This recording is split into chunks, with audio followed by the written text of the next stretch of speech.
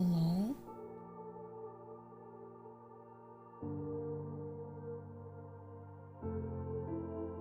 Hello? I'm gonna turn down the music a little bit. Hello? Hello, guys. It is Wednesday. It is the middle of the week.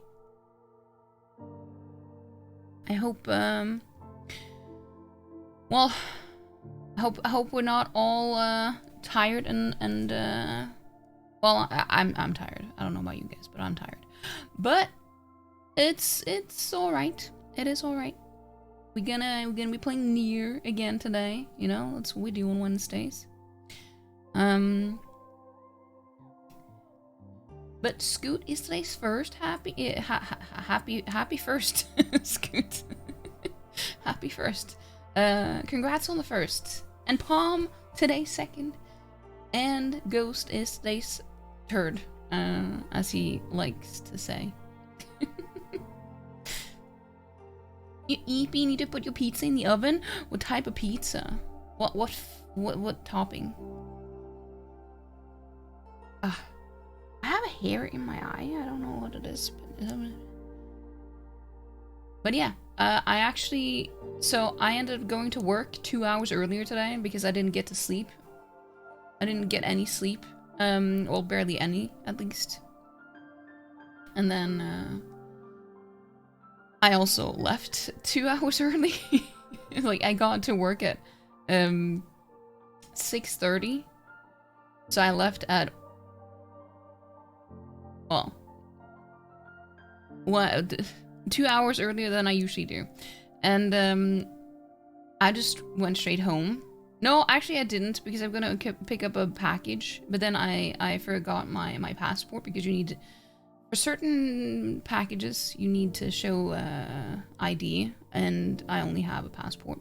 And of course I forgot that in my other bag, so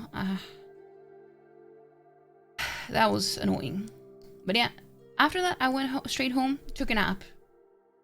A long nap. A really long nap. So it's like, I'm not really that sleepy, I'm just tired, you know? Just tired. No, Ghost, I saw you. Don't keep calling it that. That's... People might think that you mean it, you know? But Chris, how you doing? I think you stole everyone's sleep last night. You slept for 12 hours? Well, it's probably because you needed it. And also, if you sleep too much all in one go, you end up being extra tired anyway. So, it happens. It happens. But you probably needed it. You probably needed it. Catch up some slipper. Catch up on some slipper. You woke up, saw the news, and went back to bed. Fair. Fair. But yeah, let's... Hold on. Let me give you a shouty-outy, Chris. There we go. There you go. Go follow Chris if you haven't. Go do it. But yeah, I'm really looking forward to today's stream. But also, on Monday we did the Save and Sound stream, which was the music festival, kind of, on Steam. And it was a lot of fun. And I did watch yesterday, even though I said that I was gonna do the second day if the first day went well, and it went really well. But unfortunately I had a migraine. That lasted until today as well. It didn't go away until I got home, I think, and got some extra sleep. But I did still watch it though. And I have to say, it was good, but I'm glad that I did it on Monday instead of Tuesday, because Monday was overall better, in my opinion. The things they showed was more my thing, I guess. But yeah, the VOD is also up right now. If you didn't see it, I posted on YouTube. And I also... It's funny because I contacted them and asked about, like, because I wasn't shown as a featured streamer on their site, even though I was supposed to be. And so I messaged them about it, and they got back to me. Actually, it was it was funny because it was actually the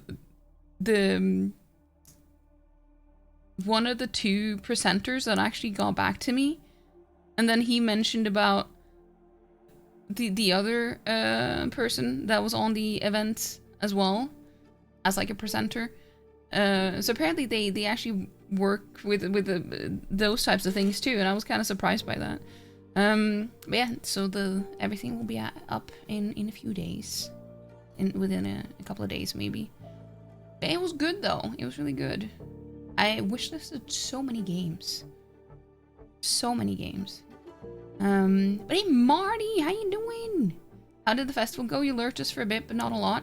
It was really good. It was really good. I saw so many games that I hadn't seen before, I hadn't heard of before, and also seeing, because for me, I don't know about you, but for me, music in games is really important. And if I'm kind of meh about a game, the music can be a huge tipping point in the right direction for me. This is like, I think the first game that I bought just because of the music was The Messenger. Have you listened to the soundtrack for The Messenger?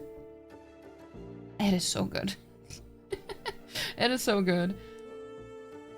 And the way they went into like a deep dive about, you know, how they made the music for each game. A lot of, not everyone, but a lot of them did. That was so interesting. Like, I know I was supposed to, you know, stream and talk, but I ended up listening a lot because I was just so interested. So I feel like I listened more than I actually streamed. Well, I mean, I co-streamed, so it was like I didn't really talk too much, but that was like, I don't want to interrupt them. I want to listen. But yeah, it was good. It was good. And we did some giveaways as well, and yeah, it was fun. It was fun. But it was really good. I'm glad you guys liked it too. Enjoy the technical deep dives a lot. Super interesting. Same. It was really cool. And the way you could just see how they were so into just being able to talk, just info dump about their thing, you know? Always a good time. When you can tell that people are really passionate about what they're doing, or talking about, I really enjoy that. It's very contagious because you also end up getting enthusiastic about it as well. Nothing goes wrong with games and the right type of music. That is great to listen to. Listening to people talk about their passion is fantastic. Yeah, it really is. Just seeing that one person with the... I keep forgetting the name. That was probably the highlight, though, music-wise, for me. Actually, no, there were quite a few. It's hard to say. Let me just open up my Steam and see, because I wishlisted it.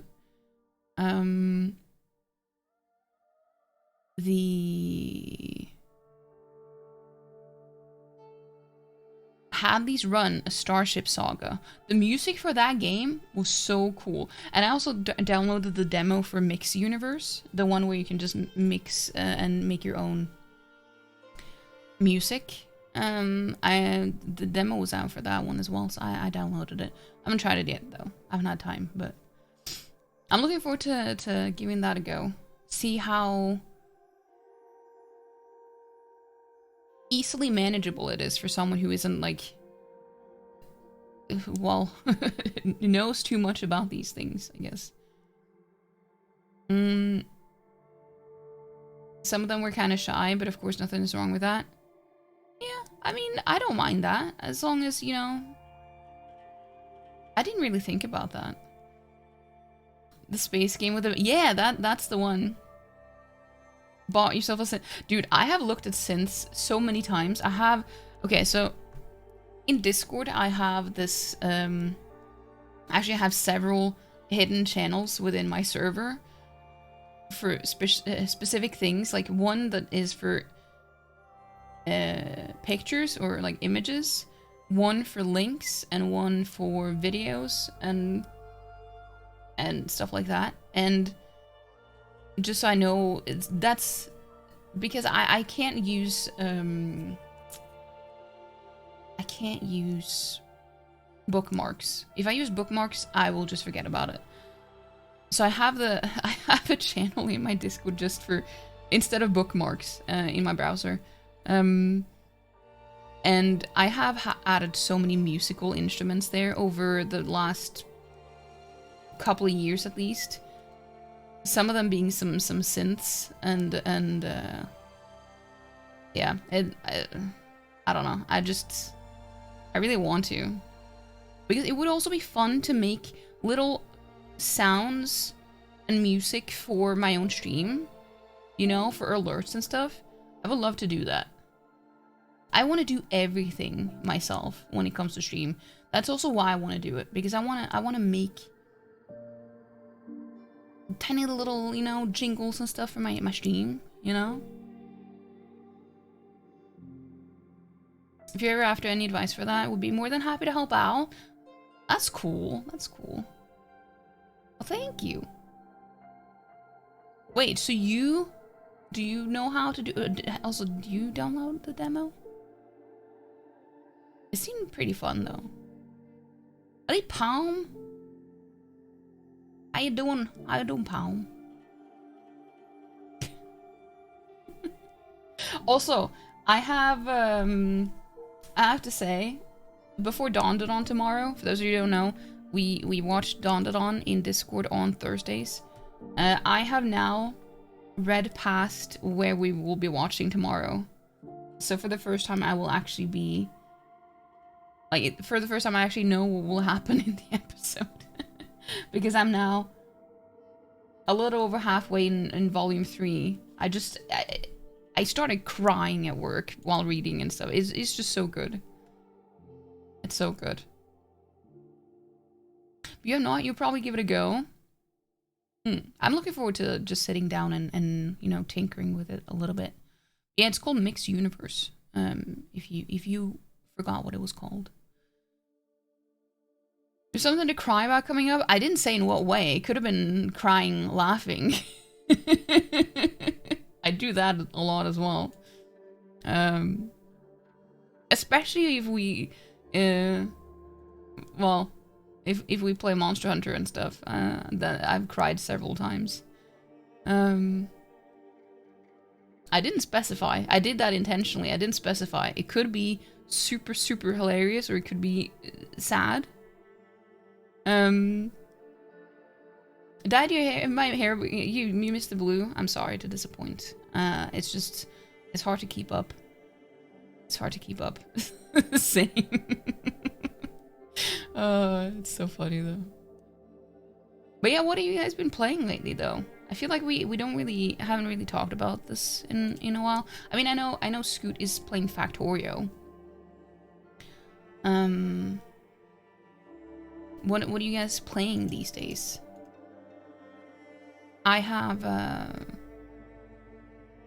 mean, I'm pretty sure people have seen it, but I've started playing Dragon Age Inquisition. I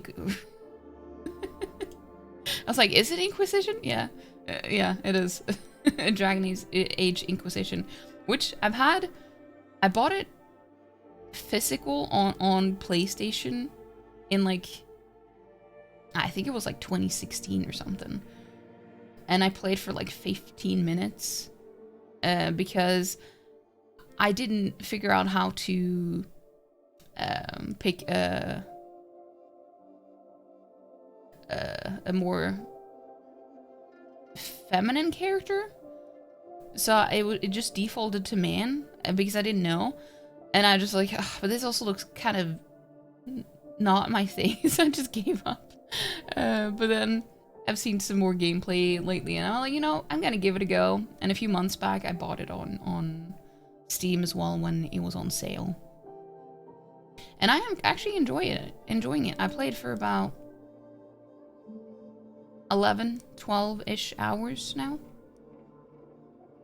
Not too bad, not too bad.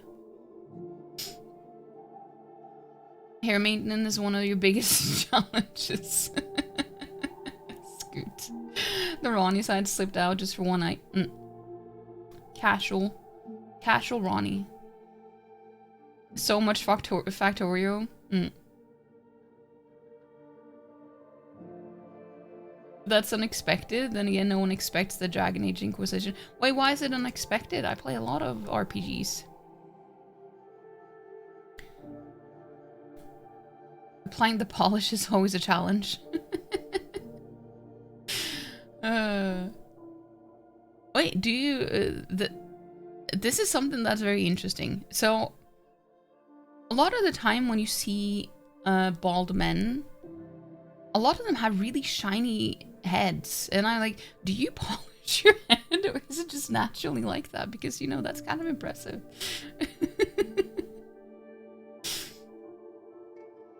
It's not, you just want to make the Spanish Inquisition joke. I didn't get the joke. I mean, I know about the Spanish Inquisition, but I didn't get the joke. Then again, I'm not good at getting jokes a lot of the time, so that's probably a me issue. But yeah, so let's see. Bit of Brasso on the old bonds brings out the shine. It brings the shine out wonderfully.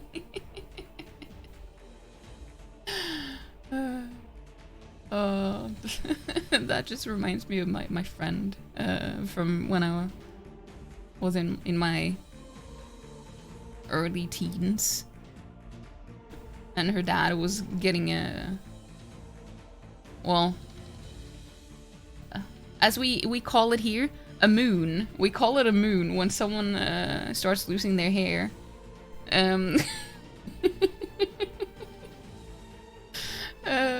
So she just says, "First one to the moon," and she touched the top of his head.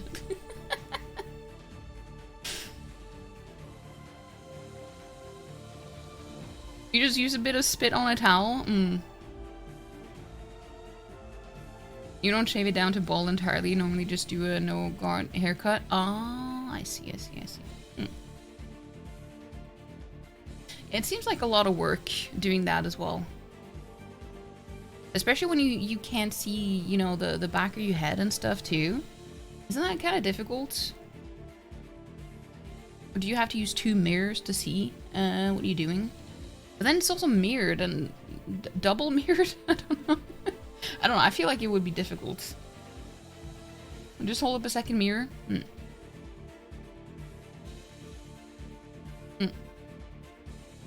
That's fair, that's fair. But yeah, let us open the game. I have been looking forward to this. So for those of you who don't know, on Friday, we finished the game. Like the first playthrough of NieR Replicant.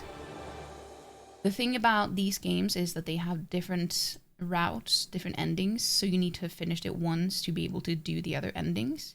So today, we're gonna go with route B, because now we have unlocked that. So we're gonna be playing as Kainé, which was one of our companions, and one of the best ones as well.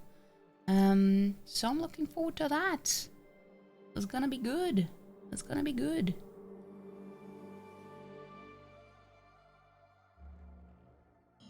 It can be confusing, but because it's a buzz cut, it doesn't really matter if you go over the wrong space. It's all going down the same length. Yeah, I meant more if you shaved it. It's such a long game though. Yeah, but you don't play it the same way.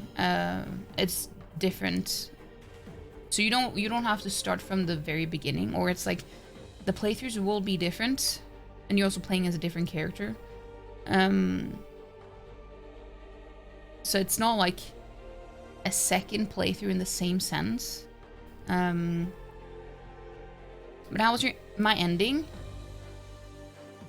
It was good. It was sad, but it was good. It was sad. It was sad.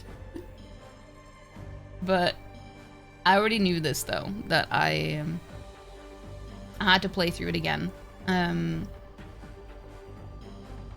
But apparently it goes by really quickly though, when you do it the other times.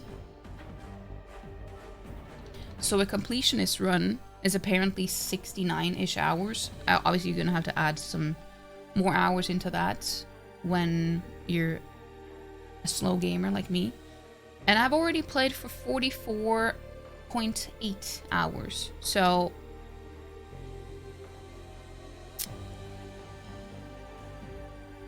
a completionist run would be like 5 different playthroughs. So 5 playthroughs in about,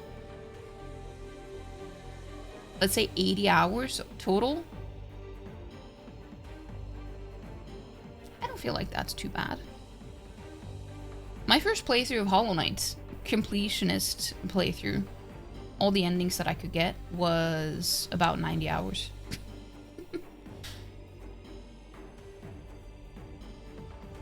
Yeah, I was waiting for someone to comment on that, Scoot. But yeah, let us open the game.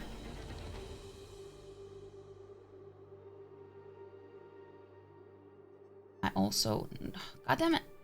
Not on that monitor. That's the wrong monitor.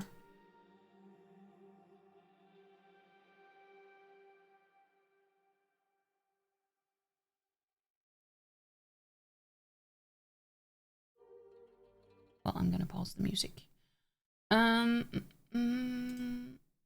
There we go.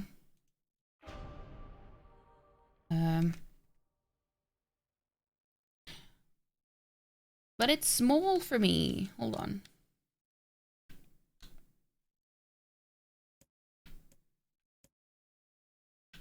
Let me just try it again. It was very small. Like the game window was very small. Probably because I moved it while it was in windowed mode. There we go. Yeah. As weird, but... Oh, flashbang. I forgot to... I keep forgetting every single time that there's a flashbang. It never fails. And it's weird because I notice it keeps happening with only Japanese games. Why is it only Japanese games who has who do the flashbangs? I don't know.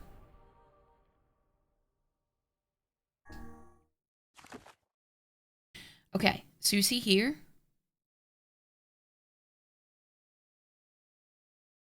That means that we've gotten ending A on this save file. I keep these saves because of this was before the 5-year time skip. This was right before the point of no return towards the end.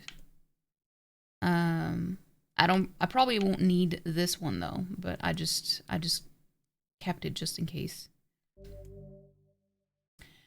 Okay, let's see.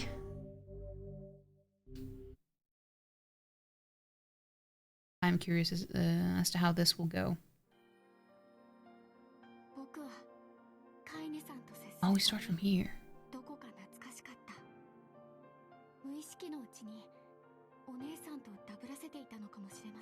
That's kind of what I thought that we would.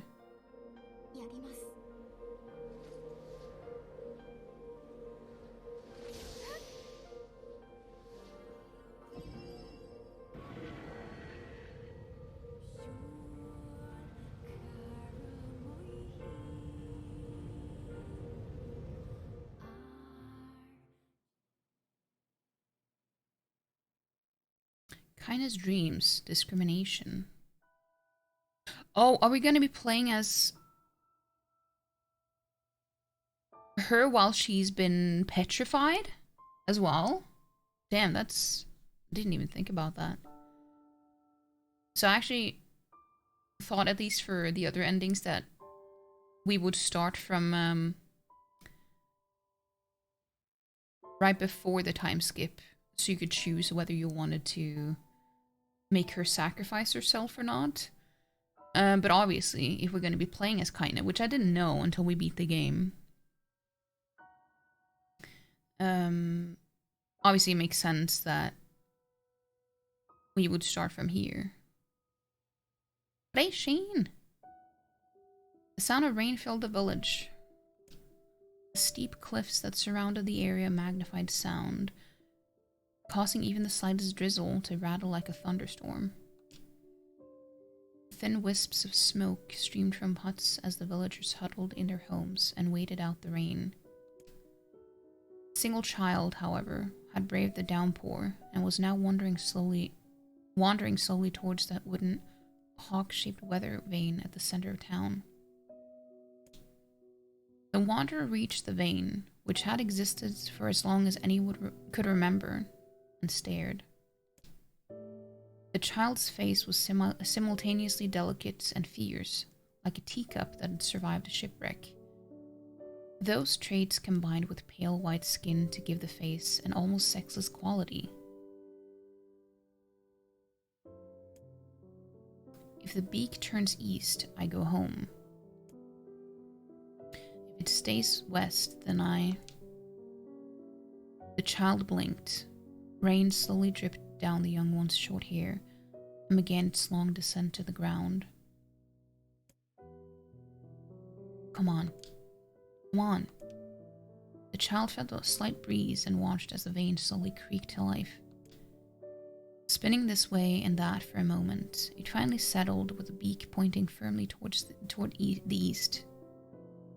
Can't read. East? Really? Before the vane could move again, a jagged rock came spinning and tumbling through the air, striking home against the child's head. Oh no. The force of the blow dropped the child to the ground as a hail of stones began to fall all around. Oh no. They found me. So as soon as they mentioned this child, I was like, is it the little girl on the ship? But then it's like they mentioned she had short hair, so I was like, oh no, it's probably not them.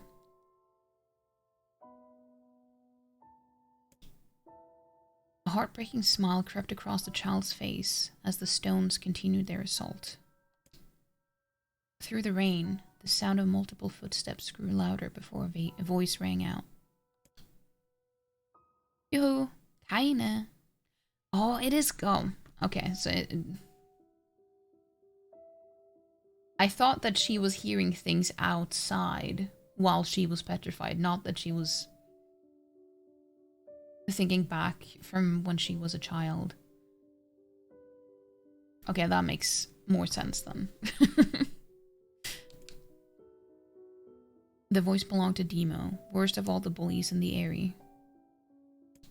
As Kainé struggled to stand, a final stone came skittering through the mud and bounced against her foot. Blood oozed from a cut above her eye and blurred her vision, but she could make out the shapes of Demo and his usual gang of idiots. The boy seemed taken aback for a moment by Kainé's seeming indifference to the blood dripping from her face, but quickly regained his bravado. What's up, freak? You like the rain? You like getting all wet? Did you finally decide to run away from home? Though she knew it was futile, Kainé turned to leave. Before she could get more than a few steps, the other children scrambled to surround her, cruelty burning in her eyes. Kainé knew those were not the only eyes on her. The tormentor's parents watched from the safety of their homes. She was attuned to this sensation. It was one she had experienced many times before. While some villagers simply turned a blind eye to the actions of their children, many encouraged it openly. In a society ruled by superstition and fear, Kainé was something to be hated, and if possible, destroyed. I didn't say you could leave, freak. Timo's words chewed at her like a worm through an apple. You can't hurt me, she lied to herself. Be strong. Be brave. He can't hurt me. He can't hurt me. He can't hurt. Oh look, the little freak is gonna cry. What's wrong? You sad that everyone hates you and wants you dead? This is so sad. No wonder she is the way she is. Kainé prayed for the rain to flood down and carry her away from a world that seemed to have no place for her. But if there were gods, they chose to ignore her. As Demo crept ever closer, the clouds began to thin, and the rain slowed. Even the weather hates me. I'm useless, a failure. NSD, don't say that, Kainé. It's not true. I wish Demo's rock had taken my head off. No! Kainé couldn't meet Demo's leering gaze. She lowered her eyes and stared at the muddy ground below. The bully moved forward until he was inches away. She could smell the scent of old meat on his breath. Wait, what? Hi, Sodan. Thank you for the lurk. That is nice to see you, though. The boy grabbed Kainé's face with thick fingers and yanked it upward.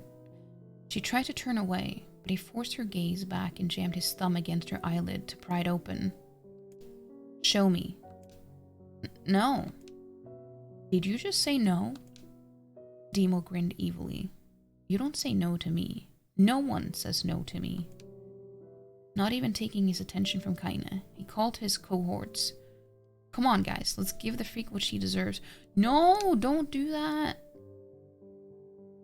As soon as Demo finished, kicks and blows began to rain down upon Kainé. Demo paused, still grinning, as Kainé curled into a ball and tried to make the pain stop. I don't get you, freak. What you acting like a girl for, huh? Everyone knows what you really are. Kainé ignored the question, choosing instead to stare at the weather vane. It continued to point east, as if supremely confident about the future it had chosen for her. Go home? Yeah, that's a funny joke for someone with dead parents and no home to go to. Freak, chanted the children. Freak, freak, freak. Kainé closed her eyes and listened to the rain, waiting for the pain to start again. As the clutching hands of the village children closed around her, she bent her mind to the sound of the rain, letting it become her world entire. The rain fell, but the pain never came. Only when the laughter of her tormentors turned to terrified cries did she dare open a single blood-caked eye. Kainé was shocked to see Demo sprawled on the ground, holding his head and screaming in pain. She could see blood welling from spaces between his fat, twisted fingers. Oh my god, he's crying. He's actually crying. Deprived of their leader, the other children glanced back and forth between themselves, as if waiting for someone to step forward and take charge. When no savior emerged, they began an uneasy shuffle away from Kainé. But the young girl was the least of their concerns. Instead, their attention was wrapped on the ancient woman standing a few feet away. Is it her grandma? After struggling for breath for a moment, she finally spoke in a voice thick with rage. Hurts like a bitch, don't it? Now I suggest you scatter before I throw another one. And if any of you little bastards ever touch my Kainé again, I'll do far worse than throw a rock. You can count on it. The old woman crouched down and gently touched the hand Demo was using to cover the wound. Before he could think to protest, or protest, I guess. I don't know. Sometimes, like, some words have, like, the emphasis in two different ways, and, like, I don't know. This time, I'm gonna go with this one. She ground her palm into the wound and twisted back and forth. Oh, damn. Ow, he screamed, leaping to his feet. Stop it. What are you doing? Quit whining. Ain't no one ever died from a scratch. You hit me with a rock, you stupid bitch. No, don't say that. A big one. That thing could have killed me. The old woman shrugged. Death is the best cure for stupid. Oh. Okay, I can definitely see where Kainé has her way of speaking from. Demo's face twisted with rage at her words. Locking his eyes on Kainé, he took a step backward and spat on the ground. Get out. Leave this village. No one wants you here, either of you. Seeing the old woman grab another stone, Demo and his companions turned tail and ran. As they fled, the old woman grabbed her side and barked out a single laugh. Ha! Look at the fat boy go. Don't shame him for being fat, though. Even though he kind of deserves being hurt at least, but I guess he's healthy enough to run from a fight. I guess, yeah, okay. The woman's smile faded as she turned her attention to Kainé. Kneeling down, she removed her shawl and placed it around the young girl's shoulders. Then produced a cloth from the folds of her dress and began blotting at the blood on her forehead. Oh, Kainé, she said. Why didn't you fight back? You're stronger than that lot. The words of her grandmother stung Kainé, and she turned away. Don't be nice to me, she said. I don't deserve it. Nothing matters anymore. Her tears, held in check for so long, finally began to fall on the muddy ground below. Everyone hates me. They think I cause bad things to happen. They think I'm a freak. I wish I was dead. As Kainé's tears turned to sobs, she felt her grandmother's hands on her shoulders. Despite her advanced age and diminutive size, she was a woman of surprising strength, and Kainé found herself unable to turn away. Don't talk like that, girl. There's a river wide and deep that flows between the realms of this world and the next, and it grants no mercy to any that attempt the crossing. You got a duty to fight until your last breath. Understand? The old woman tightened her grip and tried to still the tremor in her voice. You know the pain of losing someone close to you, Kainé. You know because you survived it. As the words hit home, Kainé was struck by the force of her love for the old woman. As a young child, she didn't even know of her grandmother, but when her parents died, the woman quickly accepted her as her own. Grandma, as Kainé called her, was cunning, vulgar, and quick to violence, and their first few years together had not been easy. But with each year that passed, Kainé and her grandmother had grown closer.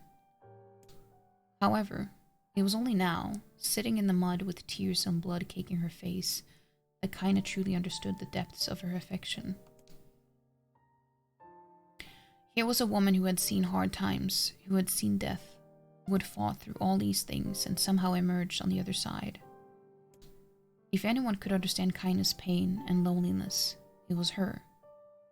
This is really sad because not only is Kainé's parents dead, they died when she was really young, but her grandma, like that's how we actually,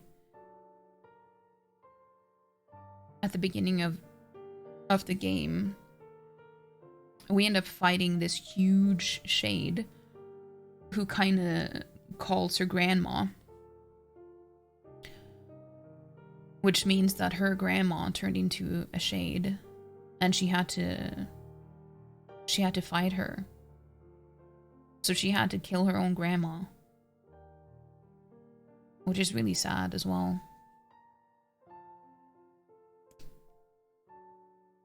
Do I make you sick, Grandma?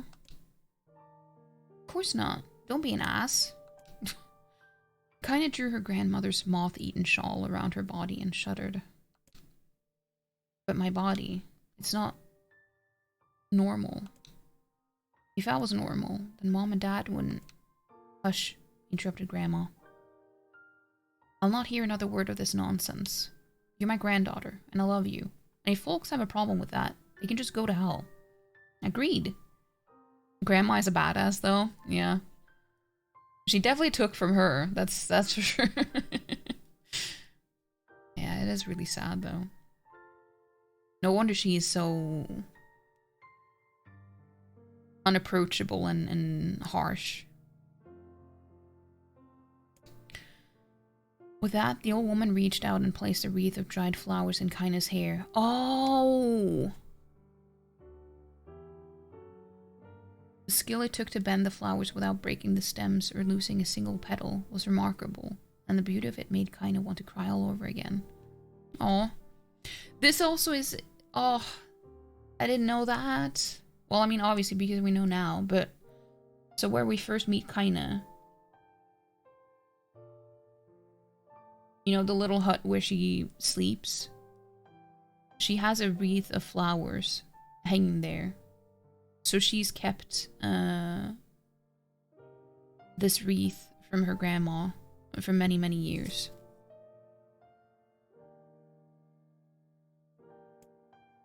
Oh my gosh. These are lunar tears. Oh, I didn't know that they were lunar tears though. I mean, they looked similar, but I didn't know. Grandma, you made this for me? Lunar tears were legendary flowers. Most people could live their entire lives without ever seeing one. And yet her grandmother had somehow collected a dozen or more. Kainé reached up and touched the wreath, as if she couldn't believe it was real. Where did you find these? I stumbled on them while I was out doing the shopping. The old woman turned away as she spoke, leading Kainé to suspect that the search had been more difficult than she was letting on. So they're both, this is a real Sun family, I guess. I love that though. The pain she took to construct the ornament, let alone track down the flowers used in its construction, made Kainé's heart hurt. It sounded wrong saying out loud.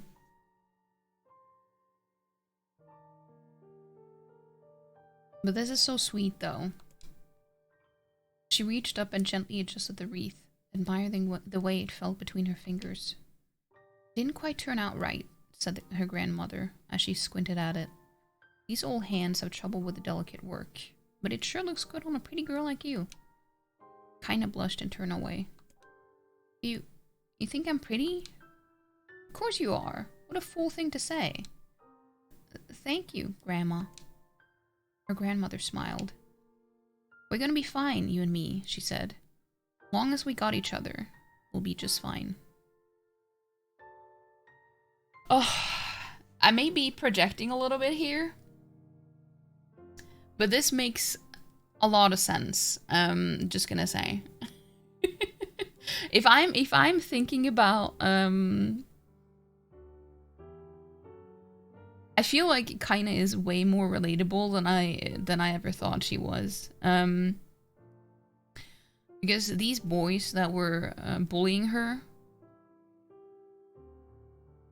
like, it was described that she was basically very androgynous looking, so it wasn't really easy to say if she was a girl or a boy. This makes so much sense why she goes out of her way to, like,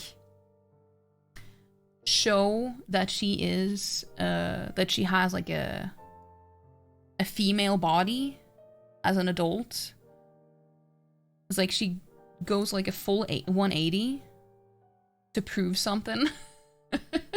And it's kind of interesting because I've gone through that phase as well. And it might be projection, but that's just what I'm thinking now, because these games are also very, very, it's very heavy on the psychology and stuff. Like, it all makes sense.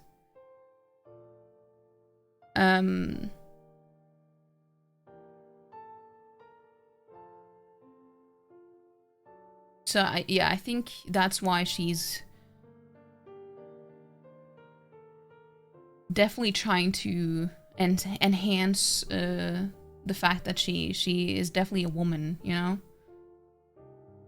as an adult. but we're gonna be fine, you and me, she said. As long as we got each other, we'll be just fine. Kainé took her grandmother's hand in hers, and the two of them struggled to their feet. As they began the long walk home, Kainé gripped the hand with all her might, as if trying to stop smoke from drifting away on the wind. It could also be a Hideo Kojima, it's for the plot, scans feet moon. It could be, because, I mean, when it comes to these games,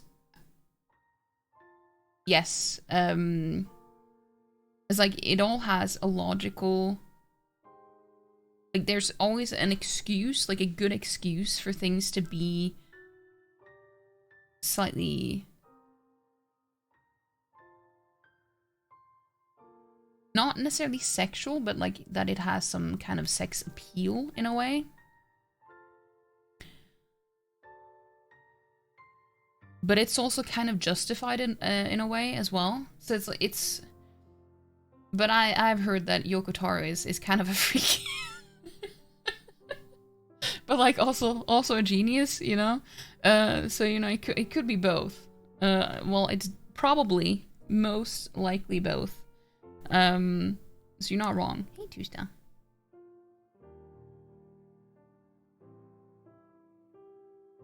But that's also why, so before I even played, NieR Automata for a little bit,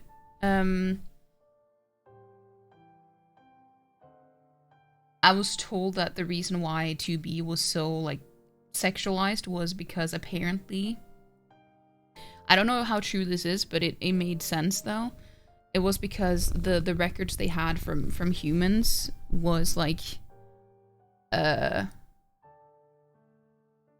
well, women portrayed in a certain way.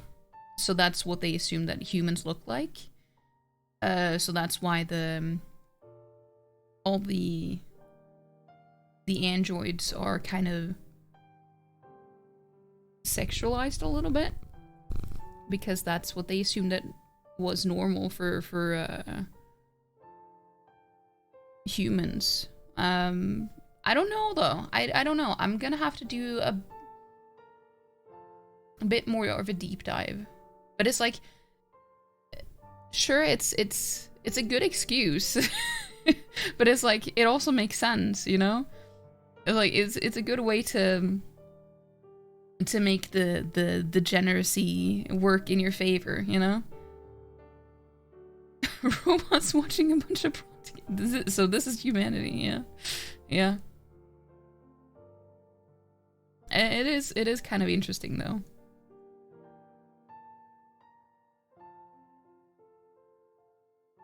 Yes, they began the long walk home. Kainé gripped the hand with all her might, as if trying to stop smoke from drifting away on the wind. Just as she's just purring in the mic. The rain had stopped. Kainé stood beneath the weather vane, watching it spin in lazy circles, no longer caring about the direction it faced when it stopped. I don't need to escape. I have a home now. Grandma loves me, and that's enough. Oh, even if it's us against the world. Oh, no, that's even sadder because she will lose her grandma too. Your pizza. Why do you need to put on the timer on your phone? Kainé let her gaze drift up past the vane and into the cloudy sky. The last faint hints of a rainbow were slowly fading. As she turned and headed for home, the light scattered into a million particles and vanished, seemingly taken away on the breeze. Kainé's dreams, daily life. Hey. In the distance, Kainé heard the steady sounds of an axe striking wood. The noise had a purposeful quality to it, as if she was hearing a master woodsman go about his work. The firewood being produced, however, was as far from a work of art as could be. Pieces of every shape and size were being flung about a barren yard with a wild abandon. Anyone trying to stack such wood would probably die of frustration before the job was through. Stupid piece of shit axe. Kainé's grandmother flailed away with the axe, filling the air with both splinters of wood and words that would make the most hardened sailor blush. I love that. Grandma, called Kainé. That you, Kainé? Yelled the old woman, taking her eyes off the wood for a moment. Don't get too close, or I might take your goddamn foot off by mistake. I hope it isn't a burnt cracker. Yeah, same. They've mixed two different songs here. One of them being the one played in the library, and that one is my favorite. She brought the axe down on a piece of wood, sending chips flying in every direction. One spun past Kainé, close enough for her to hear the whistle, at which point she decided to step back. Once she'd scuttled to a safe distance, she cupped her hands around her mouth and shouted, "Grandma, do you need help? I can get you water or lunch or a new axe or something." The axe, poised to strike another wobbly blow, paused in midair. The old woman considered her granddaughter's offer for a moment and smiled. "Tell you what, since I'm doing such a piss-poor job of chopping, why don't you come here and take over so I can go get the water? Shades have been restless lately, and I don't want you running into one of them bastards." Relinquishing the axe, her grandmother picked up a long pole with wooden buckets on either end. Gathering water was by far the more difficult of the two jobs, but Kainé knew better than to complain. Once Grandma's mind was set, there was no changing it. Kainé did her best to help with chores, but Grandma took every task that required travel to the village. Though she had a long list of plausible excuses, Kainé knew the real reason. She didn't want her granddaughter to be taunted and harassed by the villagers. Once Kainé moved in, Grandma decided to take up residence a good distance from the Eyrie. Out of sight, out of mind seemed to be the best policy when it came to the villagers and her granddaughter, and rare were the days when any but the two of them could be found on the rocky acre of land they called home. But why do they treat her differently, though? Because aren't they all androids at this point? Like, why do they treat her differently, as if she's not human, when they're not human either?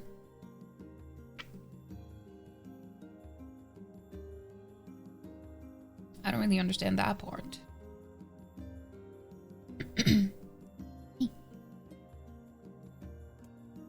Kainé enjoyed the solitude, but harbored a secret resentment that her grandmother was forced to spend her golden years in such a place. After watching her grandmother leave, Kainé turned her attention to the task at hand. She had never chopped wood before in her life, and soon discovered why the old woman hated the chore. Swing after swing of the axe produced only a tiny crack in the wood, and when she finally managed to connect with a solid stroke, the tool embedded itself in the log and refused to budge. Pizza was not burned? Bruned? It's actually not fully cooked yet. No, Scoot, why do you not have a timer on your phone?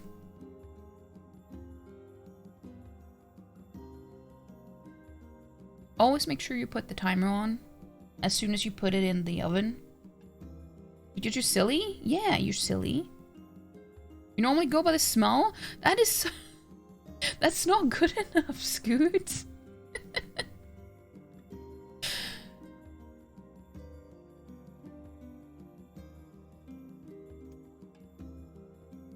Frustrated, Kainé swung the axe around her head and threw it, log and all, across the yard. Damn it. Crap. She suddenly understood the joy her grandmother felt in a good curse. Oh, are we getting curse lore from Kainé? I love that. Happier now, she picked up the axe, forced it from the wood, and resumed chopping. She had a natural skill with a blade, but the task was challenging, and blisters soon began to form on her small pink hands. This is tough. And my logs are all weird sizes. Spitting on her palms and ignoring the pain, Kainé redoubled her efforts. Just as she was developing a rhythm, Grandma returned from the village.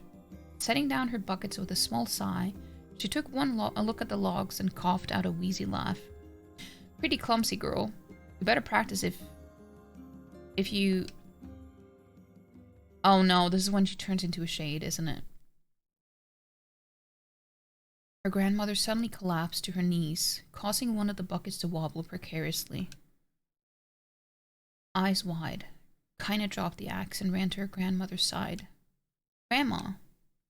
The old woman shook her head and pointed a trembling finger at the bucket. Get the bucket. Can't let it spill. Kainé steadied the bucket with a foot as she knelt by her grandmother.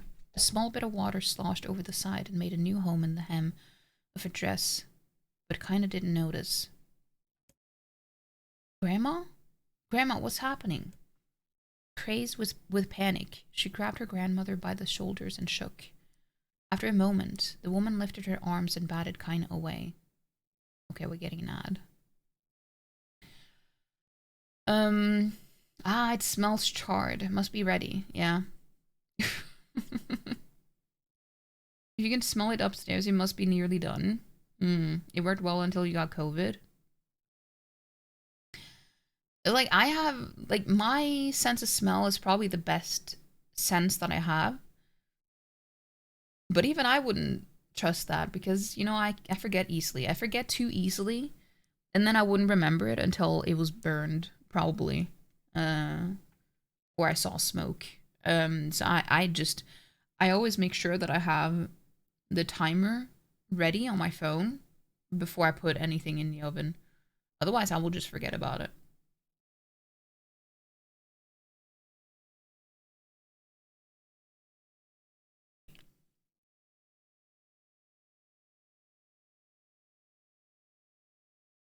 That is so weird.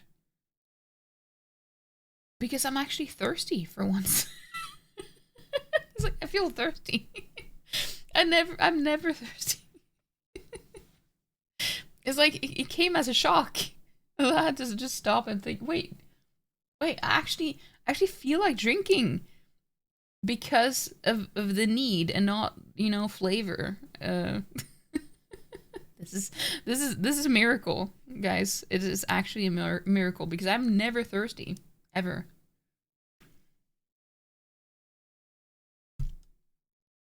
It's a November miracle, yeah.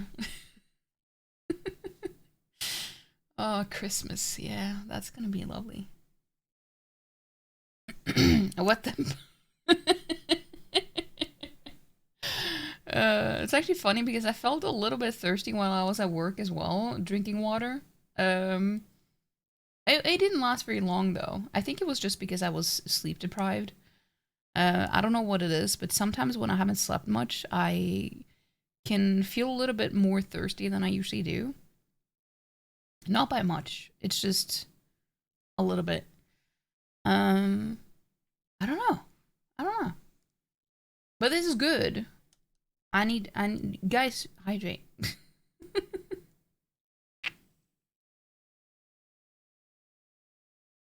I'm not good at drinking enough. Not at all. Not at all. Oh, I need to charge my phone.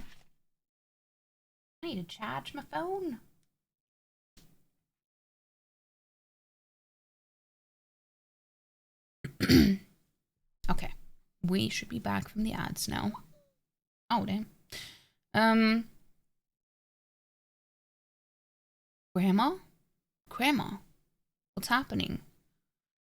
Crazed with panic, she grabbed her grandmother by the shoulders and shook. After a moment, the woman lifted her arms and batted Kainé away. Stop that. Just stop, she cried, breathing heavily. It ain't like I'm dying. Just tired from the trip is all.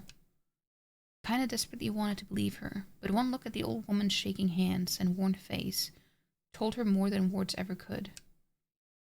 Her grandmother had lived a long, hard life, and it seemed the bill was finally coming due. The time when her grandmother watched over Kainé was ending. Sooner than either of them had feared, the positions would be reversed. The next morning, Kainé came to the side of her grandmother's bed and took her wrinkled hand. Grandma, you're sick, and you need medicine. I'm going to the village. The old woman shook her head and tried to rise, but Kainé gently pushed her down. "It's all right," she said. "You'll be fine." Her grandmother fixed her gaze that could melt steel. After what seemed an eternity, she finally lowered her eyes and sighed. "Well, I don't like it, goddammit. But I guess I should quit being so stubborn and let you grow up." The old woman watched as Kainé strapped on her boots and made her way down the road to the village. Hours later, as an unseen sun made its way across a dark and rainy sky, she was still watching. Kainé moved at a brisk pace, checking her pockets every few minutes to make sure the money her grandmother gave her was still there. Every noise caused her to spin on her heels, making sure she wasn't being stalked by a shade, or worse, Demo and his gang. But she encountered neither tormentors nor shades, and Kainé finally found herself at the entrance to the village. The few adults she could see glanced sideways at her, and muttered to each other behind raised hands before slinking away into the shadows. Her heart racing, Kainé took a series of rapid, shallow breaths and tried to calm herself. "I have to prove myself. I have to help Grandma. I have to be strong." She chanted those words to herself over and over as she slowly made her way. Finally, her eyes settled on a rotund, older woman who was angrily waving her arms in the air and telling anyone who would listen exactly what she thought of Kainé's presence. "Hey, lady," said Kainé with a bravado she did not feel. "Where's the apothecary?" The woman's flabby cheeks shook in bewildered anger. "How dare this thing speak to me?" they seemed to say. But Kainé saw that her eyes held a different emotion. Fear. "Yeah, we're both scared, lady. Trust me on this one." "Which way?" Kainé repeated. The woman pointed at a small building to her right before hitching up her dress and stumbling off in the other direction. Kainé cringed, expecting a stone to come flying from the assembled crowd, but none came. Her mind was filled with a strange sense of pride as she made her way to the apothecary. But the new emotion had little time to take root, for as soon as she opened the door, she noticed a familiar customer at the counter. It was Demo. He'd clearly been sent here on some kind of family errand, because his gang of followers was nowhere to be found. "Oh my god," he sputtered. What are you doing here, freak?" The insult was delivered without force, and Kainé happily ignored it. Stretching on tiptoes to see over the counter, she asked the shopkeeper for the medication. "Huh," barked Demo. "That old bitch finally keel over? Oh no." That's not good. But he knows that. "Go to hell, Demo." The boy's eyes grew so wide they seemed ready to fall out of his head. But before he could let fly a comeback, or worse, a punch, the apothecary told him to knock it off before he kicked them out of the store. Demo slunk out of the shop, cursing Kainé under his breath. Once he was gone, she allowed herself to breathe once more, taking a brief tour of the shop while the owner prepared her medication. Countless tiny bottles filled the cramped store, each with a label written in some indecipherable language. An ocean of aromas assaulted her nose, creating a scent that was exotic, but not altogether unpleasant. Seeing such a variety of supplies gave Kainé a sense of peace. Surely in a world so vast, there would be a place that she could call home. On the far wall, behind the counter, rested a portrait of a stunning young girl. The picture had once contained bright, vibrant colors, but time had worked its cruel magic, and they were beginning to fade. The beauty of the work, however, remained undiminished. "You like that picture?" Kainé turned to find the apothecary with a small vial of medicine in his hand. His eyes were gentle but sad, and they seemed to stare through her and into nothing as he spoke. "That's my daughter. I sketched it when she was just a little girl. She's been dead a long time now." Kainé didn't know how to respond. She just stared at the portrait and tried to come up with the right words. "Pictures are wonderful things," continued the shopkeeper. "They let the ones closest to you live on forever." Oh, is she gonna ask him to draw her grandmother?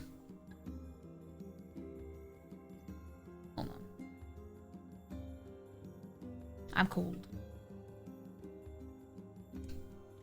He shook his head slightly, then looked down at Kainé and smiled. Handing her the medicine, he reached into his sizable green apron and produced a handful of old wax crayons. Or is he telling her to draw? You should have these. There's no one left that I wish to draw. Kainé took an instinctive step back, causing the shopkeeper's face to darken.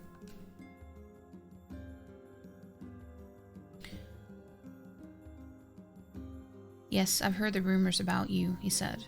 As a small village, and word travels quickly. Between you and me, I'm not sure which of them to believe, but I also don't think they matter much. I know your grandmother, Holly, and I think the way she was driven out of this town is just deplorable. Grandma's name is Collie? I thought Kainé suddenly. She didn't even know her name. Well, she was just grandma to her. She was still mewling, by the way. She was mewling. I saw one L. She was still mulling this new fact over in her mind as she reached out and gently took the crayons from the apothecary's hands. Your grandmother is an old friend of mine, he said as Kainé scooted away yet again. And I owe her much. I wager she would like it if you drew a picture of her. Yes, I think she would like that very much. Mewing? No, I said mewling. But I didn't see that there were two L's. Kainé murmured a quiet agreement, but inside her heart was bursting. Never before had a villager treated her with anything but complete contempt. It was a tiny, almost imperceptible step, but it was a step nonetheless, and with enough tiny steps, she might one day discover the rest of the world.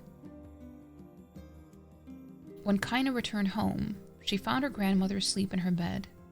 Her feet were blackened and raw, even bleeding a bit in places, leading Kainé to think that she had been pacing around the room until exhaustion finally caught up with her. Oh no! Don't walk till you bleed!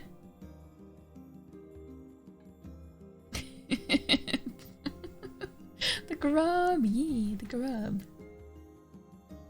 I've yet to see my emote show up in pop time, by pop time.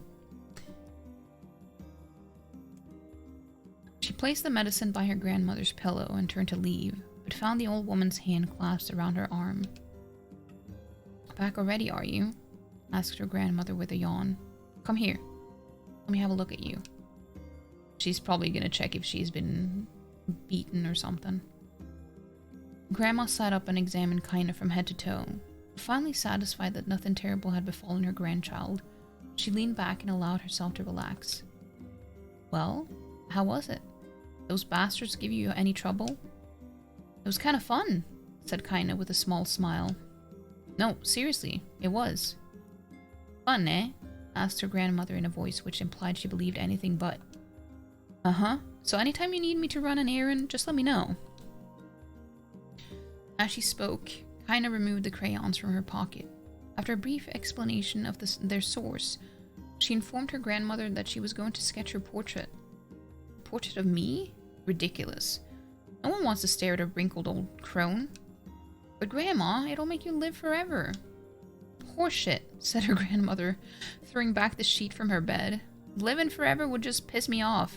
Now put those crayons away and help with dinner. But Kainé would not relent, and in the end, Grandma found herself leaning against the wall of their house, as if posing for a master artist. Kainé took up the crayons, eyed her subject carefully, and set to work. Just as her grandmother was about to nod off, Kainé finished the piece.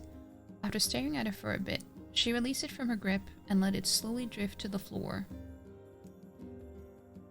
It's terrible. It doesn't look like you at all.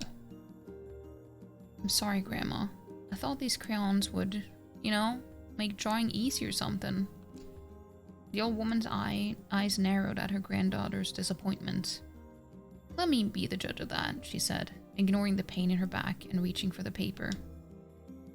The sketch could have been a person's face. It also could have been a boulder, a lump of clay, or an incredibly misshapen loaf of bread, all rendered in a chaotic array of colors. The old woman stared at the picture for a long time, then slowly wheezed out a laugh. Oh, Kainé, she said between laughter, you truly are my blood. You're as clumsy as me, and I love it. Aw, this is so wholesome. But, hush, I won't hear any more bull about how ugly you think it is. It came from the heart, and I'll treasure it always. Why does this make me want to cry? This is so sweet. Ah. True to her word, the old woman gave the picture a place of honor above the kitchen table. In the days that followed, Kainé would often catch her staring at the portrait with a strange smile on her face. An action she interpreted as silent, mocking laughter. No. A week later, Kainé could stand it no more and asked her grandmother to take the artwork down. Posh, said the old woman. I'll take this down when they roll me in my shroud. She pondered this for a bit, then turned to Kainé and dropped to one knee. Listen to me, girl. Seeing this picture makes me happy in a way I've never felt before. And it makes me want to go on, so that someday you can feel the same happiness.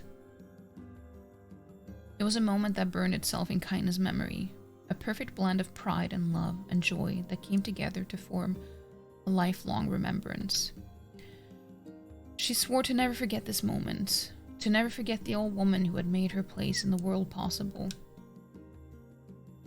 Time moves on. People and memories move in and out of a life like ghosts passing through a hall. But this moment will be different, Kainé swore, because I'll remember it forever. Forever.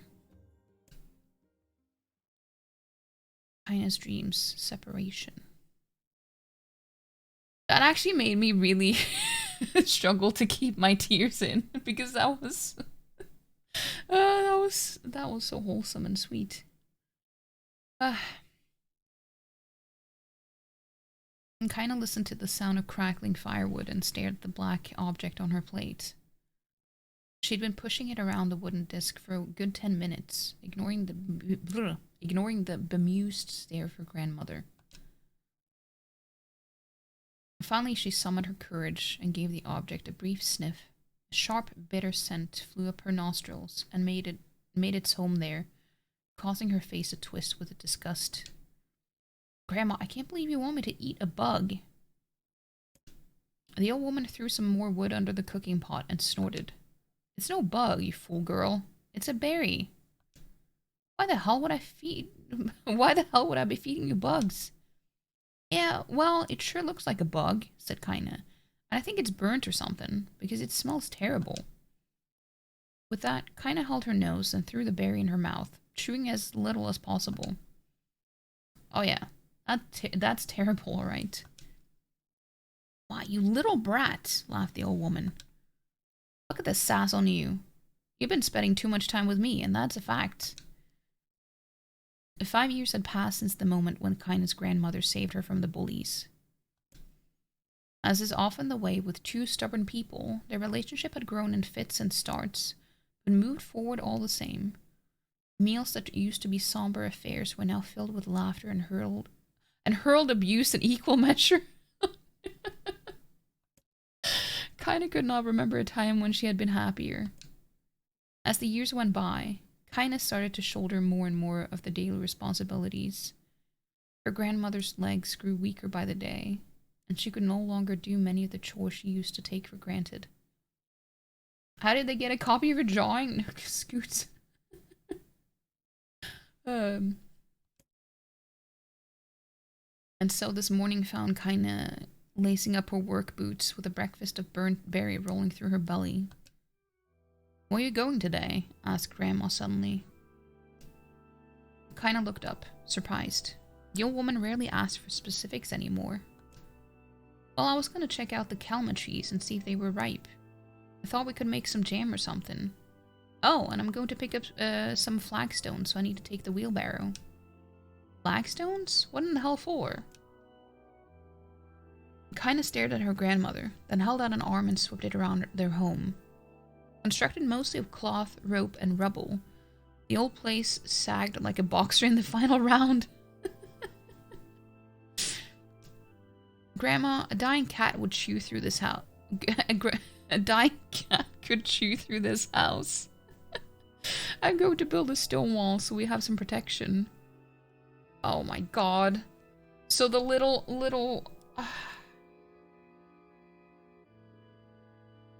the little bed she had, like the little cot she had, was that their old house that they shared together? When we played in the first playthrough, I mean. The old woman laughed, exposing her toothless grin to the world. Goddamn, girl. If a bunch of thieves want to ransack this old place, let them come. We got nothing worth stealing anyway. I'm not worried about thieves. I'm worried about shades. People saw one west of the village yesterday. The old woman tilted her head and stared at her granddaughter. Well, shoot. I don't know why you have to do it today. We can worry about it some other... Grandma, no.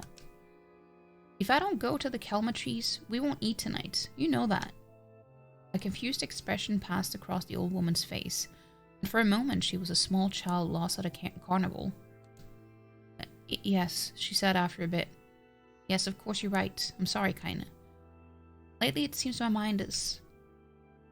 She didn't finish the thought, instead walking over to her nightstand and gently taking the wreath of lunar tears from the drawer. The flower's petals had aged to a brilliant whiteness, and Kainé thought it was more beautiful now than the day she first received it. You're gonna be a true woman soon, Grandma said, as she placed the flowers in the girl's hair. So that means less chatter about shades and building defensive walls, and more talk about how beautiful you become. Annoyed, Kainé reached up to remove the garland. The look on her grandmother's face stopped her hand. You're a beautiful thing, said the old woman, and there ain't another like you in all the world. I'm very proud of you. Okay, Grandma, that's enough goddamn compliments for one day. Such a mouth on you. Where did that come from? I wonder. Gee, I wonder, yeah. I'll teach you some to sass me, girl, yelled Grandma. Suddenly she lurched forward and grabbed Kainé by the ears, pulling her around the room with a crazed grin on her face. Grandma, yelled Kainé in a quaking voice. Grandma, stop it, what the hell? The old woman stared at her and blinked, then slowly held her wrinkled hands out, as if it was the first time she had ever seen them. Oh, I don't know what happened there. I'm sorry, girl. Sometimes my mind just... Kainé thought the look on her grandmother's face was the most heartbreaking thing she had ever seen. Listen, she began. Maybe I should stay home after all. No! I won't have you stay here to keep an eye on an old codger like me. You go get your fruit and your wall and whatnot. I'll be fine. And when you come back, I'll have a nice grasshopper dinner waiting for you. She was full. It was a bug, wasn't it? She just said it was a berry, but it was an actual bug.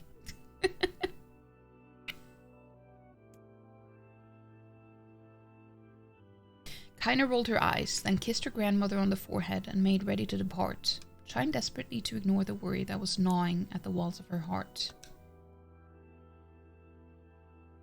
Kainé could feel the old woman's eyes watching her as she moved down the path.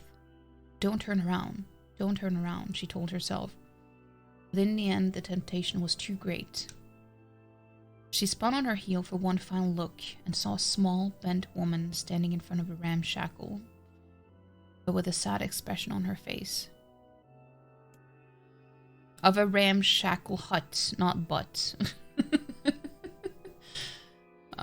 God, she looks so old now. It's like the wind could reach down and just carry her away. Kainé worried about her grandmother all day, causing her work to suffer. What little fruit she could collect was tossed carelessly into the wheelbarrow, and she only found a couple of stones before losing interest in the project. Finally, as dusk approached, she decided to call it a day. Cursing herself for the lack of focus, Kainé pushed the nearly empty wheelbarrow back down the path. As she crested the final hill, she suddenly froze in place. The wheelbarrow fell from her fingers and collapsed on its side, sending a few pieces of wrinkled brown fruit rolling back down the hill. Yeah, her gaze was transfixed by a thick black cloud that hovered just ahead, tracing its path with a finger. Kainé suddenly felt her stomach knot in on itself. Yeah, this is when her grandmother turned into a shade. I'm pretty sure. No. Oh gods, no. Her grandmother's house was ablaze, the flames licking up as if trying to touch the sky itself. Grandma? Grandma! Kainé ran then, faster than she had ever moved in her life. Once she tripped on a stone and went sprawling into the rocky ground, but she leapt to her feet and continued running, unmindful of the blood that spilled from her wounded hands and knees. As she got closer and closer, Kainé's mind began to race in time with her footfalls.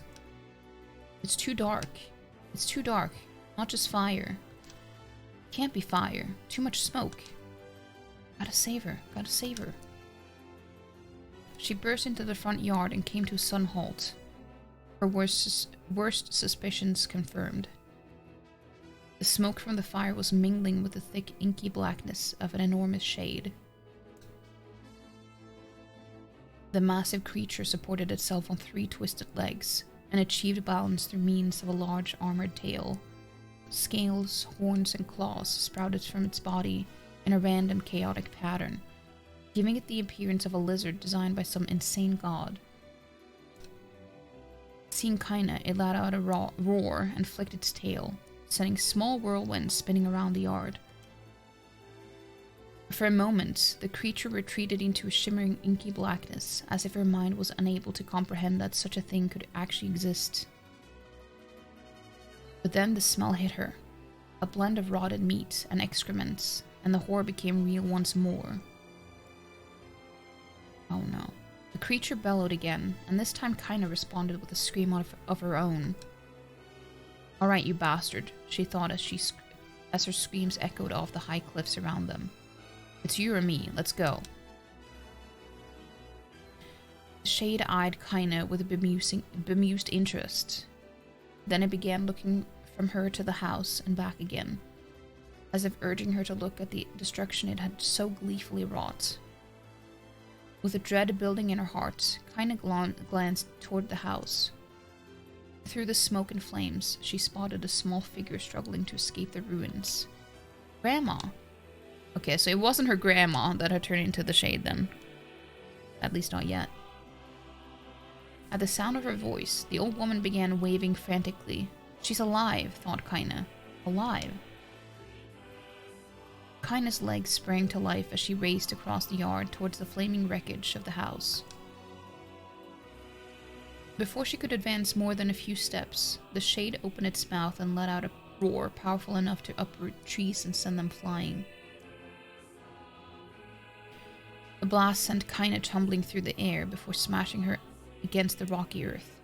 Stars danced in front of her eyes as she tried to remember how her legs worked. Get up! Get up!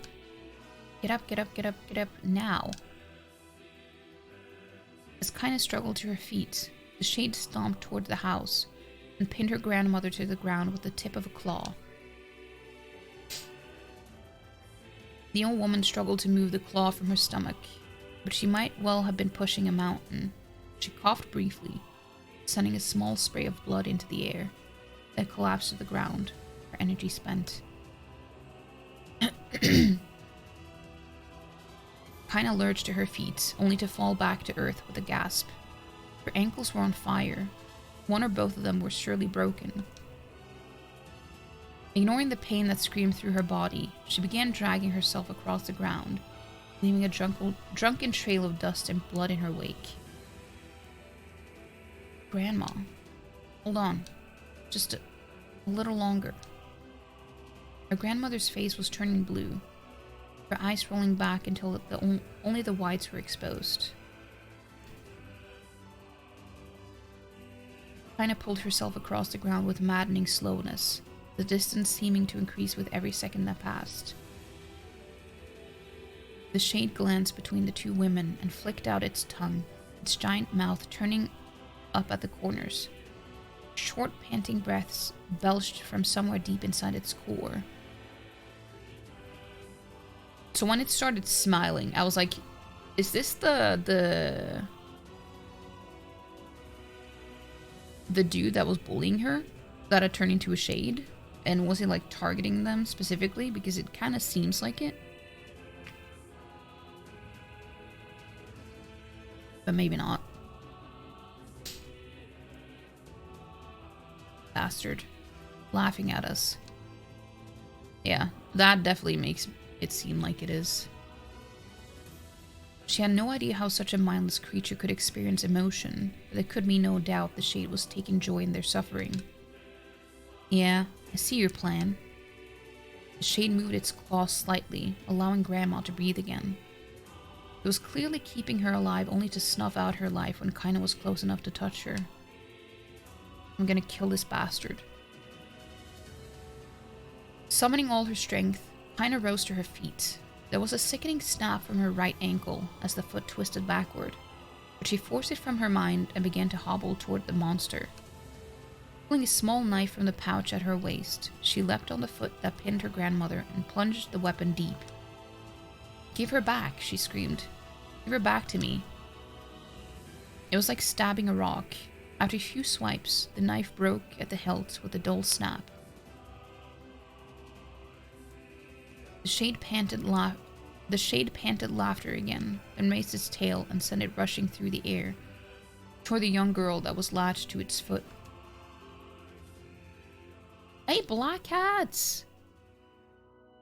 It is nice to see you.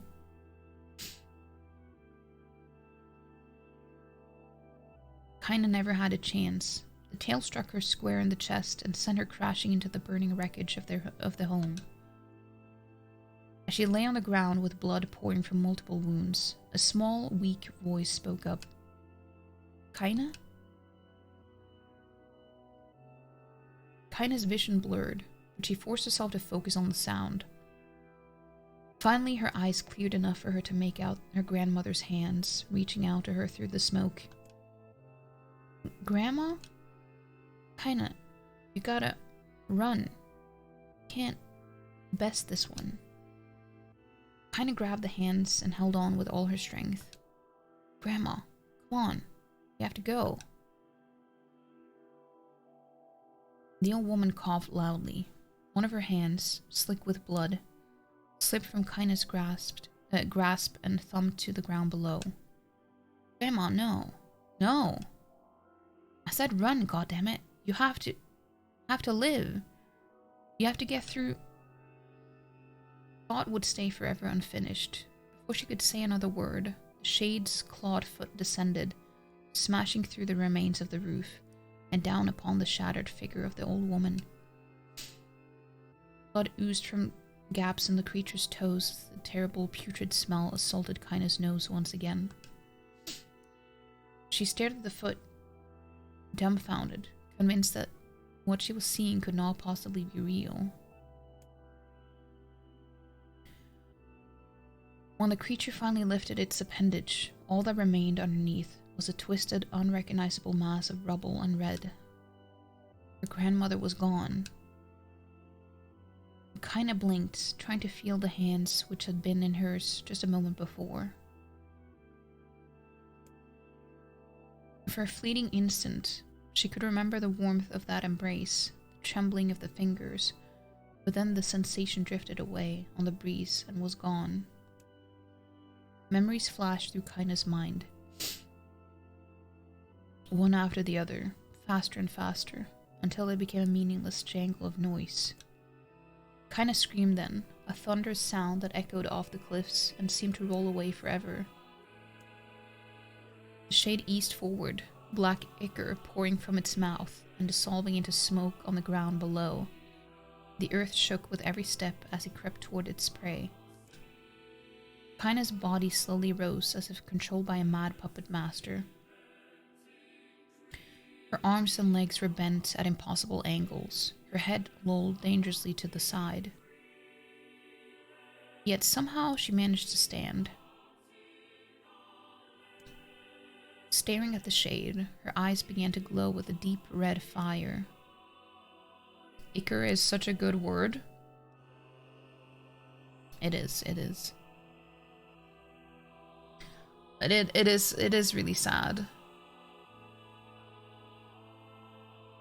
It's just interesting because that's kind of how we got introduced to Kainé.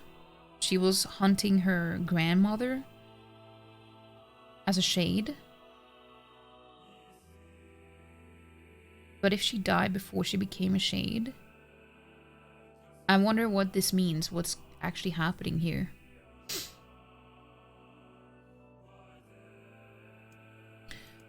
What? No, what?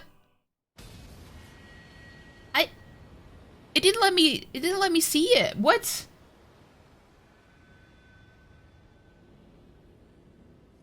That must have been intentional because I did not click that fast. I clicked once and the button wasn't stuck either.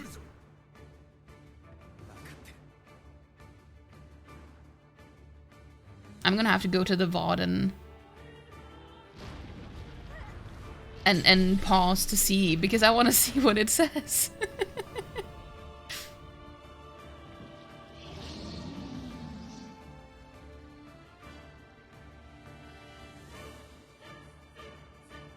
I thought I was gonna play as Kainé though.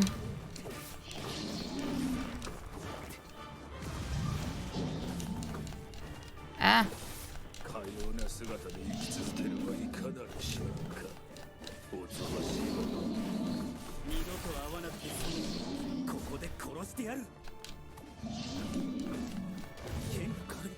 I'm trying to focus on one at a time, but it's not easy. Ah.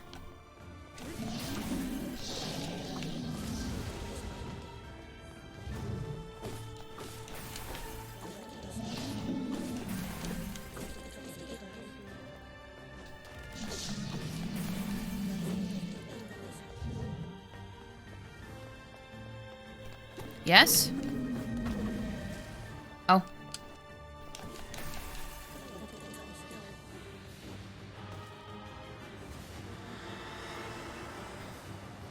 Lore Fairy said you've had enough. Yeah. This is not the first time it's happened though, but I'm wondering if it has to be intentional because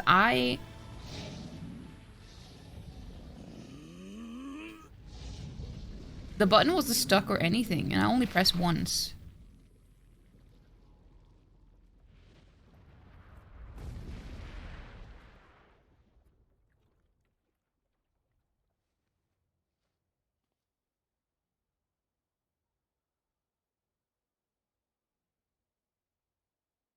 How's streaming going so far? It's been going pretty okay. I've had to read a lot though. Kainé's dreams encounter. Gently, weakly, softly. The shade, sure that its tormentor was dead, turned and stomped off towards the horizon, stopping along the way to bellow one final roar. Couldn't kill it. Shame beyond imagining, Kainé tried to turn her head to the side, but only succeeded in coughing up a huge gout of blood. It was getting difficult to see, and only after a moment of fierce concentration did she realize that her left eye was gone. Wait, her left eye's gone? Laughing to herself, she turned her remaining eye to the ruins of her home and noticed a ragged stump of arm resting a few feet away.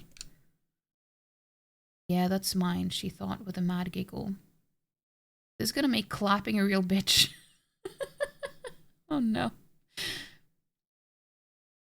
Yeah, I was thinking because she hurt her leg, right? And her entire left leg, I think, is full of bandages. I guess her arm is too. I don't know if I've noticed the arm, but I just noticed the leg is wrapped in bandages. So maybe that's just a way for her to hide what she really is. I always wonder what it was for, but I didn't really think that far ahead, if I'm being honest. Would it be a bizarre move if it was intentional? Why would they deny you the end of the story? But the same thing happened with with Emil as well, though. You remember? I know you were here, but there was an incident that happened similarly to this. That was like, he just skipped a bunch of dialogue. Out of nowhere. And I don't know why.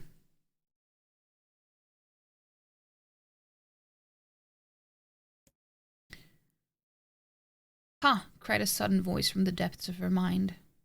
Finally gonna die, are you? Well, you had it coming. Go to hell, Demo, she thought at the unseen assailant. Go to hell before I pluck out your eyes and feed them to a dog.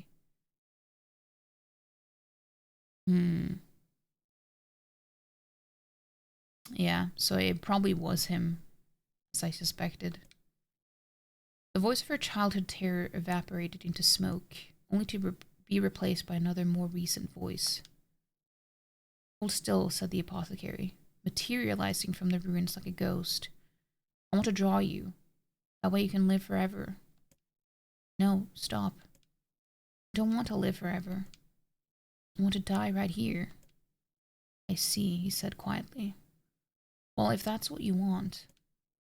The spectral shopkeeper fluttered in and out of existence for a moment, then produced a piece of paper and sketched quickly. After a few seconds, he turned the page to Kainé and smiled. Since you rejected my offer, I decided to draw someone else. Did he draw her grandmother? Yeah, he did. It was a picture of her grandmother, real as life. Kainé opened her mouth to thank the man, but stopped as the picture began to blacken in the middle. Before she could say anything, dozens of multi-legged insects began to swarm across the image, tearing at it with sharpened pincers. Stop! No! Don't hurt that picture. Kainé reached out with her remaining arm and waved futilely? I've never heard it's be futilely? Futilely? I know what the word is supposed to mean, but it's like, I've never seen it written this way before. Is this an actual way to write this? Futilely? I guess, at the air. Rounds! Hello! Hello! Welcome in. Wait, isn't this... Do you usually end this early? Did you finish the game? How you doing, Rounds? Rounds has been playing a game about furries? Wait, what do you mean? I thought you were playing the Corey. What do you mean? Well, welcome in. Rounds, Lauren, and Chris, and Salsa, and Ghost, and Rods, and Lauren. Oh yeah, our clocks have changed. Yeah, but it's still like 10 minutes earlier, you know? He usually goes until... Well, it used to be midnight, but it's like 10 minutes until it's midnight. Well, 11 p.m. for me. It's got furries in it? It does? I don't remember that.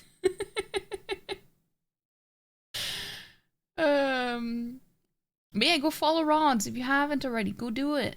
Go do it. I just finished a chapter and didn't want to start a new one with like 15 minutes left. Oh, I see. Where do the quarry furries sit on the furry scale? That's a good question. I said, who said the thing? Wait, what thing? Me? You? Lauren? I don't know. Have I played it? I haven't, but I watched so many people play it when it came out, so I've seen a few different outcomes. Lauren is going to be turning into a were ant, yeah. I said Lauren like, Lauren? Oh, I did. Yeah, I do that sometimes. um, but yeah, so we are currently playing, yeah, it's very quiet right now because we've been reading a lot. There's a lot of reading. We have just started Route B of the game. So there's a lot of lore reading here. So I'm my voice is kind of, I wasn't prepared for this today, but it's so interesting. It's so interesting. But yeah, so I finished the first playthrough on Friday. So now we started the next playthrough, which is, it doesn't start from the beginning. I won't spoil, but it doesn't start from the beginning. It starts from a specific point. So it's very interesting. I love the uncovering of all the extra lore. This is a text-based adventure now. Dude, this game has a lot of text in it though. There is one area where you just read a bunch of stuff. This is not the first time I've had to just sit and read. So I'm just saying, if you're ever gonna play this game, Rods, be prepared to read a lot. A lot. All in one go. It's canon now. You even say Lauren like that sometimes. I know what the monster is then. I do.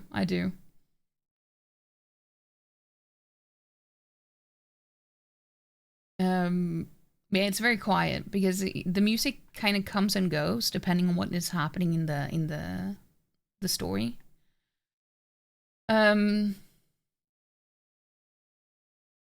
Just like normal houses turn into mass storage facilities every full moon. I see.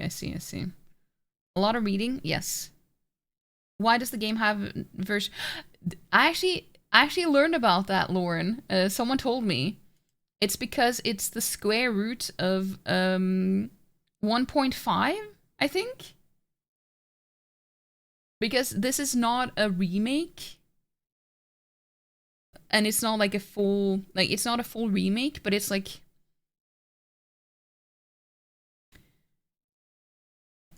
it's like a new version of the old game that came out in 2010. So they've done some changes, but it's like, it's not a full-on remake. So it's like NieR Replicant 1.5, but it's like, you know, they gotta be quirky about it, you know?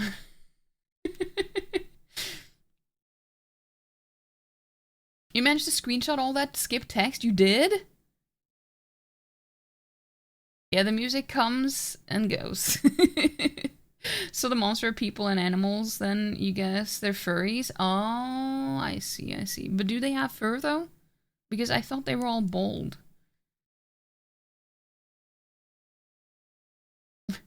Maths? Yeah, maths. They're math nerds. I think it's clever though. I think it's a clever way to do it.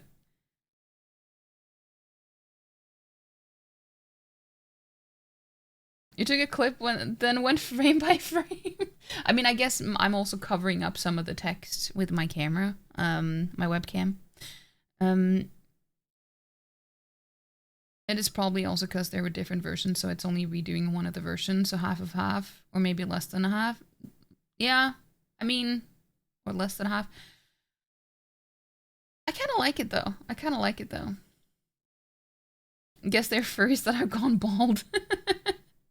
If someone is a snake furry, are they still furry? No, aren't they more scalies? You know, because like reptilian furries are like scalies. Wouldn't a snake furry be the same? Not math, please. You don't like math? I don't like math either. I don't like it either.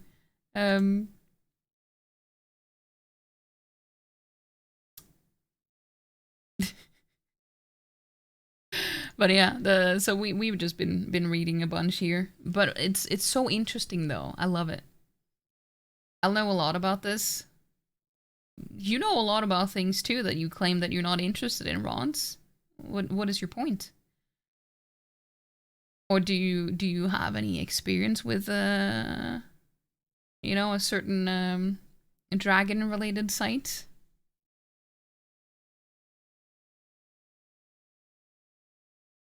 We don't need to say the name. We all know what we're talking about. Rods is playing game about Scalies.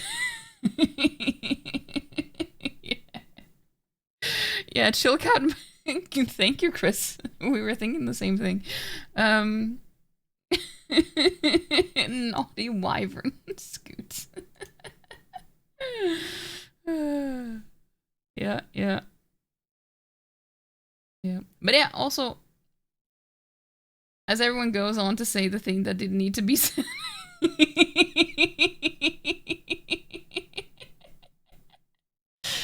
It's fine. It's fine. You can handle it. But yeah, obviously, if you need to raid and run and stuff, Rods, obviously feel free to do so. I also don't want you to get spoiled, but I don't know. In this case, I don't know if you would get spoiled because it will all be taken out of context. So it probably wouldn't make much sense. But I don't know.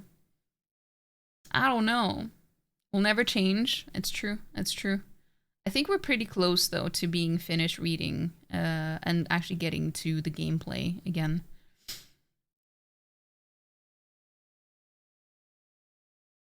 Please, do you be wearing that? How do you know, Scoot? This is Rod's experience of one of his bad dragon investments. That's a good point.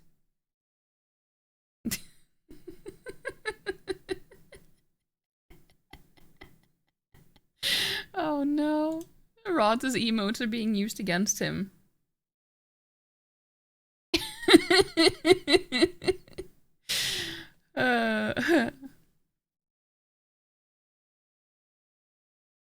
But yeah, I was wondering, is this an actual word? I've never seen this being used before. Futilely? Futilely? Futilely? Futilely? I guess that's how you pronounce it. Futilely. Futilely. I just never heard anyone say this before in my entire life.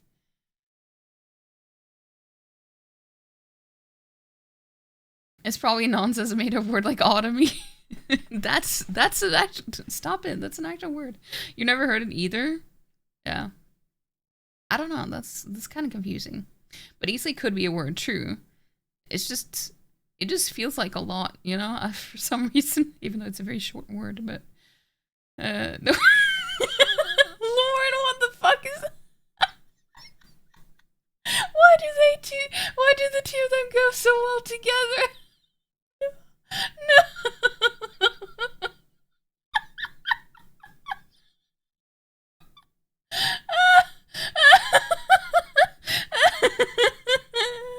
Oh no. They go too well together. I want to keep reading though, so that we actually get some music because it's so quiet. Wait, those are not supposed to come right after one another. That's weird. Whenever you post the emote, that's what you're doing. I don't doubt it. Yeah, to her surprise, the insects fell off the picture into the ground below, where they vanished into tiny black tendrils of smoke. Relieved, Kainé turned her good eye back to the picture, only to open her mouth in a silent scream. The sketch now showed her grandmother as she truly was, a smashed, unrecognizable lump of nothing. The apothecary smiled, then broke into a jolly dance. Oh no. See that? He cried as he danced his jig. It's perfect now. She looks just like you. Wait, ha-cha-cha-cha? What? I look like that? Oh god. Oh god, I'm gonna die. I'm gonna die. Drowning in despair, Kainé laid her head back in the mud and smoke of her ruined house and waited for the end to come. But just before she let everything go, an unfamiliar voice began whispering in her ear. Is it Emile? Oh. Ain't you got a wish, sunshine? The voice was vulgar and fierce at the same time, as if insanity had somehow found a way to take form. Kainé wanted to scream as the voice crawled under her skin, but her lungs refused to work. It's Grandma's voice. Lauren, please tell you're not going to get an AC installed. He will insist on recreating his Fred gif. Oh no. Lauren definitely wants that to happen. You're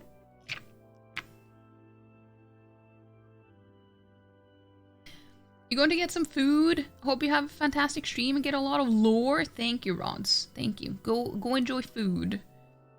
And thank you for the raid as well. I appreciate it. Go follow Rods. Go do it. Go do it.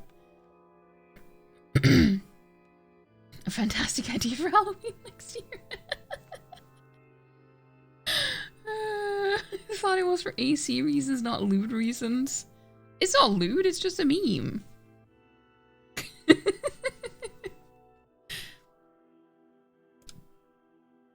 You know? A wish? Like a prayer or something? Why don't you get on your knees and start praying to heaven? Please, invisible man in the sky, save me. Save me. Ha ha ha. Kainé finally resorted to shouting at the voice with her mind. I don't make wishes. They don't come true for me. I'm a curse. A freak. I should be left to die. The other voice boomed in her ears. Ah ha ha ha. Oh god, you are the best. Kainé glanced down and saw a black, shiny substance oozing from her legs. She tried to brush it away, but her remaining arm would no longer respond. Okay, so this is how she gets the black scroll, I suppose.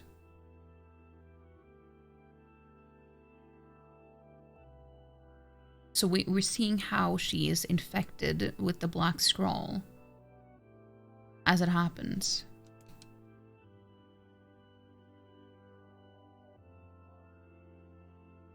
Yeah, she tried to brush it away, but her remaining arm would no longer respond. The substance slowly crept around her feet, and then began moving up toward the rest of her body. Is this death? Is this what it's like? Or is my mind just losing itself? She could feel the slime oozing upward, feel the hot, searing pain it left in its wake. Whatever else might be happening, she was still alive, and this was real. Come on, said the voice. Let it go. Kainé tried to ignore the voice and concentrate on the pain, but the newcomer would have none of it. Don't ignore me, sunshine. You're ready to give up, ready to die. So why not let me have it? Have what? Your body. Come on, give it to me. Give it to me. I want to stand on the ground, feel the rain, taste the wind. Okay, so this is something we learned at the end of the first, well, ending. So getting the black scroll is like being possessed by someone else who is in need of a body that doesn't have a body yet. So they're just human souls without a vessel, in a way. I mean, they didn't call it a vessel. They call it a... What do they call it again? But it's basically the same as a vessel. I guess it makes sense that she, having the black scroll but still keeping it at bay, like, Kainé is a very strong person in many ways, so I guess maybe she's been able to keep it away all this time. Maybe she's been fighting this for many, many years already. But you were getting better, but you think you have sinus infection, so no, on one side of your face is very painful, you're sick of being sick. No, Lauren, that's not, don't be sick. Feel better. The voice paused, as if licking its lips. When it resumed, it was filled with mad, unabated joy. And I want to take your hands and use them to choke the goddamn life out of people. I want to tear out their throats and bathe in the blood, just like before.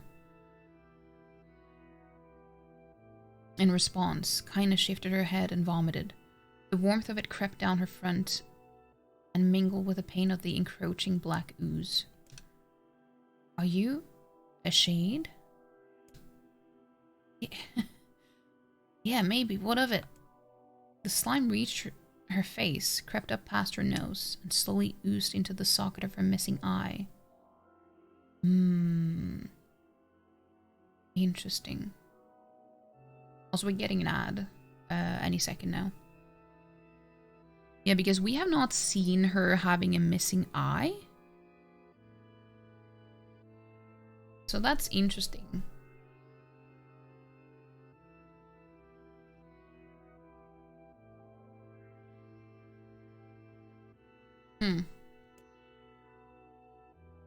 The moment it touched her brain, Kainé was struck by the most powerful sensation she'd ever felt in her life. It was ecstasy.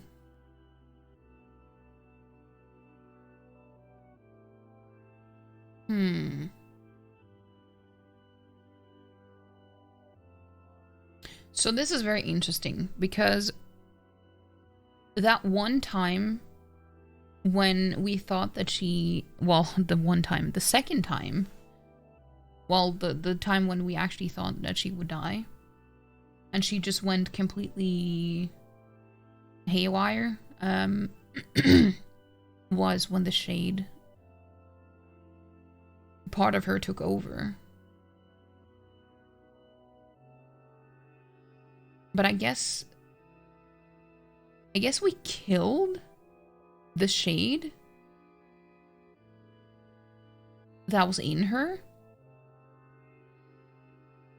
Because it was very sad, because it was like we were trying to kill her. Like we were kind of forced to have to kill her, but then it was, but she didn't die. And I think it was because we just killed the shade that had taken over her body.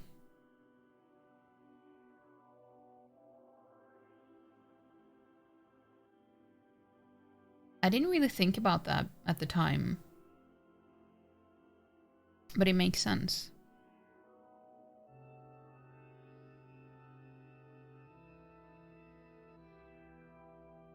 It makes sense. Yeah, it is. It is.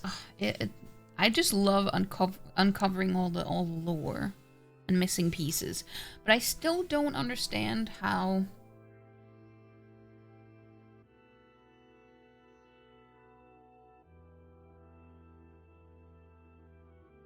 I still don't understand how they can grow, though. If they're not human, how do they get... I mean, it seems like their vessels are organic in a way, but how do they grow? How do they age? I just don't understand that part.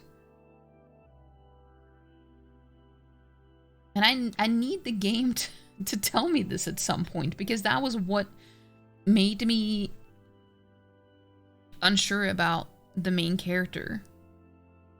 Because of the time skip where he was young. He started out as a kid and then he was all grown up after the time skip.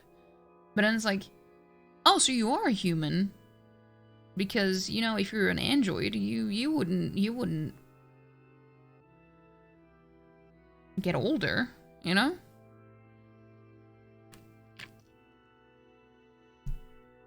I don't know. Still a lot of answers that needs to be...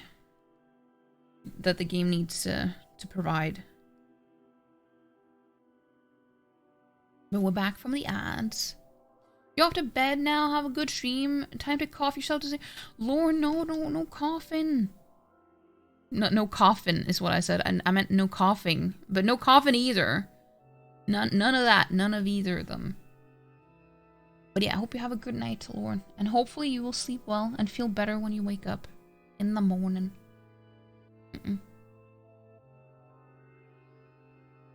Yeah, no coffin. No coffin.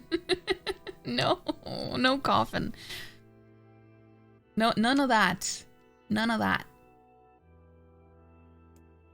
But I hope you have a good night's sleep. She wanted to... What? It's a Raps! It's a Raps raid! Welcome in! Welcome in! welcome in. Thank you so much for the raid. How was your stream? What were you playing today? What were you playing today? Chris on an AC. No. Hey, Bad at Games, fellow Norwegian. Welcome in. Welcome in. How you doing? But good late time, fellow. Yeah, it is. It is. Well, I mean, it's fine. It's just a little past 11. It's okay. Hey, Mr. Cool Guy. Welcome in. 2 Vep tabs. Hey, Craig. Hey, Craig. How you today? Doing okay. Doing okay. No, not too bad. You're playing wait, what demos were you playing? Have you been checking out some of the demos on Steam that they've been adding these past, well, this week? But yeah, I hope you had a good stream though. Peach Sleeves, welcome in. Peach told us Peach told you. Rabs told you to misbehave. I mean, to a certain extent, I will allow it. I will allow it. Welcome in. Those are rookie numbers. Gotta pump them up. I mean, I don't know. I don't know. Been lurking a bit. Hope you're doing good today. That's understandable. I appreciate the lurk though. I'm doing okay. It's been a day. But we're doing. But you were playing a Pokemon ROM hack today? Ooh, interesting. But I hope that was good. Also, if you're new here, hold on, let me just I'm also really cold today, so I'm just, yeah, and my blanket is full of cat hair. This is from my cat series, by the way. Yeah. But yeah, if you're new here, my name is Rebecos. You can call me Vepri. I'm a Norwegian streamer. I'm currently playing NieR Replicant. We started the second playthrough. Well, it's not really the second playthrough, it's just a different route of the game that you can only access after beating the game once. So we're pretty early on in that, because we started a little bit ago, and it's just been a lot of reading. It's been a lot of reading. But yeah, I do play a lot of RPGs and a lot of indie games too. And I like some Metroidvanias and Souls-likes, all kinds of games really. But yeah, we're just being some comfy beans in here. Just you know, chilling. What does milking a plum mean? Honestly, it's more of an inside joke at this point, because, well, I mean, most things well, when it comes to these things are just inside jokes. I have a mod who likes to make commands of all kinds of things. I don't even remember the context of it. It was during a Monster Hunter World stream that we had a few weeks ago, where there was some talk about milking of plums. I completely forgot everything else though. Maybe I repressed it. I don't know. Could be both. Could be either. I don't know. Always behave here? Always. But starting to get a bit chilly. Currently have a -2. I think it's 5 here. Let me double check my phone as well, because I don't always trust the one that is on my PC. It's oh, there's 4. Yeah, it's cold enough. It's cold enough.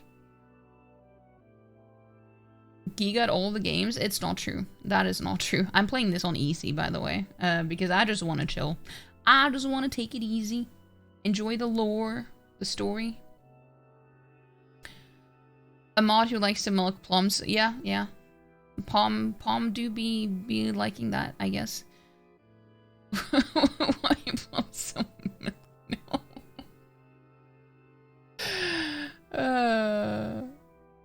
Not an NNN. Yeah, well, I'm not gonna judge. It's not my business. It's not my business. Made a joke, called it low-hanging fruit. Plums were mentioned. Milking plums was born. Yeah, that's... Yeah, yeah. I guess that's the gist of it. You heard something about cold? Yeah, it is cold here. It is kind of cold. I'm wearing a blankie because I'm cold. But yeah, so we're now we're playing as a, well, we're supposed to play as a different character, but we've just been reading a bunch. So in the first playthrough, you kind of play as now you play as Kainé. But there's a different protagonist. And but now we're supposed to be playing as Kainé. So we're reading about her story, her past, because she was petrified and she's been thinking or dreaming about her past, I guess. So that's how we learn about her past. But we're getting pretty close to the end of this dream section, I guess. But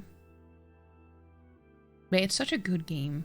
This, I love NieR Replicant now. Even though I've only finished it once, gotten one ending, I really enjoy it.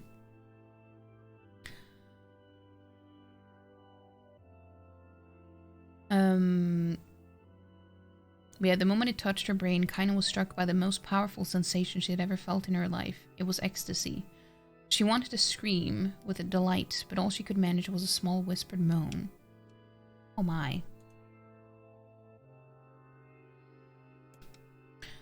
Feels good, don't it? Asked the voice with a chuckle.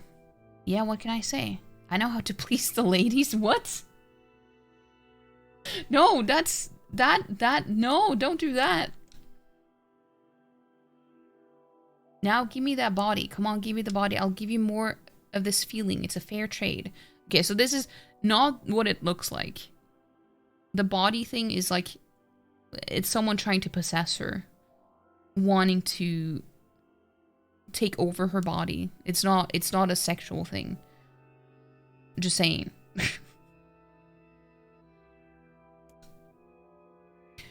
A black lump began to protrude from Kainé's side.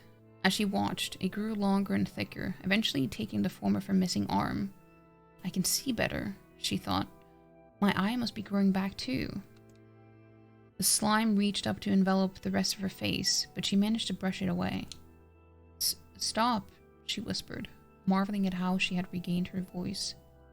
Stop.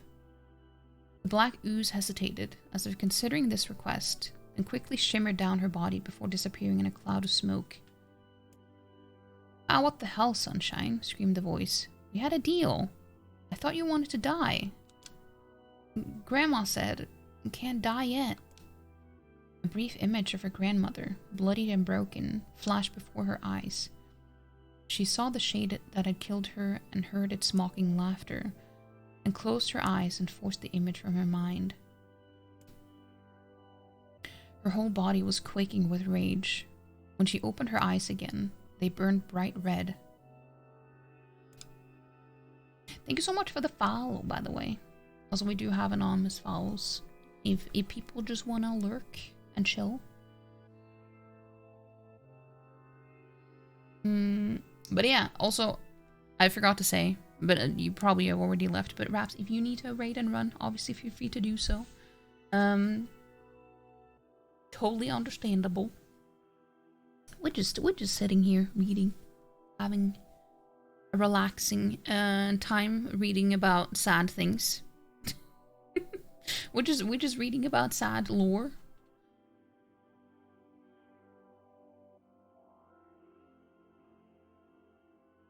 Her that thing took my grandmother. I have to kill it before I die.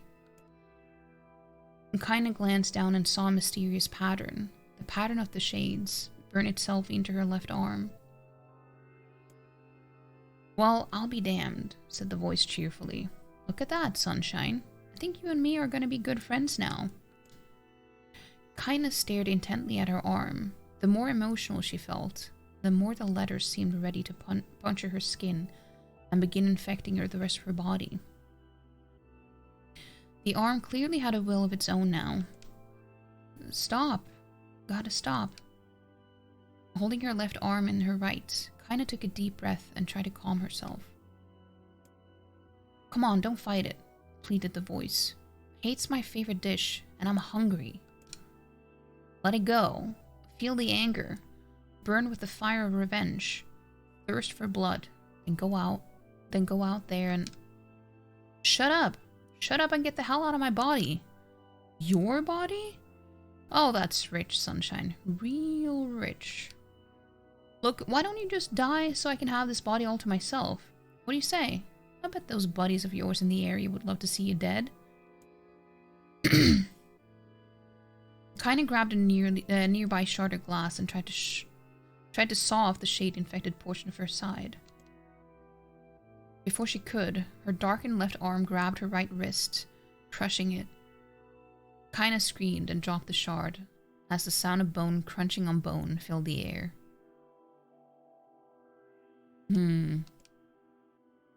Haha, stupid idiot girl. You're possessed now, Sunshine, and there ain't no going back. The voice laughed again, a loud, long wail that seemed to go on without end.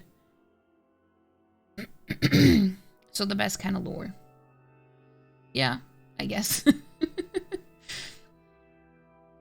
Raps always be raiding and running. Streams ends at midnight for her. Wait.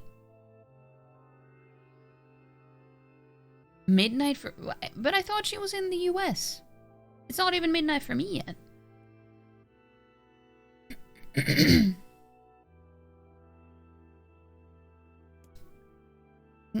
Possessed? Whispered Kainé. Yeah, possessed. You and me? We got what you might call a timeshare arrangement. Remember how folks used to think you were a freak? Well, wait till they get a load of you now. This is a weird way to Waddle. She's from the US but lives in South Africa. Oh, I see. But South Africa also has... I thought they had the same time zone that I do. No, that's...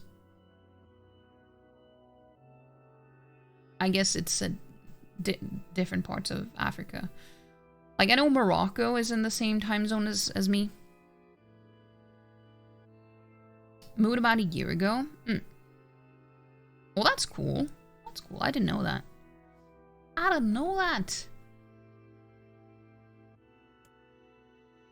Kainé looked up, tears in her eyes.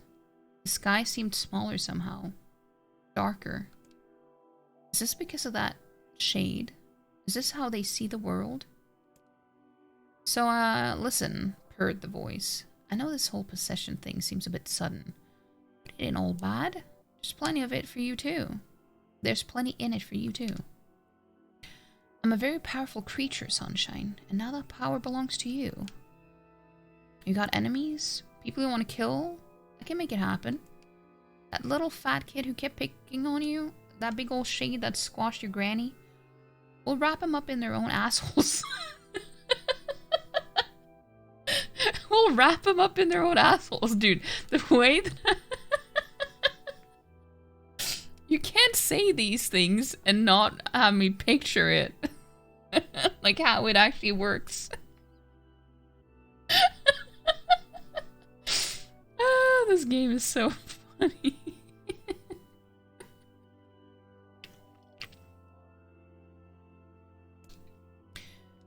No more abuse for you, Sunshine. No more pain. Wait, said Kainé. You're a shade. Why would you help me kill another shade? What? You think I'm some kind of racist? Some killing snob? I don't give a good goddamn who you murder, honey pants. I just want to drink from the well. Okay. How does this even do? I imagine they kind of just, you know... I don't know how to describe this, but you know, just... I don't know. Kind of folding it and stuffing it in the asshole. I don't know. I don't know. Craig. Turning them inside out, then tying the cheese.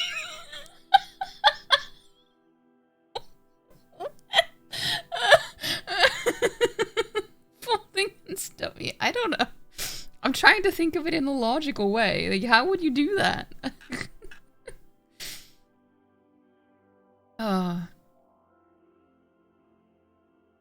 I've never watched Soul Eater. Please tell me there was lubrication. I hope so. I hope so. Otherwise, that seems painful. I mean, it seems painful either way. Or is it an Ouroboros type of deal? I don't know. I don't know. No, Chris. I mean, they were enemies though, so maybe they wouldn't grant them the relief of lube, I guess. Kainé considered this as she struggled to her feet, the power of the shade coursing through her. The smoke from her house was drifting away with the wind, and she enjoyed the way the cool evening breeze felt on her new left arm. After a long pause, the voice spoke up again. So, how about it? You and me? We could have some good times together.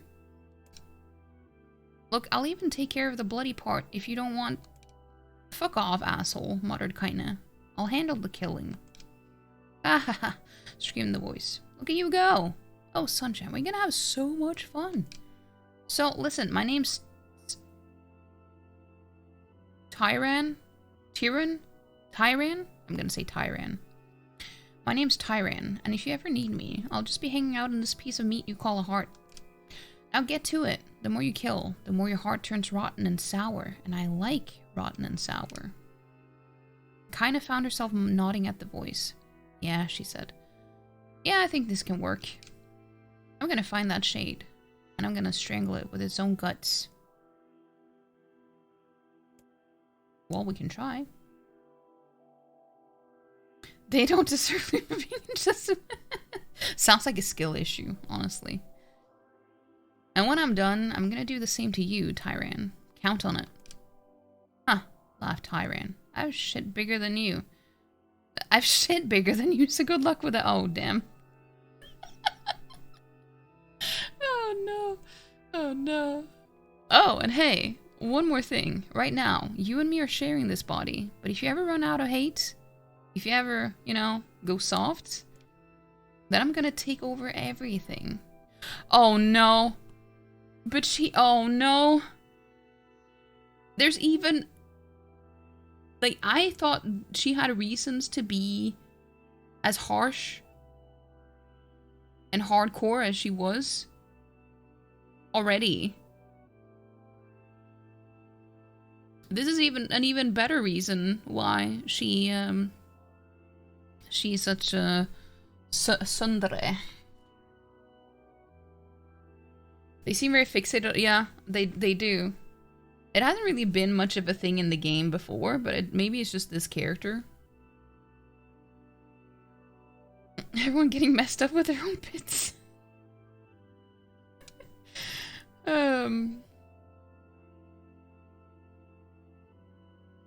Interesting, because, you know, towards the end, last time when you know, what happened to Emil happened. And we, like, the protagonist got sad about that, which is completely natural, and she just started attacking him and slapping him and stuff. All of that makes more sense now. Because she just kind of needed to lash out so that she wouldn't feel any type of softness herself over what had happened, I guess. Or seeing him be sad maybe made her a little softer than she was comfortable with. I mean, it doesn't excuse it, but I'm just saying it makes more sense. So keep on killing, Sunshine, and watch your back. The voice grew fainter and gradually faded away, fading to somewhere deep inside Kainé herself. Kainé waited until she was sure the voice was gone, then waved her new left arm around a few times. It feels perfectly normal, she thought. It feels like mine. Desperately, she began poking and prodding at the new limb, determined to find something wrong with it. She didn't want it to feel normal. That would mean the creature inside her had already won. I'm not a shade. I'm Kainé. Repeating this mantra in her mind, she slowly began digging through the rubble of her house, being careful to ignore a certain red-stained spot in the corner. Finally, after what seemed like an eternity of heartbreaking work, she found what she was looking for. It was the wreath of lunar tears. Though it had been through hell and back, the garland's petals were as bright as ever. Kainé started to place it in her hair, then slowly lowered the wreath and stared at it. I'm sorry, Grandma. I'm so sorry. But I don't deserve to wear this anymore. I'm possessed, corrupted, a freak. And this time, I don't think there's any going back. Holding the flowers to her heart, Kainé fell to the ground and sobbed. As night gradually lightened to dawn and the people of the area arose to their daily lives, she remained in that position, as if tears could somehow wash away the horror that now infected her world. Alive. Stay alive. Stay alive. You tell her, Emil. Emil. What? You came into a flashbang. Welcome in. Welcome in.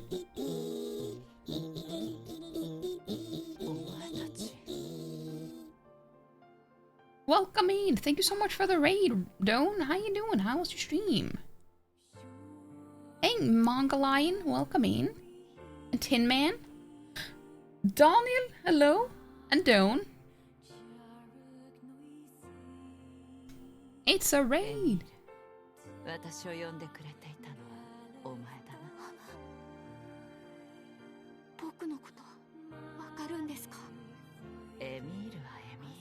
We just started the Route B today.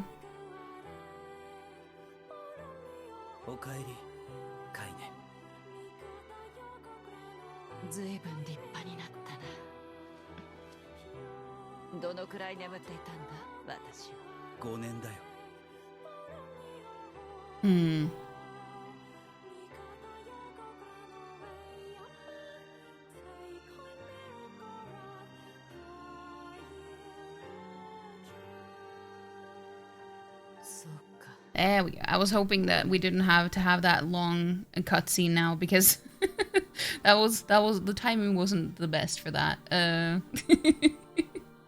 You came in with a raid, kinda. Kinda. But yeah, go follow Donny if you haven't already. A fellow Norwegian. How's it going? You approve of the game choice? Thank you, Tin Man.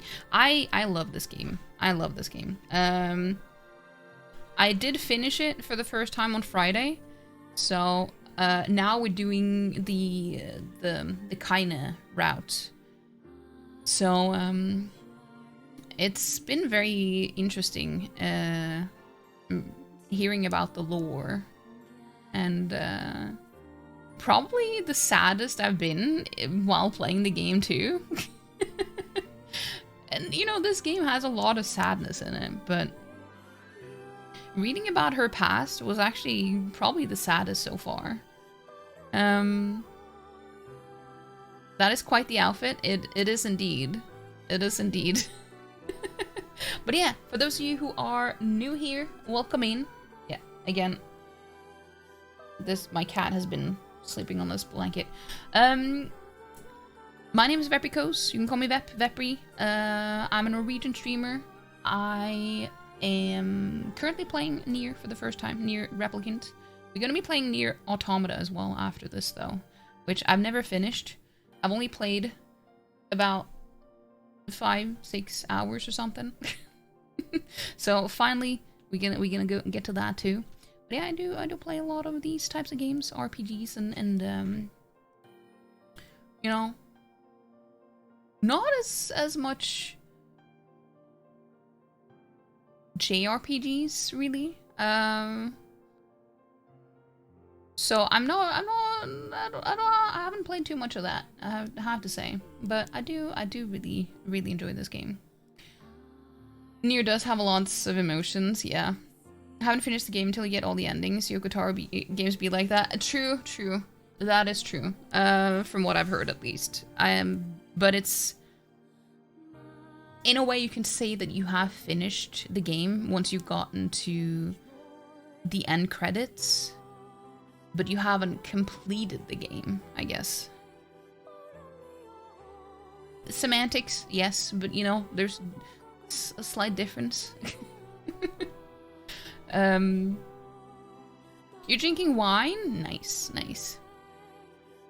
NieR games always be like, oh, you thought you finished the game? Yeah. Dragon Guard. I've never played them, but I hope they do decide to... We talked about this last stream that I played this. We're talking about how... I hope they do decide to make like a remaster or something of the games too, so they can be experienced on either newer consoles or on PC as well. I do hope they decide to do that as well eventually. But yeah, wait, what were you playing today, by the way? I mean, it just says retro, but what were you playing today? I forgot to ask. I'm also gonna have water.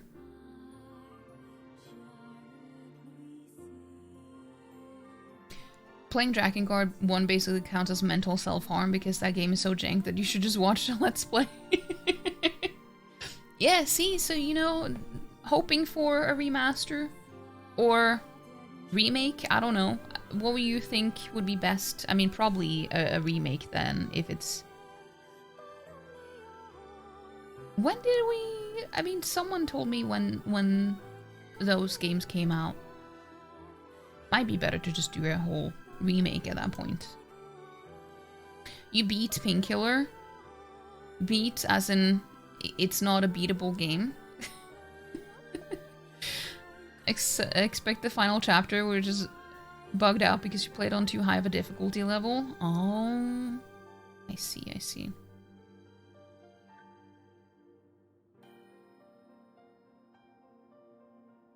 But yeah, it was very sad last time when we finished the first ending of this game. But to be fair, I was sadder today. It's like, yes, it was very sad, but today I actually started crying a little bit. But shit, that's a long time. Any luck with Yona? We're still no closer to finding her. We need a way to locate the Shadow Lord. By the way, this is for you. Is that a lunar tear? It's not as good as your grandmother's, but I tried. Wait, does he say that in the first the first playthrough?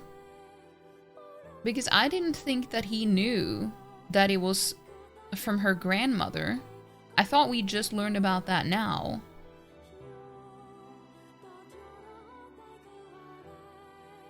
Maybe I just missed it. Honestly, Dragon Guard was lucky to even be released. When Yoko showed the script to Sony executives, they just approved it without reading it since, oh, he's with Squaresoft, and they had no idea about the disturbing stuff he had put in the game. So you doubt they'd be willing to remake all that in today's climate? Well, that's even more of a reason to have a remake instead of a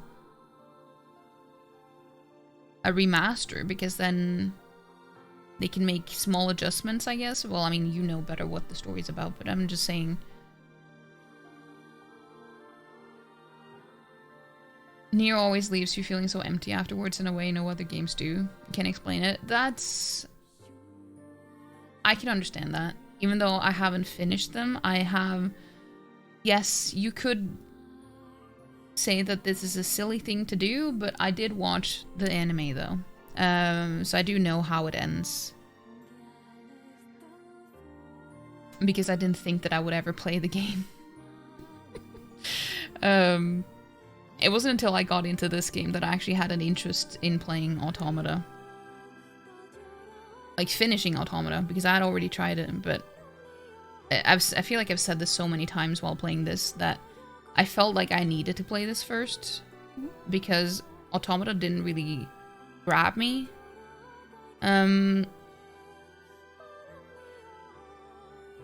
Because it just throws you into all the action stuff without having any build-up where you actually care about what's going on. So that was a problem for me. Like, I don't have any reason to care about any of this stuff yet. But here it does a better job at building it up, in my opinion. And I've learned that that is not a popular opinion to have. Because apparently people say, you know, you should just skip this and go straight to Automata because that's so much better. I tried doing it that order. It didn't work for me. So I definitely don't agree with that opinion, but... Had Square Enix fused already during Dragon Guard? You thought that was later for some reason? None of the main characters except one person is a good, decent person in Dragon Guard, and it's all the really messed up shit that they do that kind of creates the story. So if they remove any of it, it kind of takes away from their characters and the overall story. Okay, that's fair. That is fair. Well, I can't say anything then, but... There's probably, I mean, there should be a market for it anyway, but I don't know. I don't know. I'll take your word for it. No, that's great. Thank you.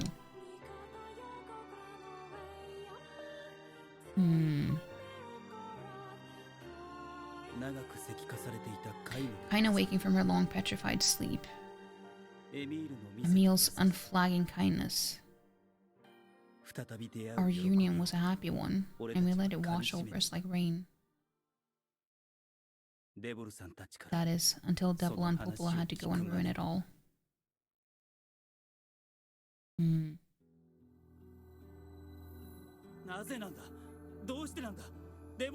Are you kidding me? You can't be serious. Please try to understand. People are tired and scared, and I'm sorry. I'm sorry you have to bear the brunt of that. This is crap, and you know it. It's okay. You can sleep outside. No one's sleeping outside. You and Kainé saved this village, and now they want to run you out? People are afraid of us, and really, I understand. I mean, look at me. There's nothing wrong with you, Emil. Stop saying that. As long as you're still with us, I can deal with it. Right, Kainé? I'm used to sleeping outside. But we'll see you later. I'm sorry about this. So yeah, I know I could avoid having to read everything out loud if I just use English voice acting. I just don't like it when it's originally Japanese. I just prefer to hear the Japanese voice acting instead. Even if it means that there's more work for me while streaming it. What is the matter?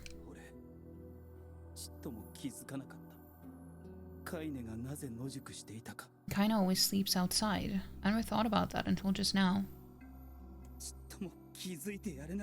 It never even occurred to me. Damn it. We should turn in.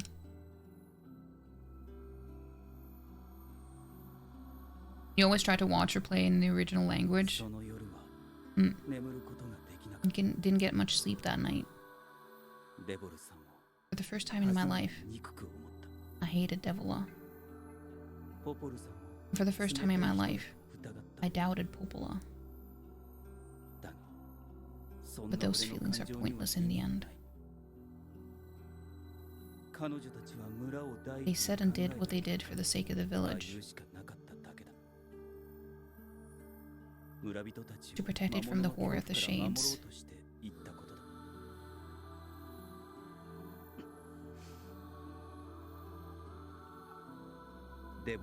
Really, how can I blame Devil and Popola? In the end, I'm just as bad. Because I never once stopped to think about Kainé and Emil's situation myself. Not a fan of dubs in general, no matter the language. Same.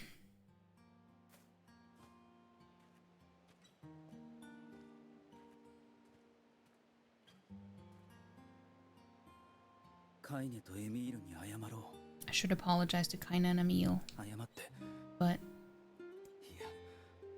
what good would that even do? What is that?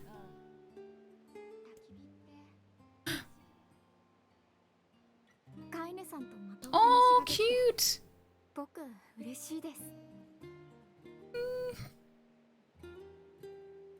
I'm so happy to get to talk to you again, Kainé. Yeah, me too. Well, she wouldn't sound that happy, but...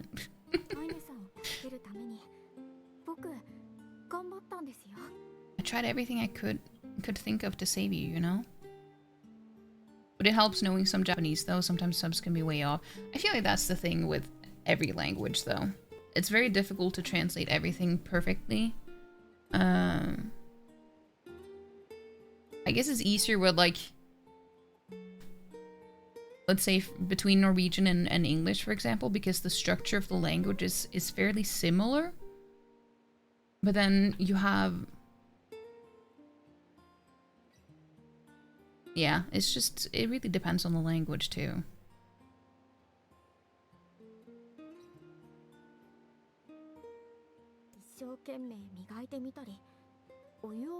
I polished you with a special cloth. I poured warm water over you.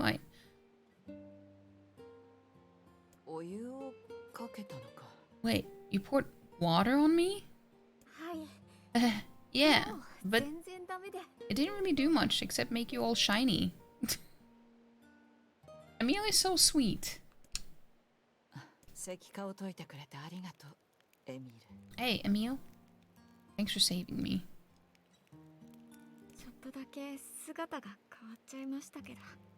I guess you notice how I look different now.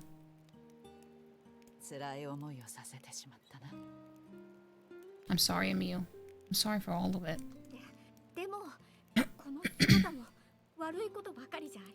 Well, I mean, this new form isn't all bad, you know? At least I can look at you when we talk, right?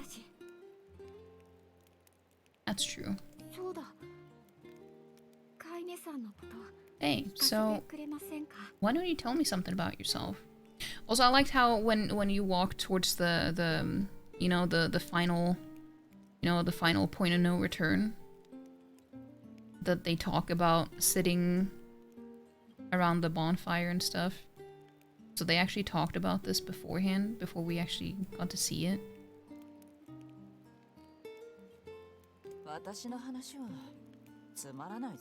I'm not very interesting, sorry. That's not true. Come on, I just want to know you better. Please? Fine.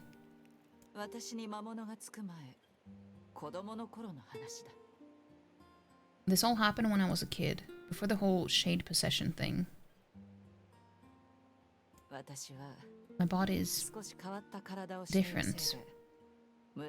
And when the villagers found out about it, they started treating me like a freak. But different how, though? Was it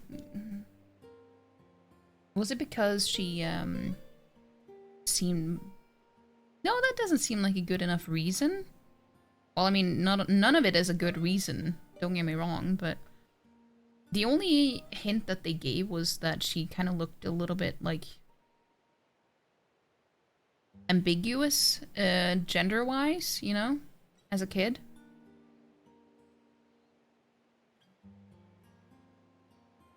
But that wasn't the reason why. But they haven't actually said anything about why she was different.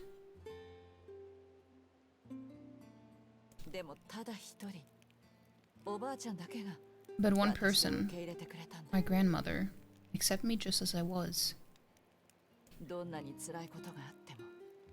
No matter how bad things got, she gave me the strength to keep going. She's really special to you, huh? Yeah. Oh, hey. That gives me an idea.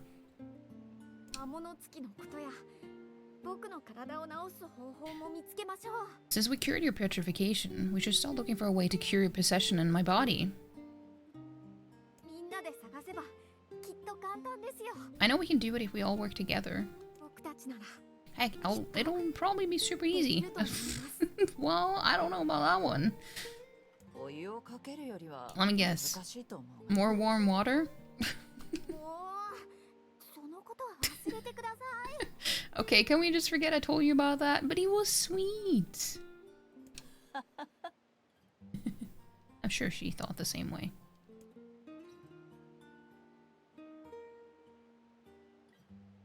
But it is good storytelling, yeah.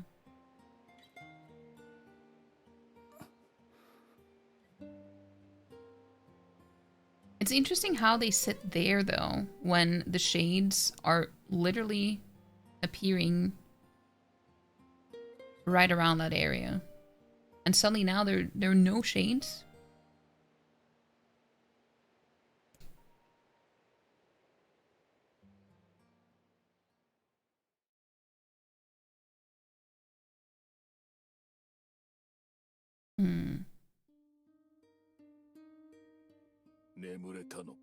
Sleep well? Sure. And yet, your red eyes tell a different tale. Don't be so hard on yourself, lad.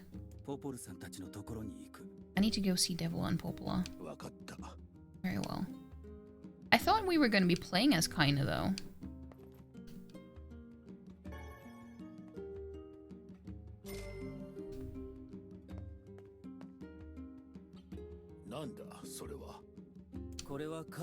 It's Mom's diary. Oh. I've not heard you speak much about your mother. She got the black scroll and died when I was little.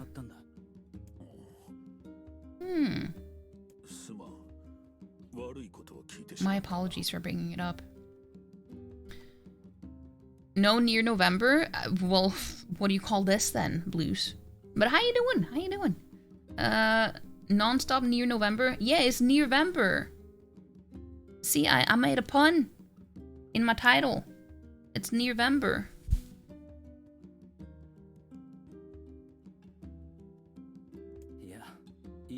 It's alright. I can barely remember her face anymore.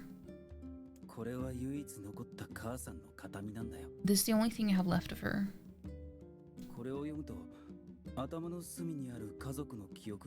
Reading it helps remind me of when we were still a family. I see. But the final entries get a little strange. In what way? Well, here. Take a look. One thing I do not like about this game, though, is how much how many flashbangs it gives you all the time. Not a fan of that. Say there. Can you not hear me?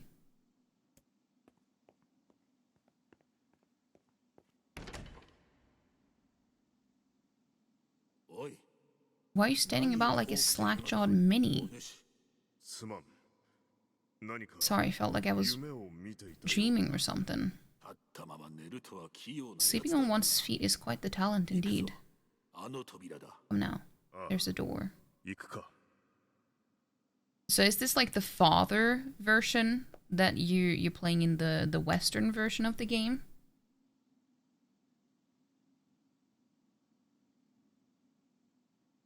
Or is it supposed to be when we're all like a lot older? Because it still said the same name. Hey Saeed, it is. Yeah, because it looked like the one on the cover of the Western version.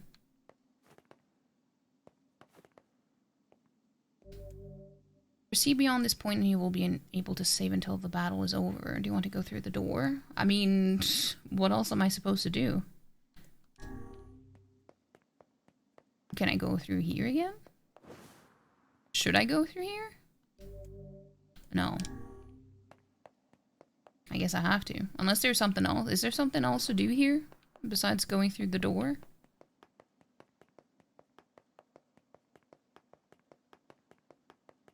I wouldn't think so. But you never know. Could be a surprise. Ugh. There's a flashbang. I don't enjoy it. It's a nice callback Easter egg to the other NieR version. Ah. Let's just do it. You don't own it, even though you nearly bought it. Well, I highly recommend it.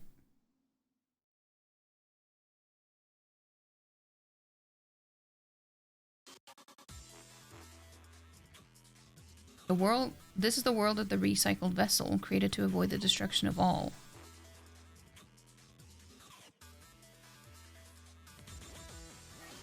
Okay, so this is the... What?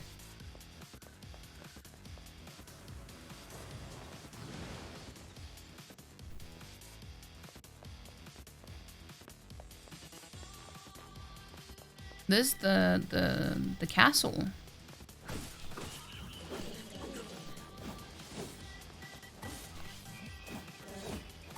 I keep forgetting that there's so many long combos in the game.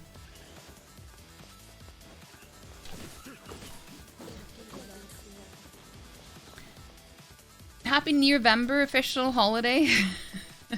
Yeah, it's been decided. It has been decided. It is NieRvember. Like, what else does November has going for it, you know? Oh. My apologies to anyone who has their birthday in November. I'm just saying.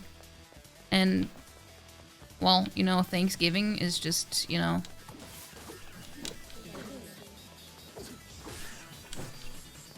questionable.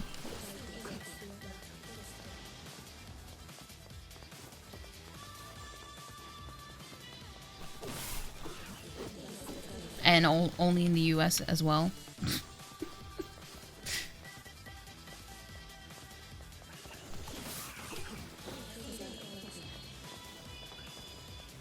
Oh, there are more up there.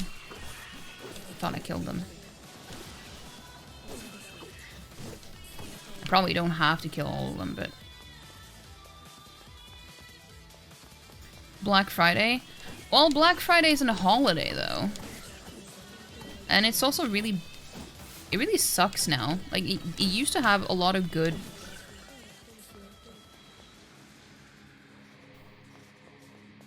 Ow! Oh, you're right down here.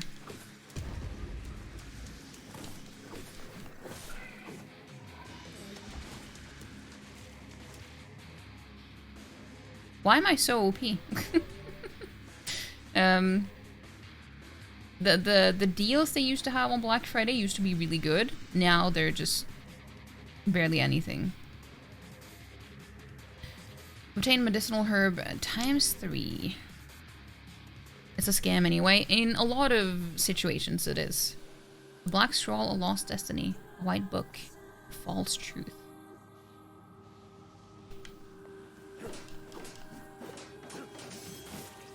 I just don't have the patience to...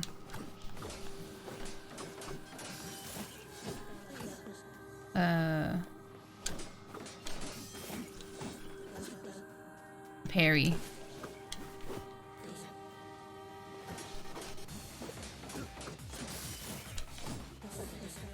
I'll just break their guard instead.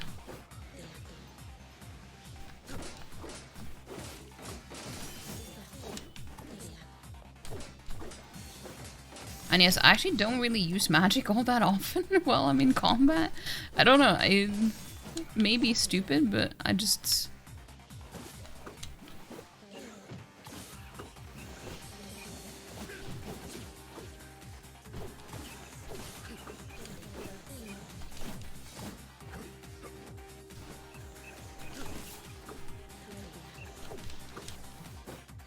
But yeah, when it comes to Black Friday, I tend to just look at stuff that I already know that I want, so I keep track of the... like an estimate of the prices beforehand. And then I see, is this actually a good deal now or not? And then a lot of the time, it's not. It's not.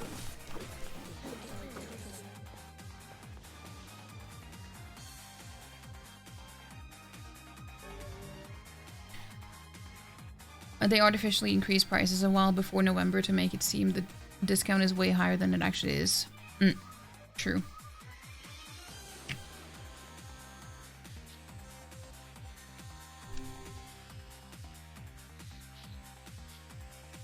In a lot of places here, it's not that common, but Soldiers of Sol calling forth White Death. I didn't get to read that.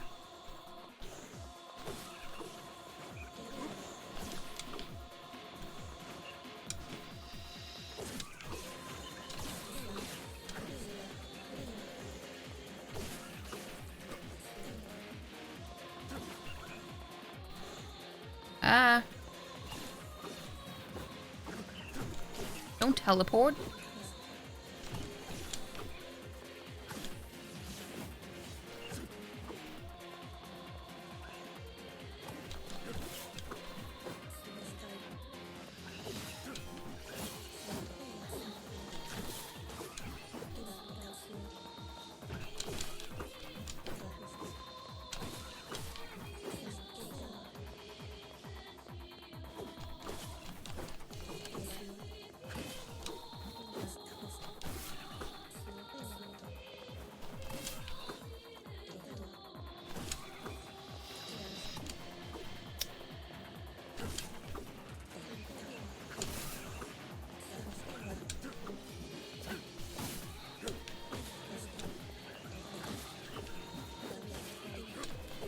Not entirely sure I see what the point is here, but...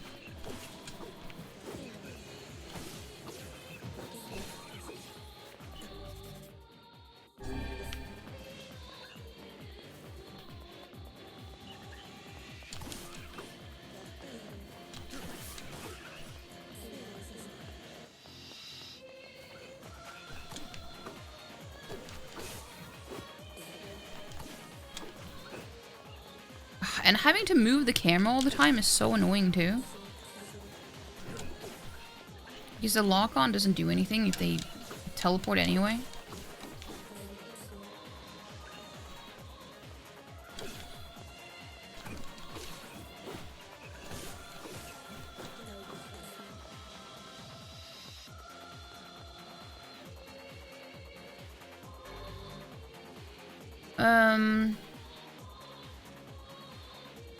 You're heading out. Take care. Have a good one, Blues. Have a good one.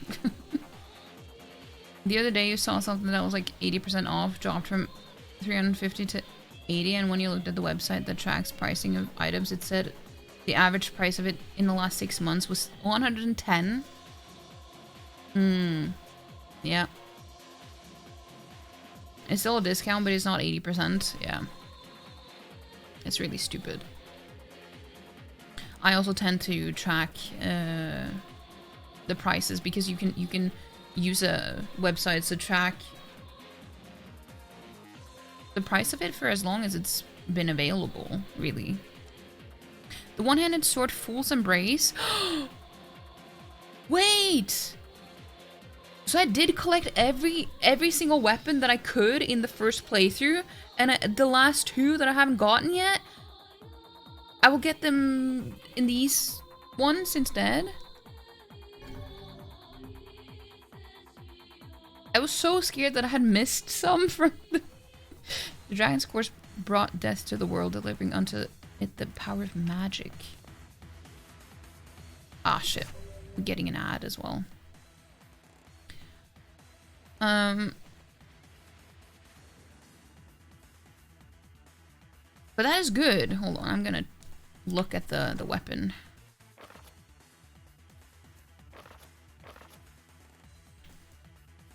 %93.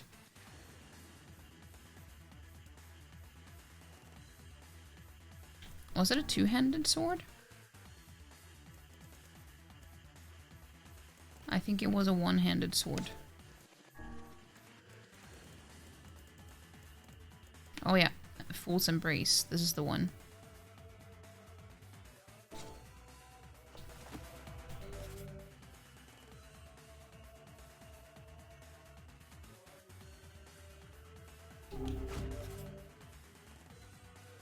But I wanted to look at the sword.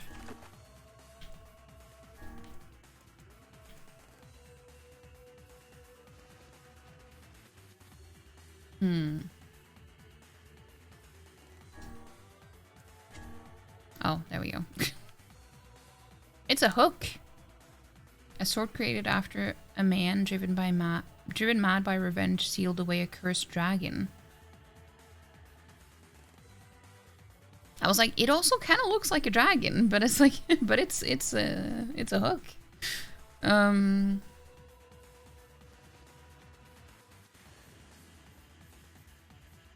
That's cool though.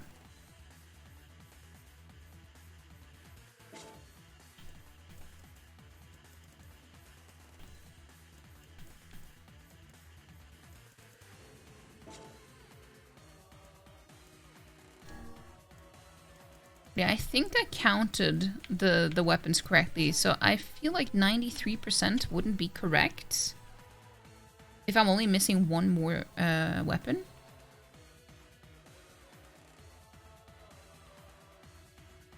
So maybe 33 wasn't the right number of weapons.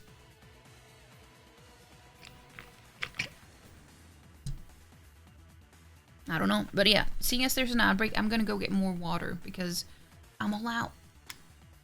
I'm all out.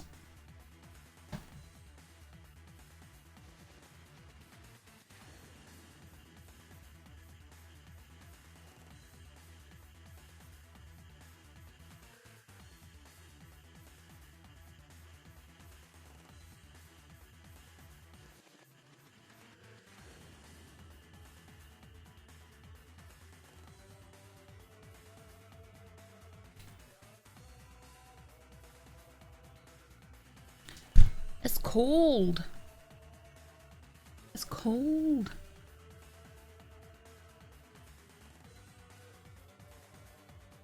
Tomorrow I'm definitely gonna use my my fireplace. I have used it once. And that was one day last week, I think. I don't remember which day it was, but it was one of the days last week. And it was so nice. I bought a lot of firewood a couple of months back, so I'm all ready.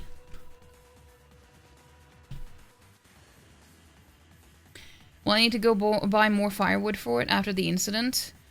No, I won't, because it wasn't like, it wasn't the firewood, but it was like, what do you call it when you use like scraps of to like light it up with? Kindling, yes. That's the word. It was only kindling that that they got rid of.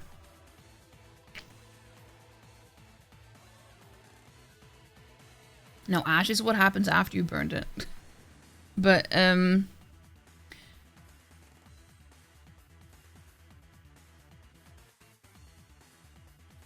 he, yeah, not too bad, but still, yeah. I had a whole wheelbarrow filled with kindling. So it was really annoying.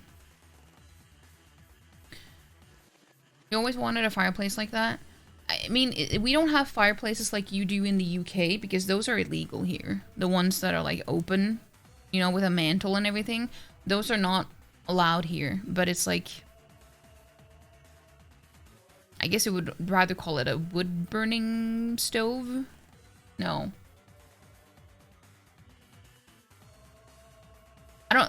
This is something that's always confused me, and I've gone on a rant about this before, but in English, you have so many words for the same word that we just have. Like, for the one that we only have one word for.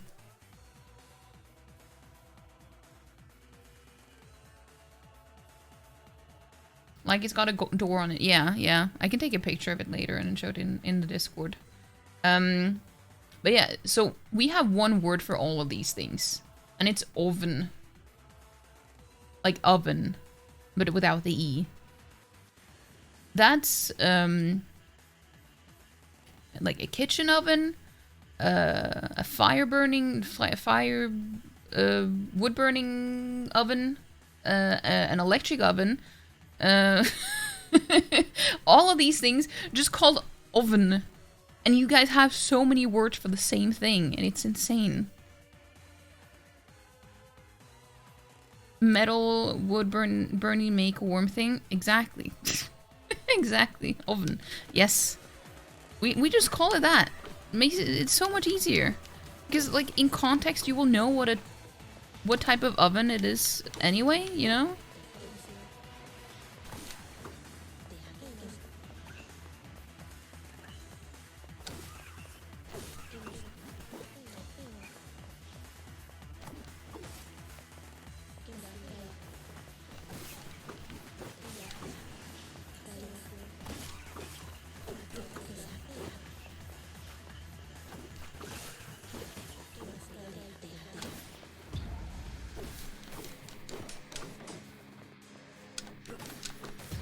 Ow!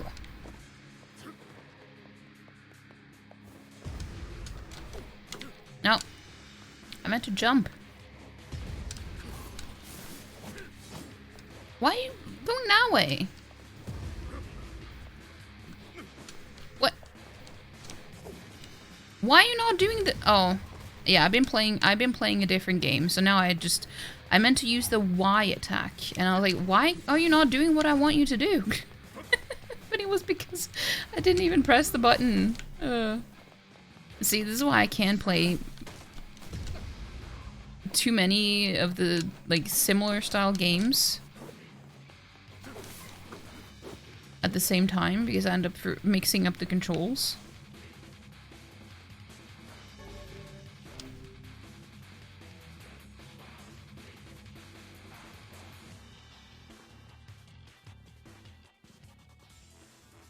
The black signet stains the future, the journey to return to soulless vessels.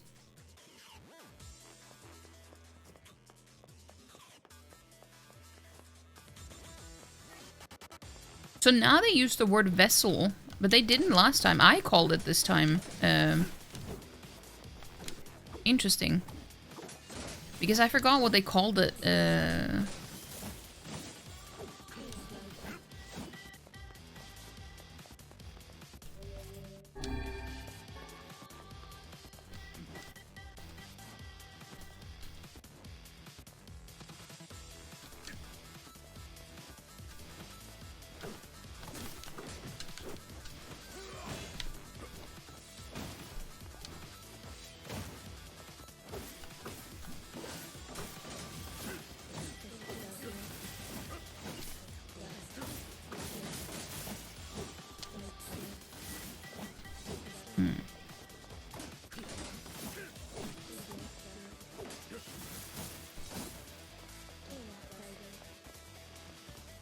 Oh, I can't go in there.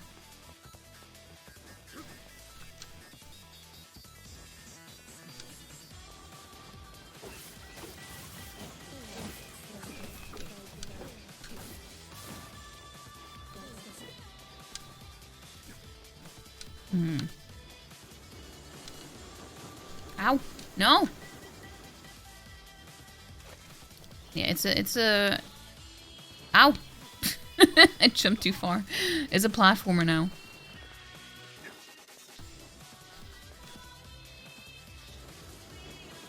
What? I just slid off it. What do you mean? What? It's a precision platformer now.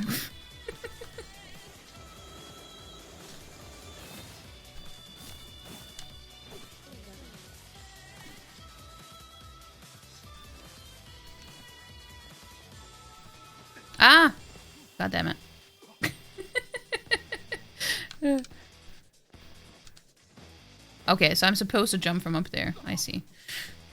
It's fine. Sometimes you just have to make some mistakes. It's fine. Oh.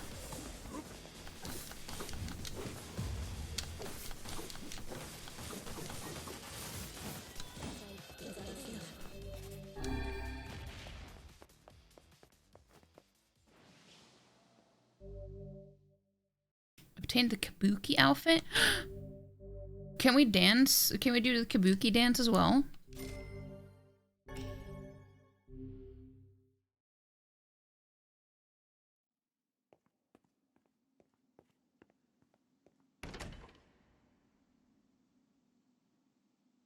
A new door.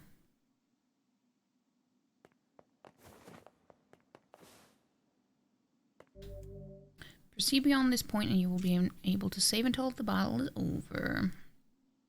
Sure.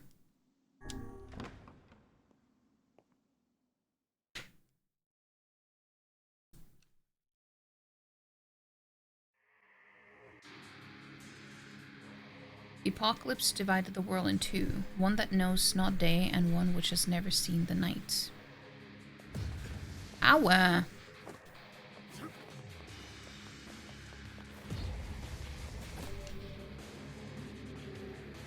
Blade-wielding tiger? Well, you could have told me that before.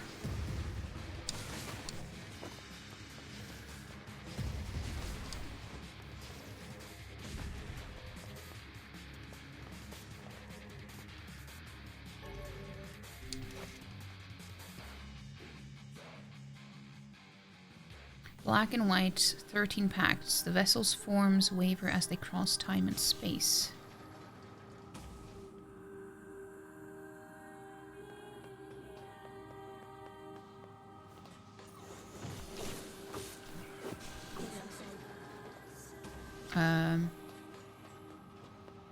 Okay, good. I was like, I hope I don't have to have too many options on where to go.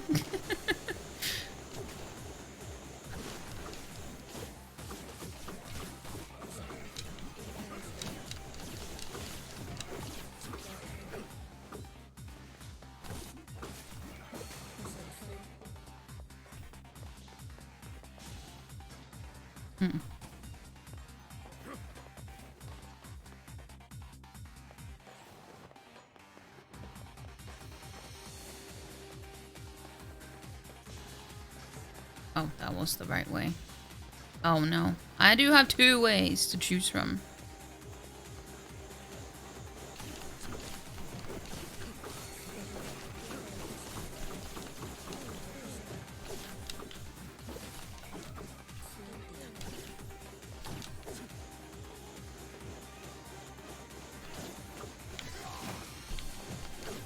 Dude.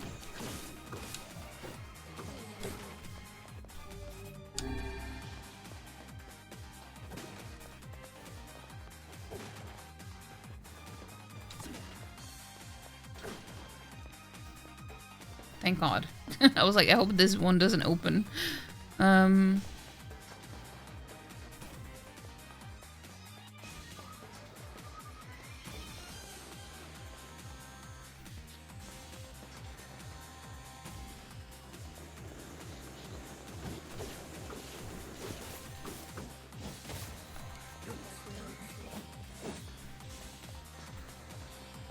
Okay, that's problem. There's...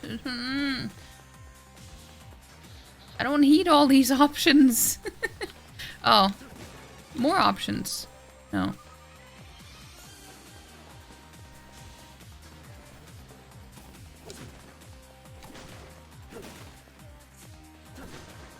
I guess this is just a room to get more medicinal herbs. Oh. Titanium alloy. Nice. Don't mind if I do. Wait.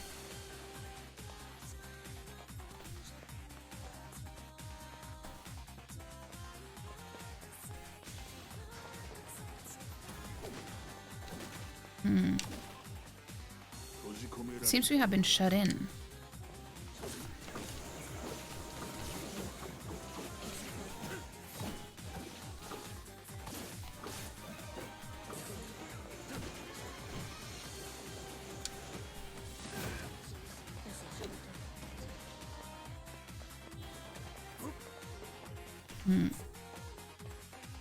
As long as it's just one room, that's fine. But if it branches out anymore, it's gonna make me so confused.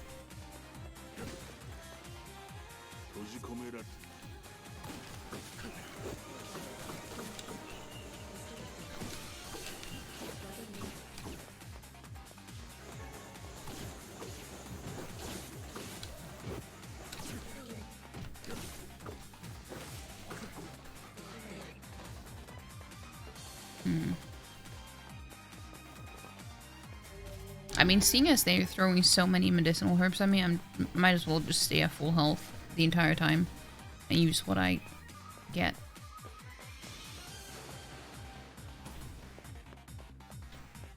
You know?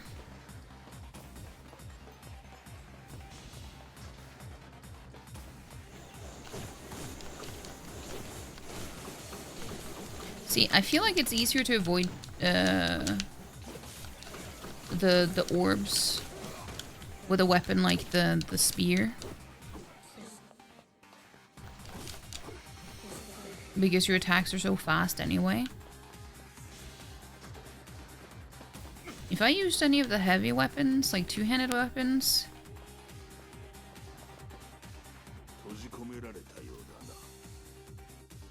wouldn't have been the same.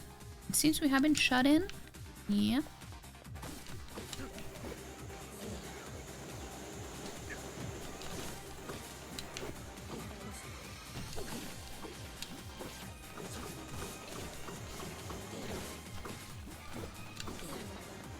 I'm not being too careful though. Like, I don't care if I do get hit a few times, but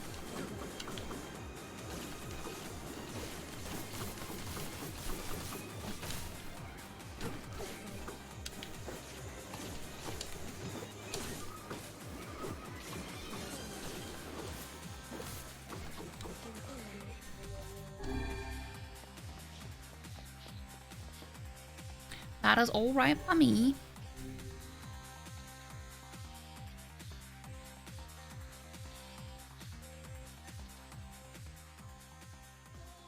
Song of Man has been drowned out. In its place, the scream of something inhuman. Or inhumane? Inhuman? I didn't get to finish reading because I didn't see which word it was.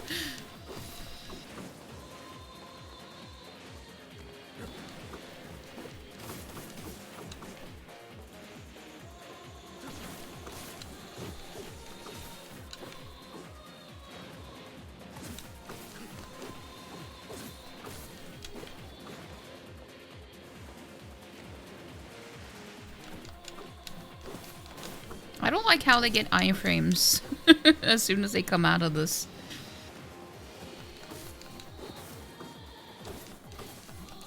It's not fair.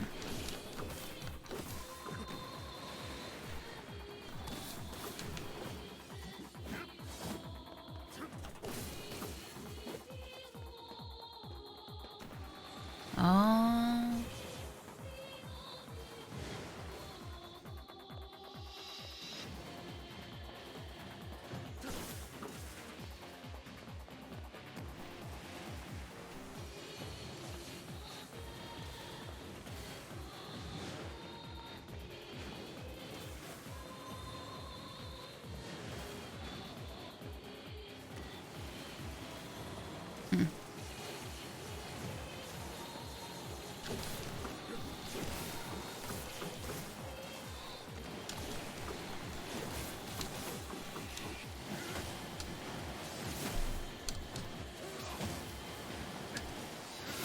I love the Y attack.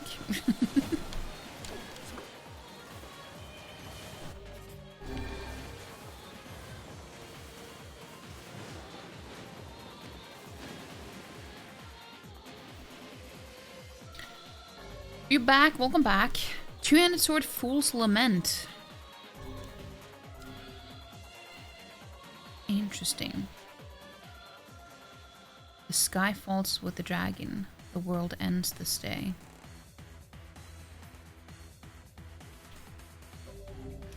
Hold on.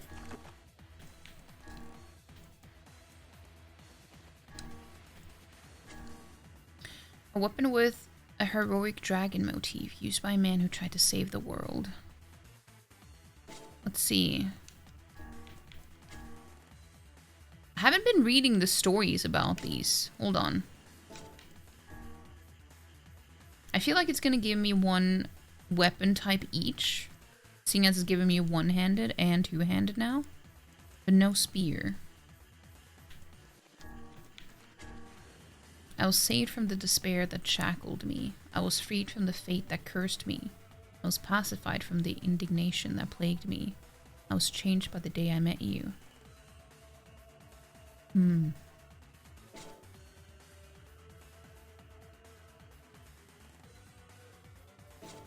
yeah, what did you make?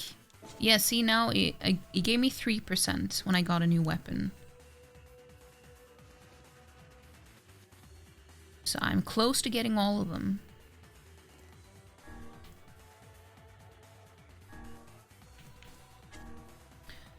Memoir, June 6th, 2003, approximately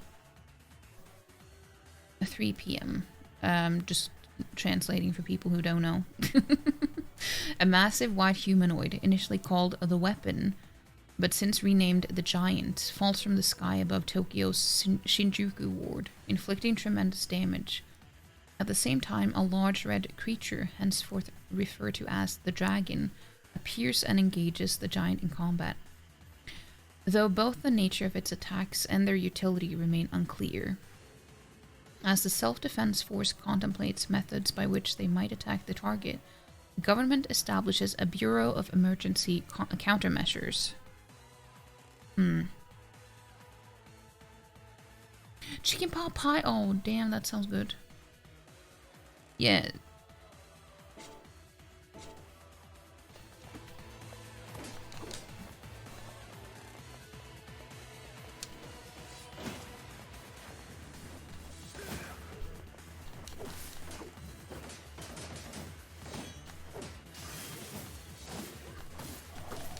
Ow! I was busy. Don't interrupt people like that. It's not okay.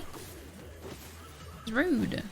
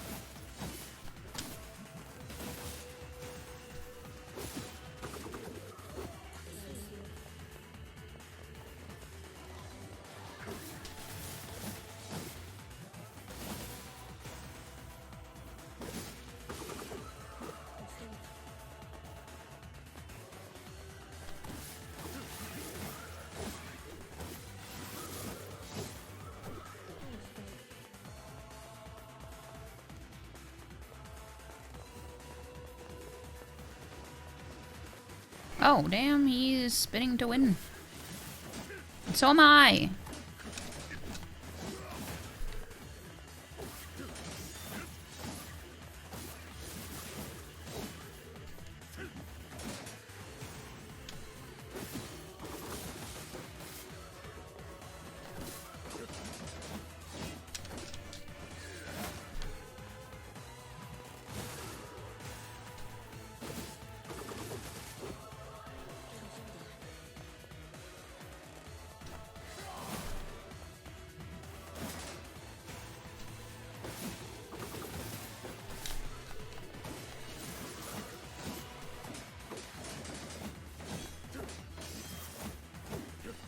No, not that way.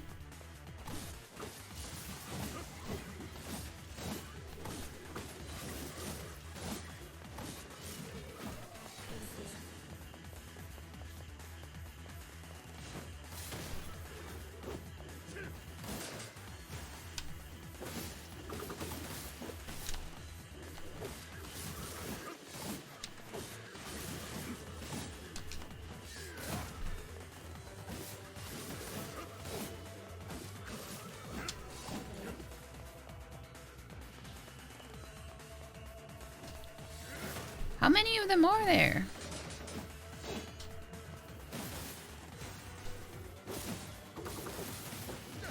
Ow.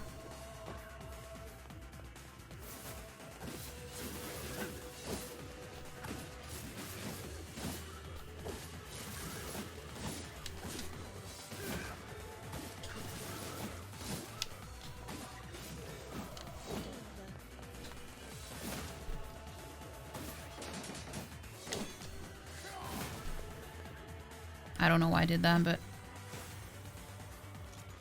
Oh, I don't know why I did that either.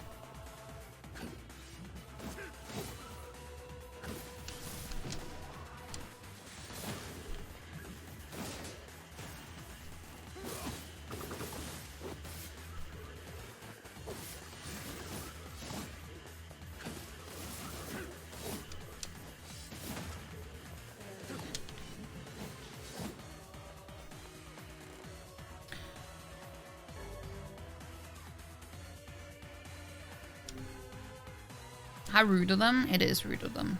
It is. The puppet priest collects the accursed prayers and polishes the vessel. We're here now! We're on the raft!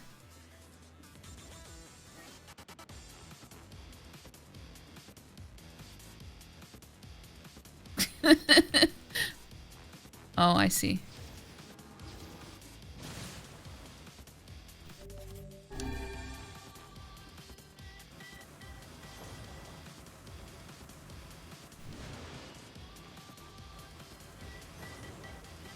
I didn't know that the game would go into first-person mode at any point.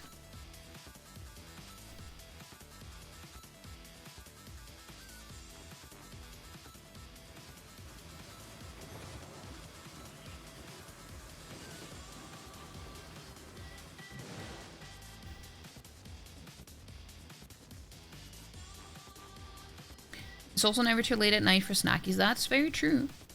That's very true.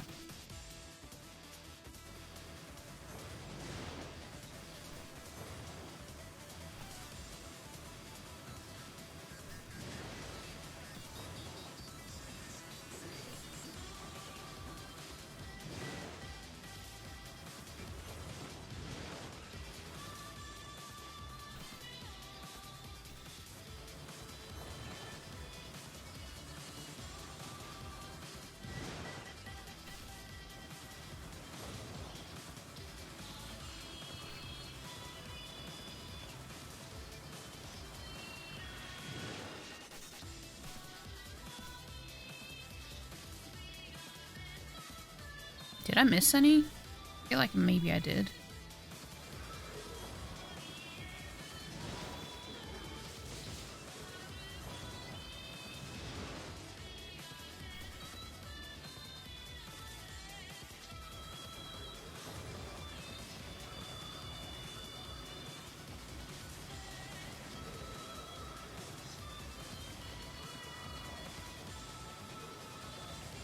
Also don't know if it actually matters if I miss someone or not. No,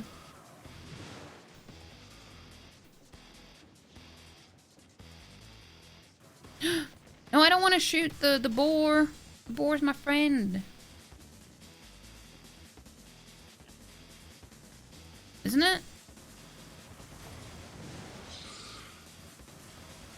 The boar isn't my friend?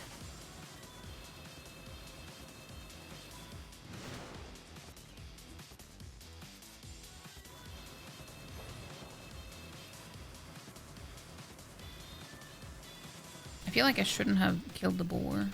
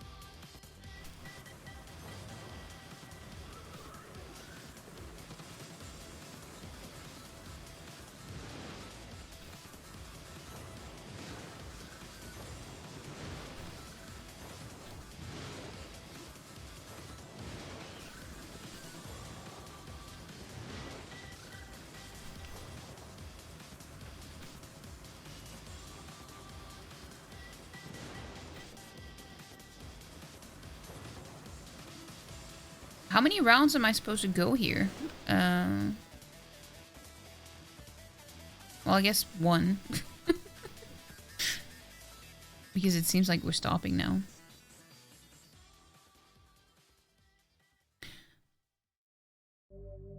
Obtain the samurai outfit. Oh. 4,000 experience. 10,000 gold.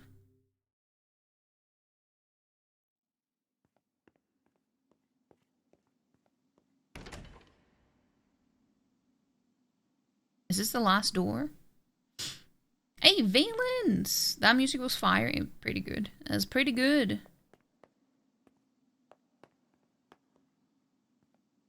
I wonder if this is from the original game. You sense something terribly sinister beyond this door. It may be difficult to endure what awaits on the other side unless your soul is at least level 33. Do you want to open the door? What is my... I'm level 32.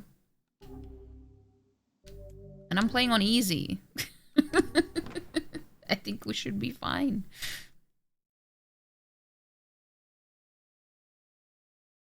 At least I hope so. So long as this memory exists, so long as mankind has hope, a bloody battle will be waged. I didn't get to finish reading yet.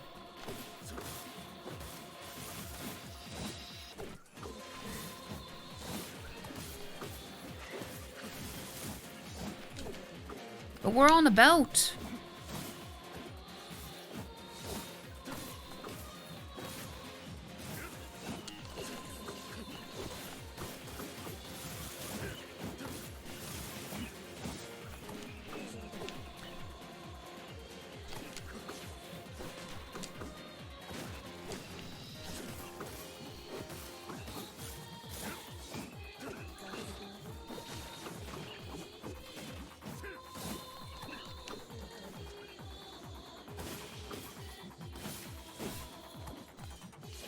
Starting a new BG3 save is never a bad call.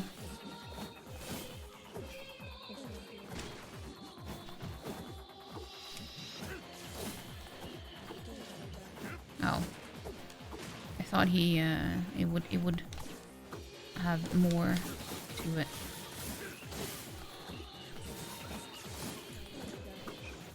Wait, before I move farther here, I feel like I missed something over here. I just need to see. I definitely didn't. Okay.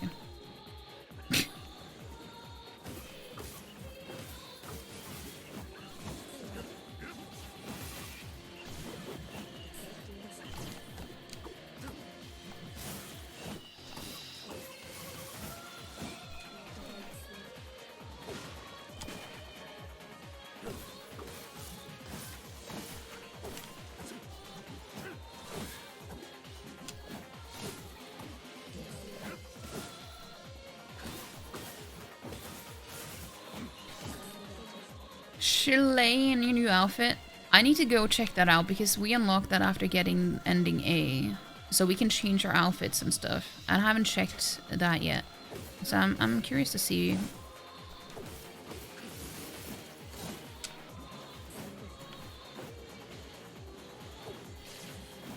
This music is... Dude, the music in this game is amazing. All of it.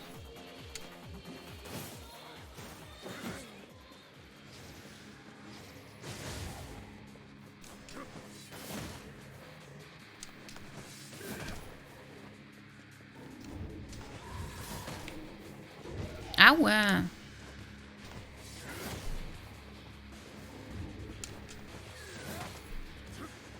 We did some good damage there. Because it doesn't have any armor anymore.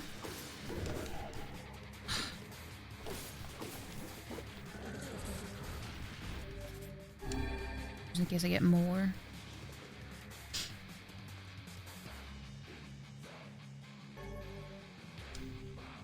Oh, now it's giving me health salve. Foolish human, foolish human, foolish human, foolish vessel.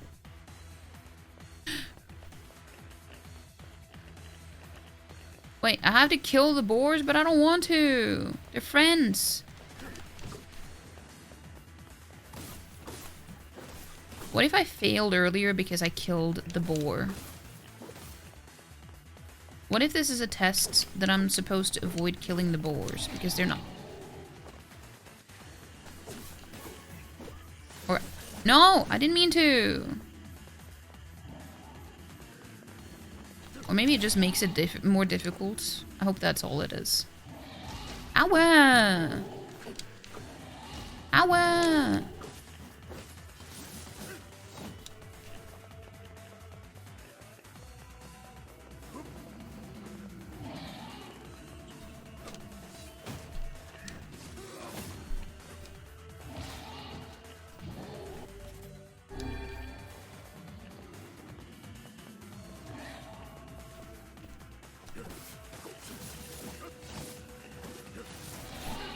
Ow!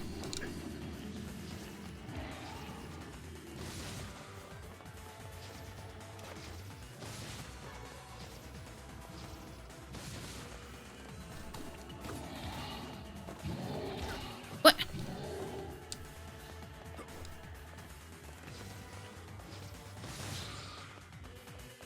What if I can kill them? They're just here to be in my way.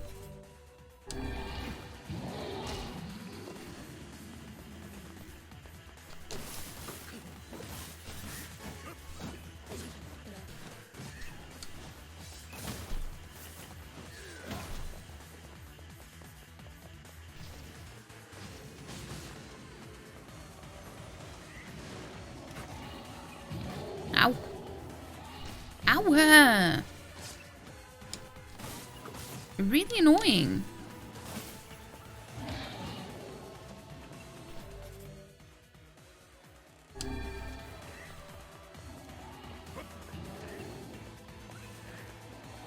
Ow! Jesus Christ!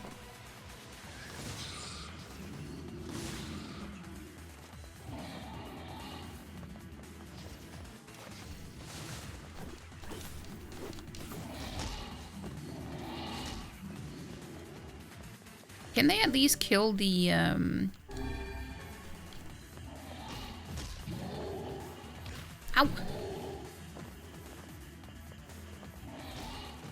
What? Excuse me?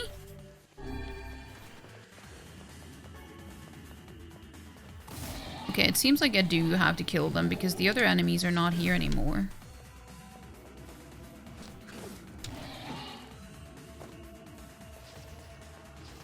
And I did kill one of them now.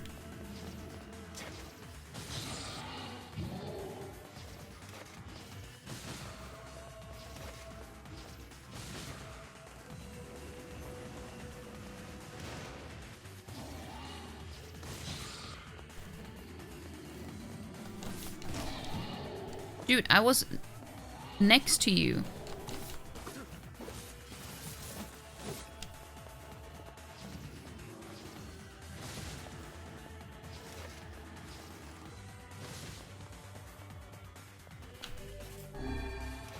Oh, I meant to use the medicinal herb.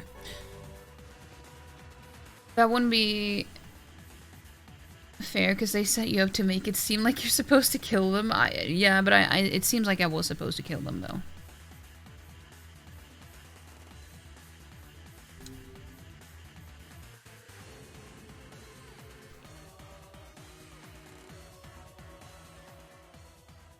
All is paid. All is sacrifice.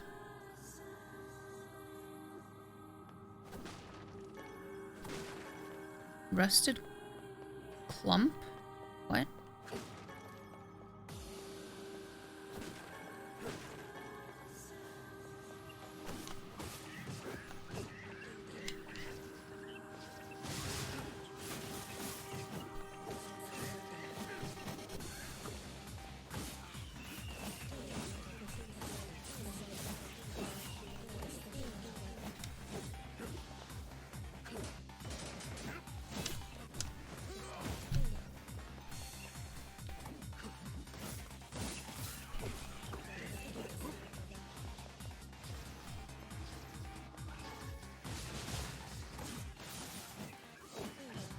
Yeah, it's actually insane how many different camera angles this game has alone. Just this game.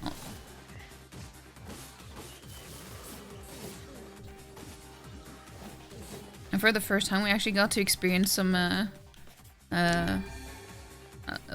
well, first-person view as well.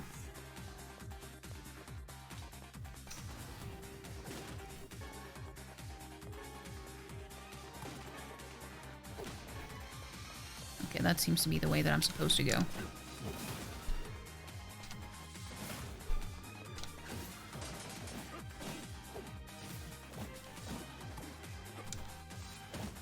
Oh, I'm behind a door.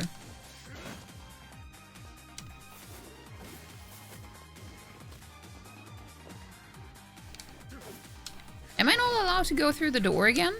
What do you mean? Oh, I am. Dude, you interrupted me.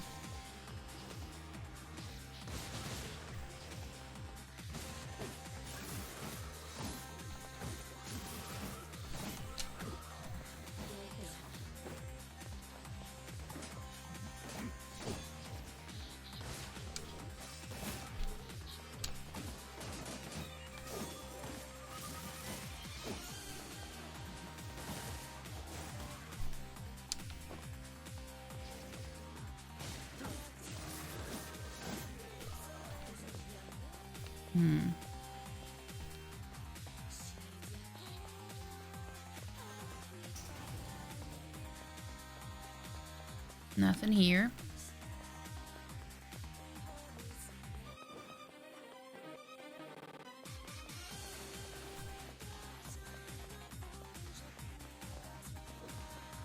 Am I supposed to get something in here?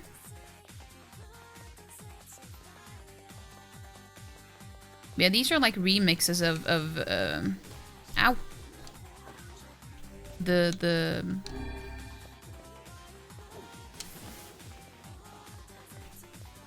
songs that are already in the game. So like slightly different, but still recognizable.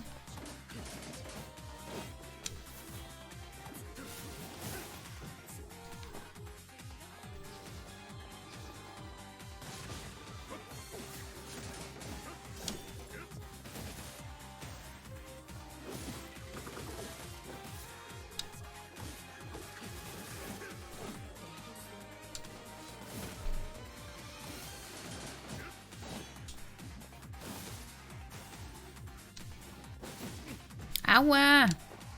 Being so mean. I'm just trying to kill you.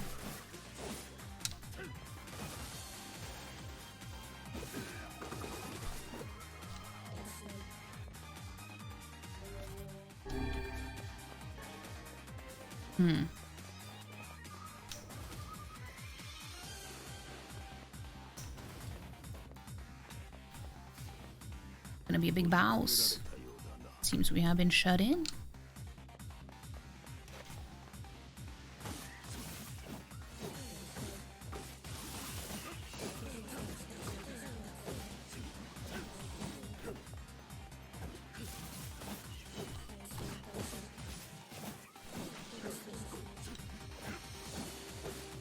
yeah, it's like this whole thing seems like kind of like a gauntlet of sorts.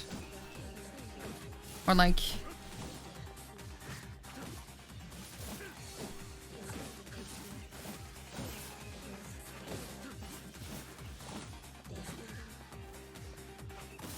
So it's completely optional what I'm doing, it seems. But I have gotten some good stuff from it though, and I keep getting weapons too, and I want to collect all the weapons, so I might as well do it. And also for the lore, if there is any lore. Which... it is. Well, there is, but I feel like it's slightly more vague.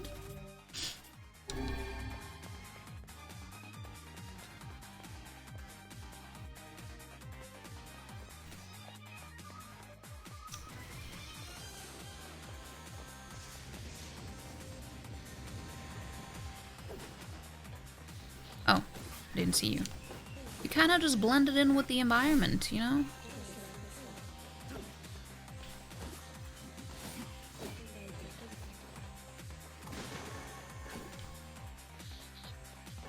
Yeah, get a lot of good materials and stuff too. Well, I don't know about good, but at least we get materials and we might need it for some stuff later on, you know? Eagle egg, I actually do need that. I need to upgrade a weapon. My current one, I believe.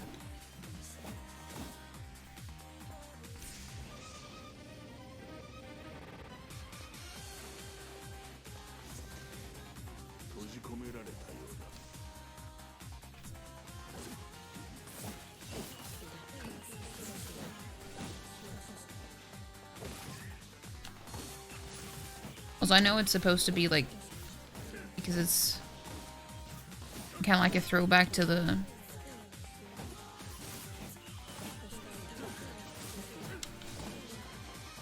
the OG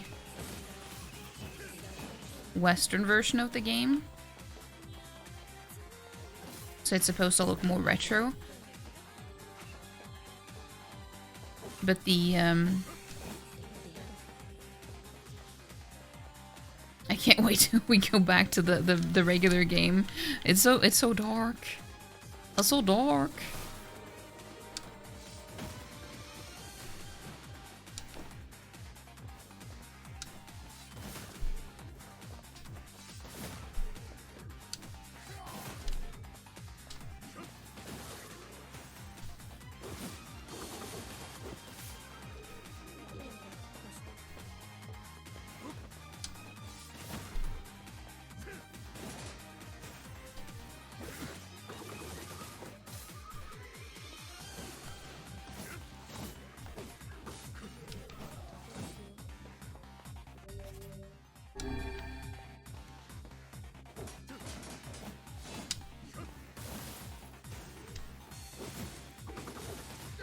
Ow!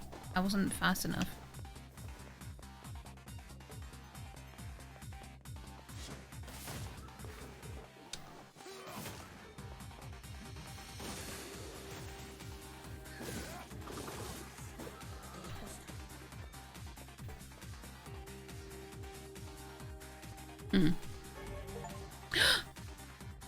I found every weapon! I have found every weapon! Woohoo! I got the achievement! All the weapons! Obtain the spear full to court. Didn't I tell you they would probably give you one weapon of each type for doing this?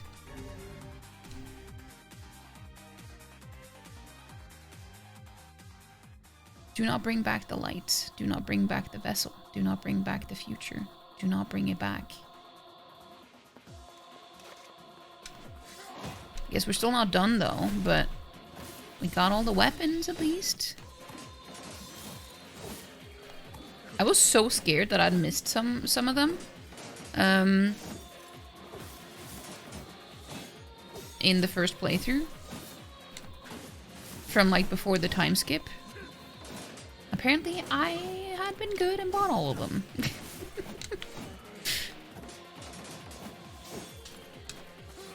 Even the ones that were missable. Like the ones in the Eyrie, for example.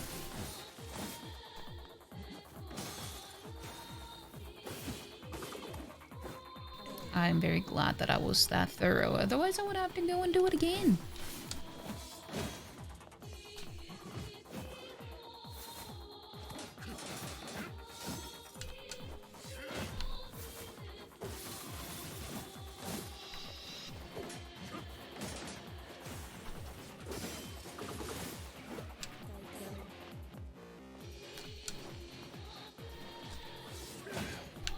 Ow.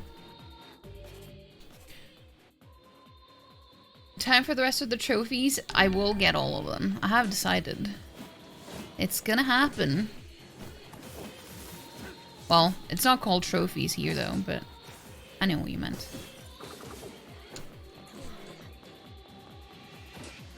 I actually didn't know that that was a thing, that people ended up calling it platinum a game when it's not even on PlayStation.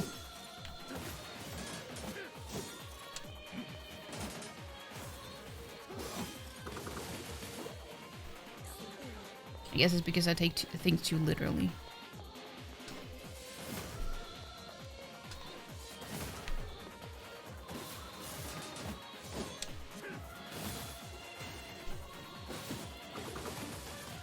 Ow.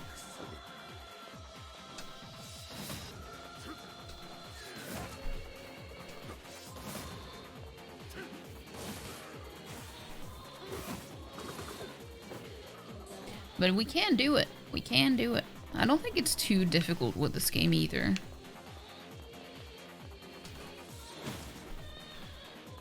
They don't even have an achievement for playing the game on harder difficulties either. So like, I'm glad that I'm playing on easy then, because I was like, I probably have to play it again to play it on a difficult,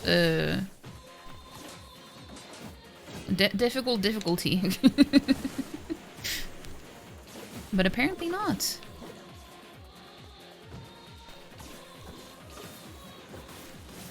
So that made me happy.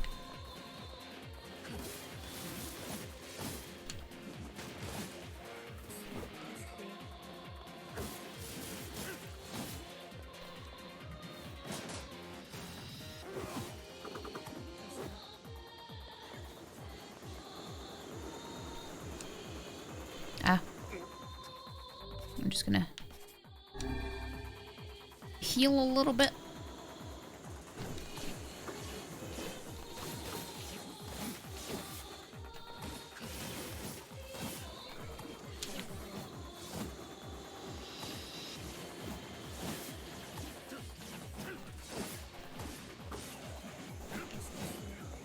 I mean, there's some achievements that seem to be pretty tedious though, like having to upgrade every single weapon to its maximum level, but I think it's only maximum of 4. So it's not too bad, but it's just, yeah, tedious.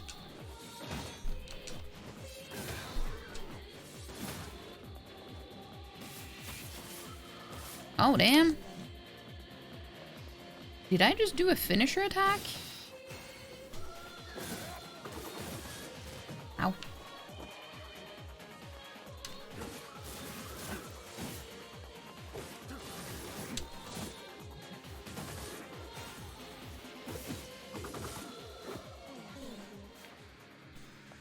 It's a mouse.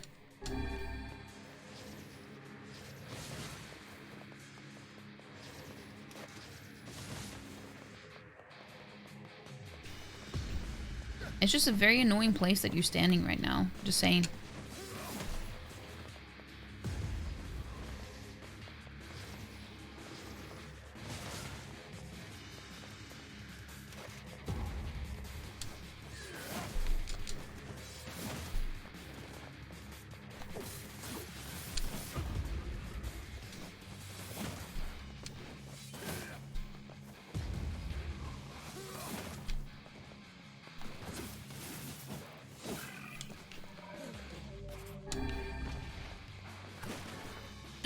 What is this?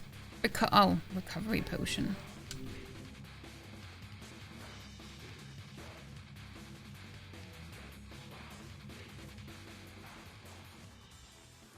Every beam of light is an invitation to death.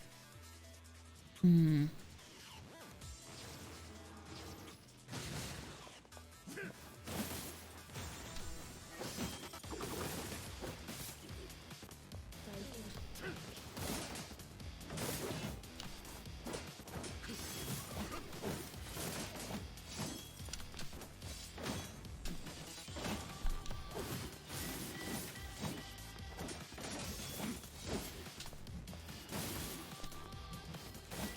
Oh, don't fall off.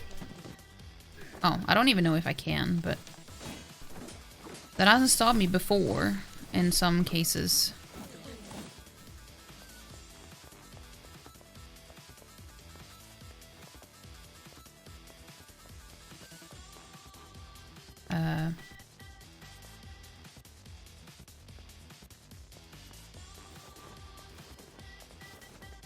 What now then? Am I supposed to jump down?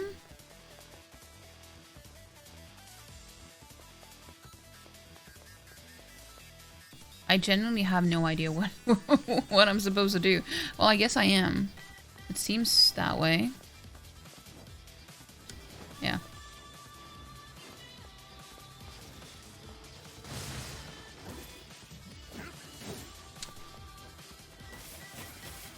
Oh, so if you press B, you end up doing a finisher attack? I didn't know that. Because B isn't actually an attack button anyway.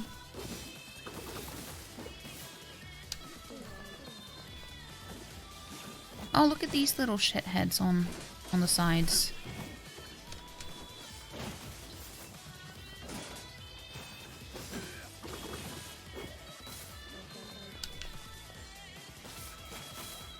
Okay, that's good.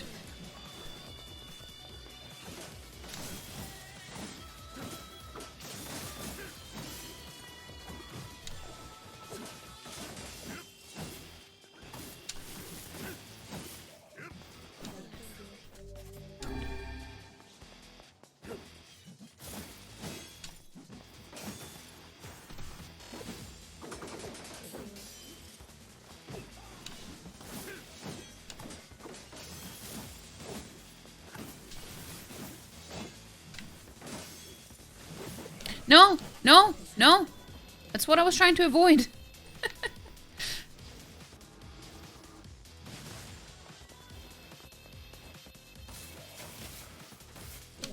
Okay, that's gonna save me a lot of time. If I'd known that before, I would have done that way sooner.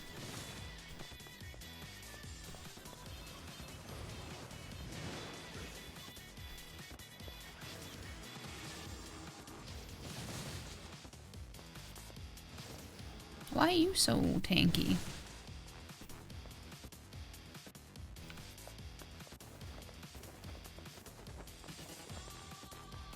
I knew that it wouldn't open up, but I needed to double check.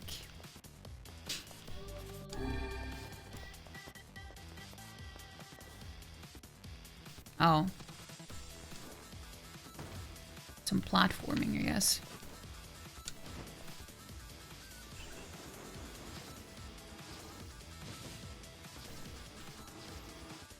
Dude, stop moving, you piece of shit.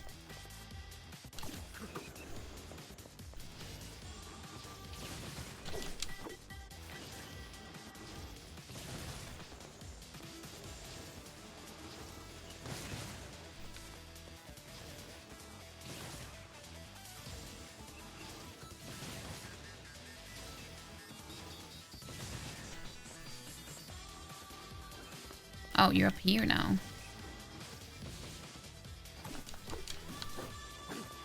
Don't fall down.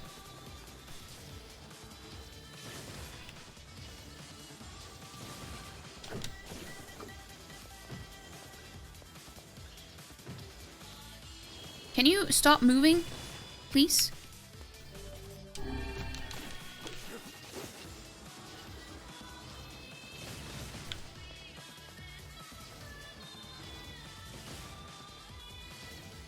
I like how it also uses the theme for the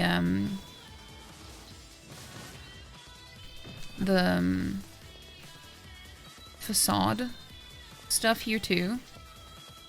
Well, I don't know if it's the theme for facade, but it's at least it's been used twice in regards to the people there.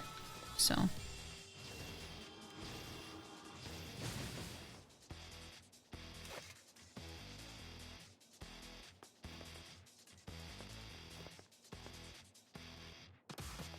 Okay, where do we go next? I guess it's down here.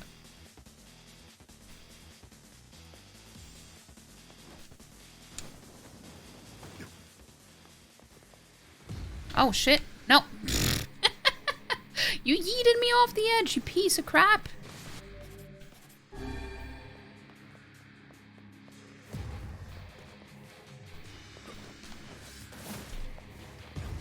Ow.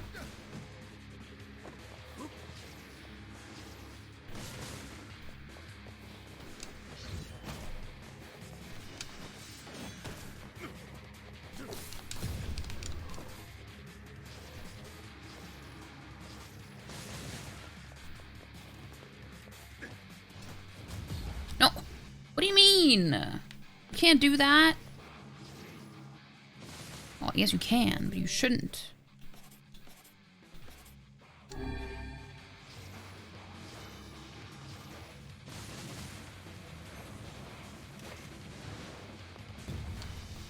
It's not fair.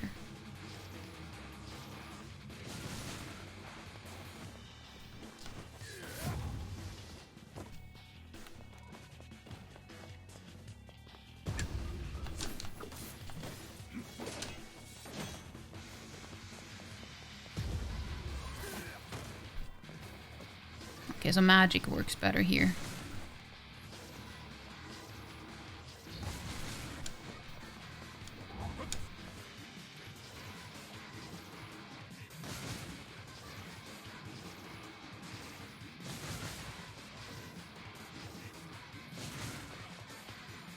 I do more damage with the magic at least.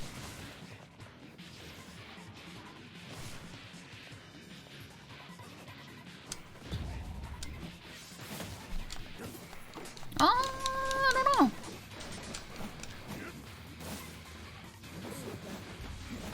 Both work. Oh, there's another one? Oh, well, that's a...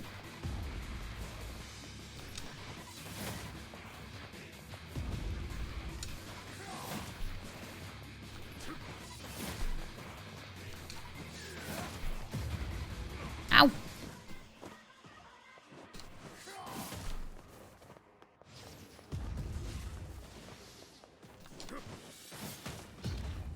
Dude, I can't move.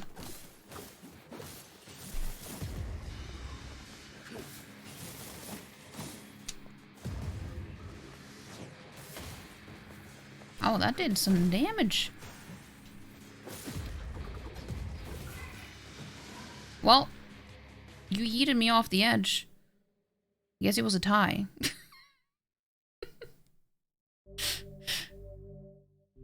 System data saved? What does that mean? Was that the last one? I guess it was. Well, that was a way to finish that part off. We just got yeeted off the edge.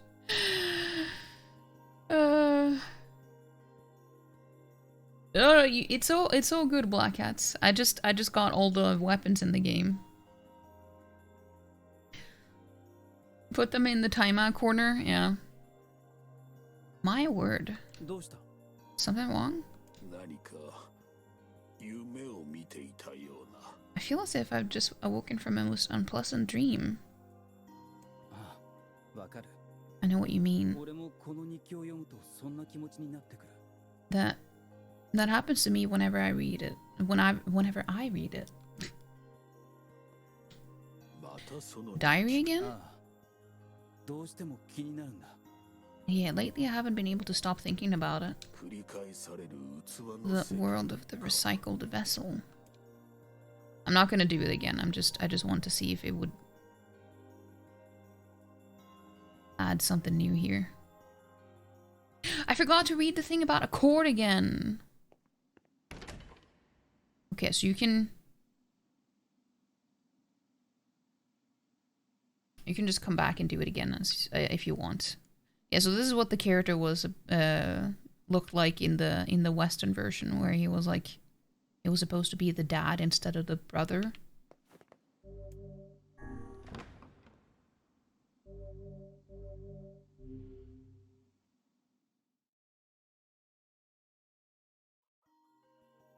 Ugh, I just love this music so much.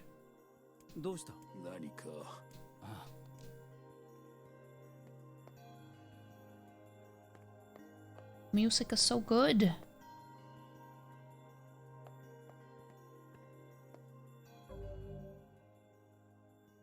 Yeah, let me look at the spear though that I got.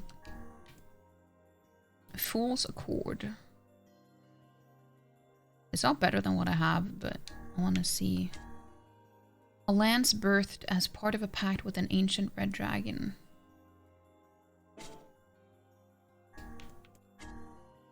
This is the story of a sorrowful prince, a tale of a kingdom in a time long past.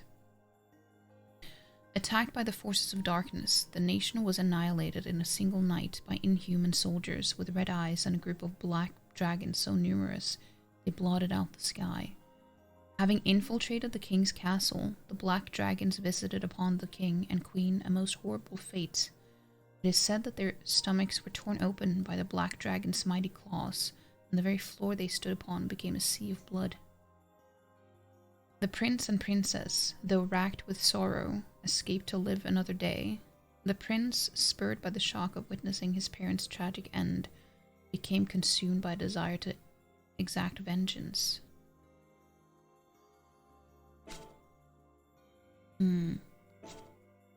See, weapon collection 100%. We did it.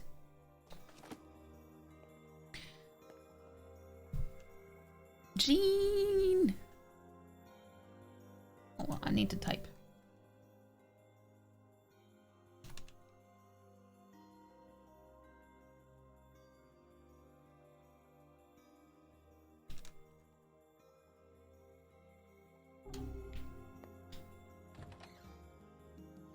Oh, the mouse.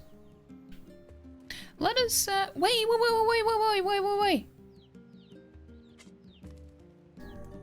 So it carried over the ones that I planted at the end of the first playthrough. I thought we would start from a different spot, so I didn't think they would be here, even if they are dead. But I didn't, because this is supposed to be harvest. I can harvest it. Well, I guess the petals are still. Interesting. Harvested indigo moonflower seed. Oh, indigo moonflower seed? I did the cross-pollination thing. It wasn't indigo before. Blue moonflower seed.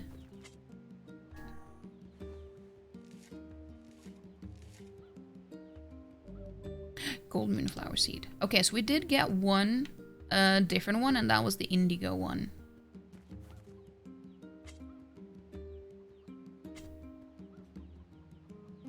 I need to go make sure that I go and check on these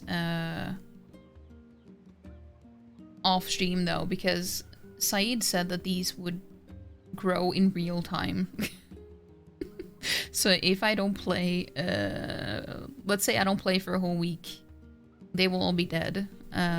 So yeah, so we have indigo. It became indigo as well, because we had a red and blue next to each other. So it turned into indigo instead. At least I think it was red.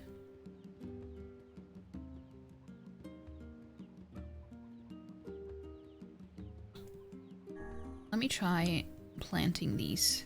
Sesh on? Yeah. Weapons fully start to cause ultimate chaos? Yeah. The amount of items you can harvest from your field depends on fertilizer and water supply. Watering frequency only affects plant at each stage of growth, so try watering a little bit over a long period of time. I see. Water.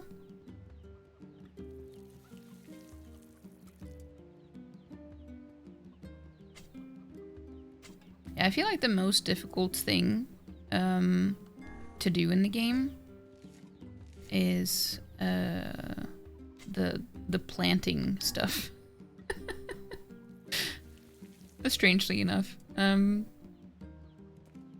Okay, so we're having indigo there. I'm gonna plant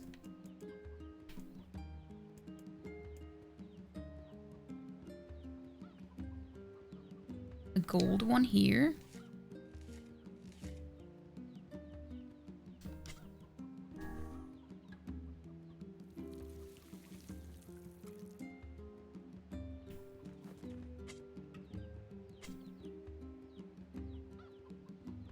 And another... Wait. What did I just do?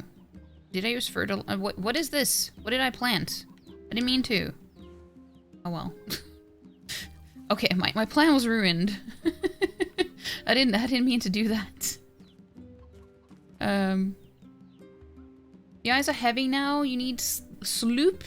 Good night, everyone. Take care of yourselves, and thank you for making stream as always. No, you, Ghost. Well, I mean, I know you didn't stream, but thank you for being here. I hope you have a good night and sleep well. Hope tomorrow isn't too rough on you.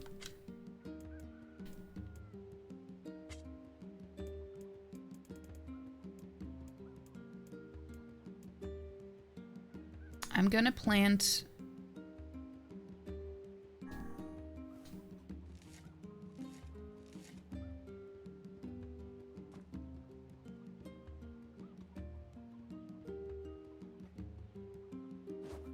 Wait. So I do have 5 spots. Okay. It's kind of difficult to see. It looks like it's 4, but there are 5. Okay, another gold one here.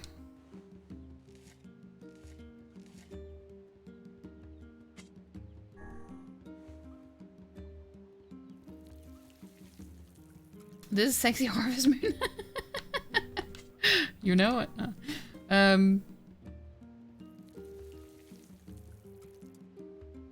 Didn't come to mess around. I came to collect weapons and kick ass. She's collected all the weapons, so you better hold on to your bums. Exactly. Exactly. I'm gonna kick some ass. Okay, I'm gonna put the indigo one here. And having a gold flower on each side, so it's more likely to cross-pollinate here. I don't know if these are good options to do this with, but fishing, farming, big swords, talking books and fine asses, this game has it all. It really does. It really does. It will make you laugh, it will make you cry, it will change your life.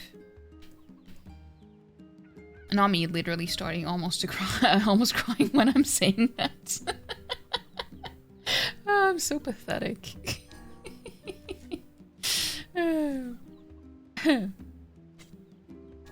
Like, I can just say the word cry and I will start crying.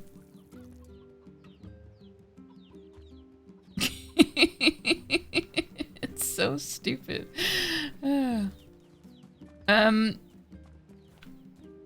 Let's see. I was gonna check they said that you had a wardrobe.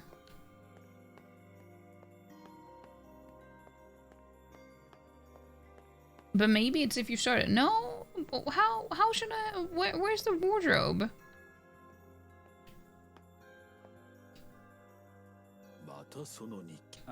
No, I don't want to do that. I just wanted to see. So cry, but I don't want to cry.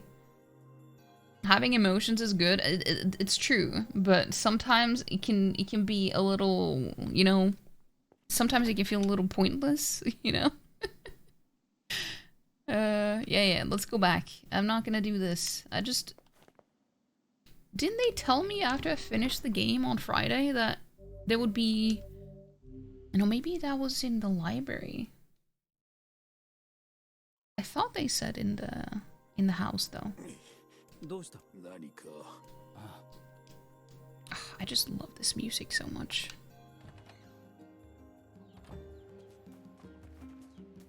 Chickens.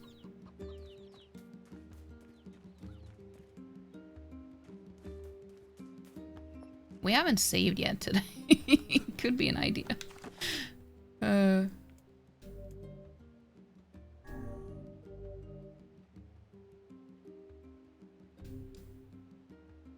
Total playtime. It's gonna show me the total playtime for all playthroughs in the save. Well, I guess I could talk to you. Hey. Oh, hi. I kind of thought you'd never talk to us again. I understand you're doing this for the village, and that you don't have a choice. Pretty much, yeah. But look, why don't you go talk to Popola? I think she wanted to discuss the Shadow Lord with you. I'm headed there next. Oh, and Devila? Yeah? Sorry about yesterday. I shouldn't have lost my temper like that. You don't need to apologize. Anyone will be upset when their friends are hurting.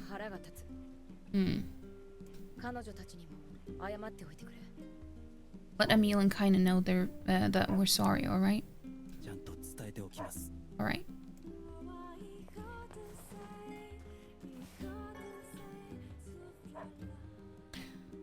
Should say I definitely thought of that on your own, not copy me. But I already did. I already did do that, but thank you. Yeah, I want to see what I want to see if I can change clothes and stuff, because it told me I could do that with several of them.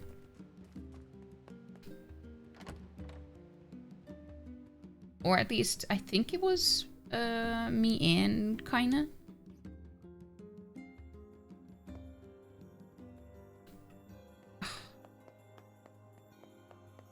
I need the soundtrack.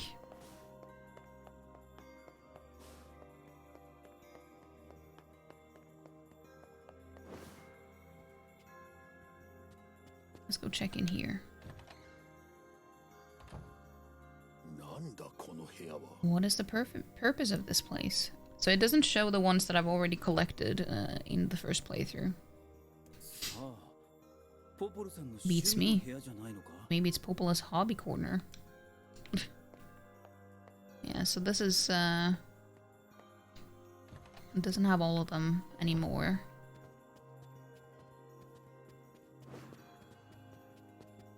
But where the fuck is the closet though? I just wanna see if I can get some different drips, you know?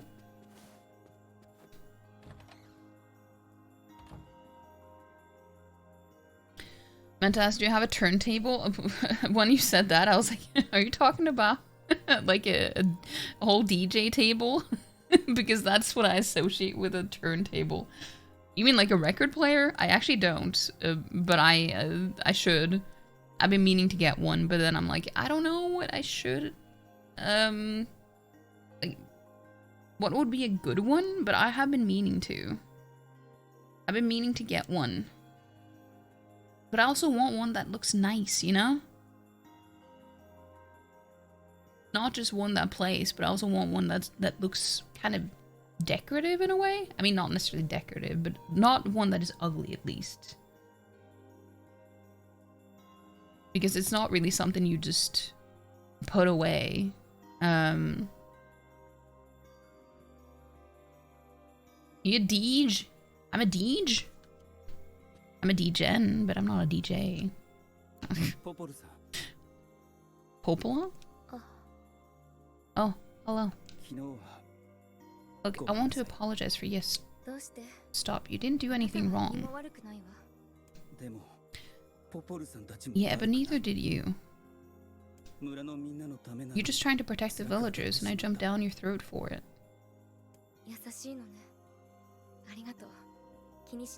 It's very kind of you to say so. Regardless, please don't let it trouble you.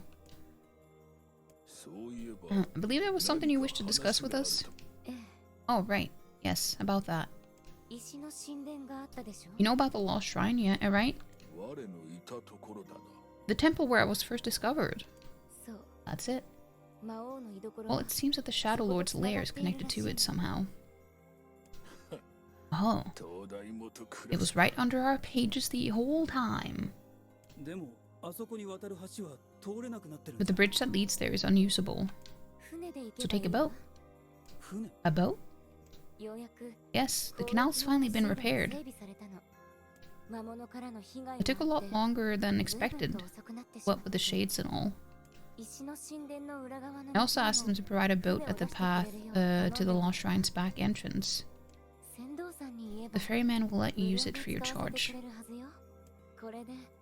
It should make it easier for you to move from town to town. Thanks, Popola. I feel like you've done so much for me. I'm really grateful. You say that now. Alright, I'll see you around. And for the love of everything, be careful.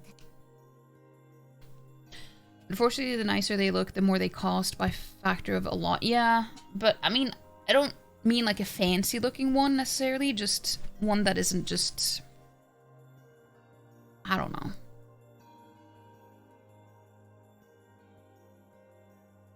You thought he meant a DJ table too? DJ equipment is usually referred to as decks. But decks can mean so many other things though, as well. I thought people call it a turntable when it was like that part of a DJ table, I guess, but I don't know. Let me see.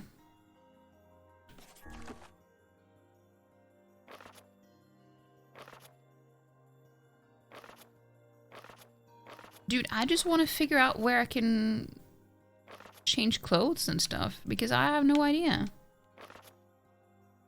Unless I can only use it in a new playthrough, but I highly doubt it.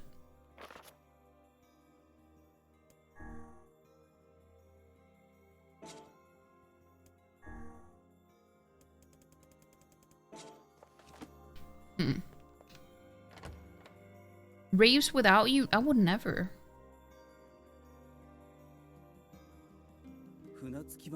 The path above the entrance to the shopping district should lead to the boat landing. Yeah, no, I would never black hats. Want to throw shapes too? What do you mean shapes? Probably not wrong. You've been no, I don't know. Like English is your language, so don't. I don't know anything. It is called a turntable over there, or at least the main part of it is. Oh. No rave, just ravens. Yeah. That's so ravens.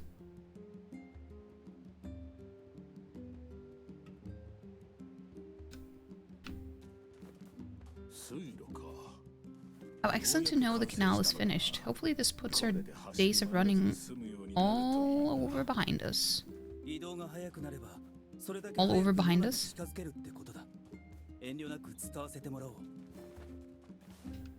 Throwing shapes is a term for dancing? I thought it was just because you were just trying to be inclusive of all the different butt shapes.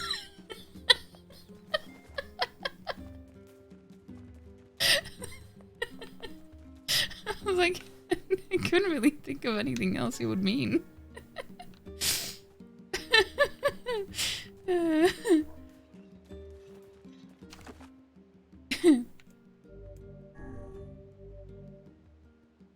I feel you used that joke before. Your memory is so bad these days.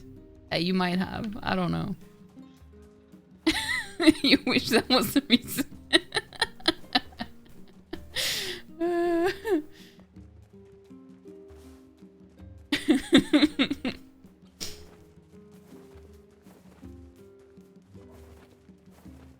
Hey, some people have a square ass, some people have a triangle ass, some people have a round ass, you know? But an ass is an ass, and you know, everyone should be appreciated. I guess now it makes sense why a second playthrough wouldn't take too long, because you don't have the side quests anymore if you already finished them. So this is why it would pay off to do as much as you can in the first playthrough. What do we got today? Life in the Sands. Oh yeah, I still haven't done this one. This is the quest with the flower.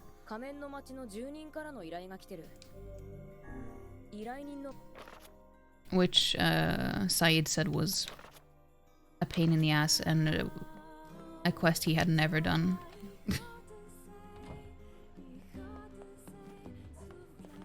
So we'll see how we manage.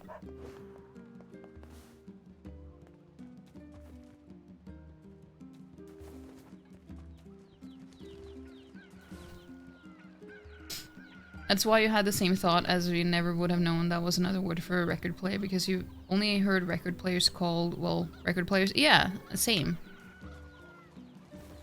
Or like vinyl players, I guess. No. No, I guess they don't call it that either. You don't have any ass. That's most likely a lie. Unless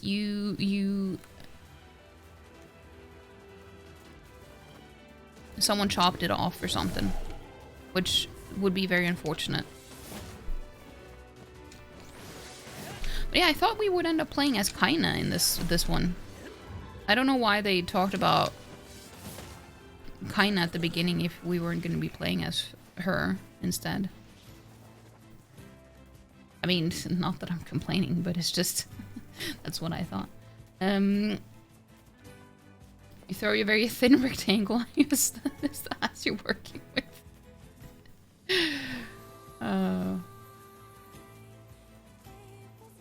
Why would you even put a donkey in this house? This house or that house? I mean, you have a whole ass house.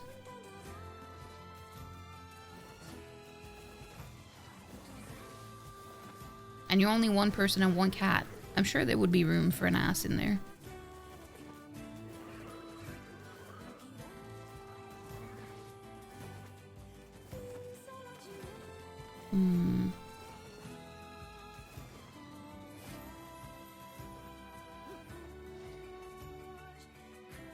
Cleo is very demanding, but she is small.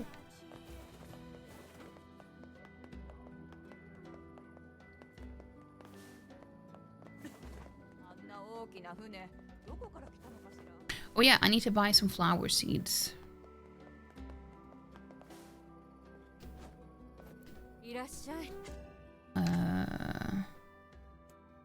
Oh my god.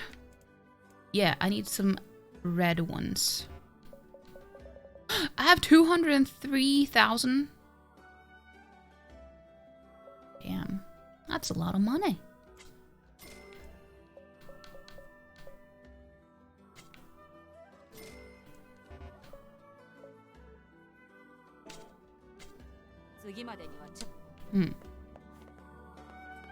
In the stable, though, you wouldn't blame if you didn't have one because this household has no stability to found either.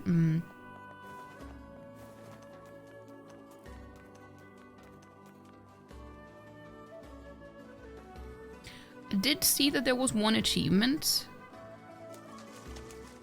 about the girl that was in the ship here. You know, with the, you know, the tentacle person, the tentacle shade. It recently came to my attention that people call her a mermaid. So, what's her name? Louise, I think. There's an achievement if you deliver a letter from her to the mailman, and I never did that. I never saw a letter, so I need to look out for that this time.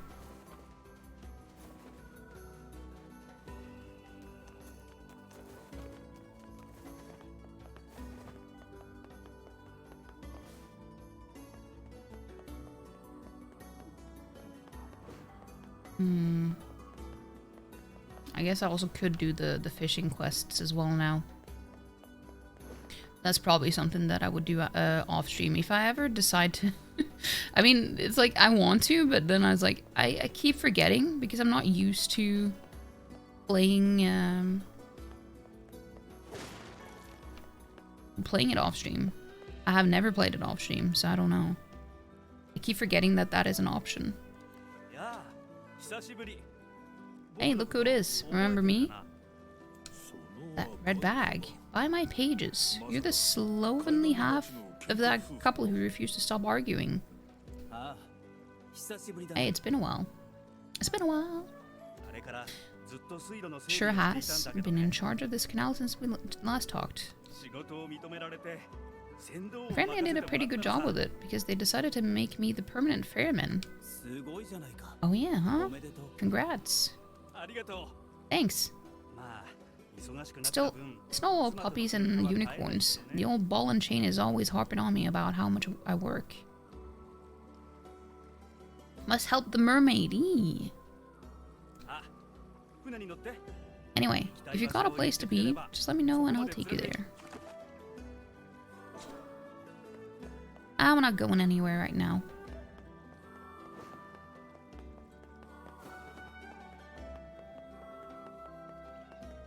I'm gonna go into the post office.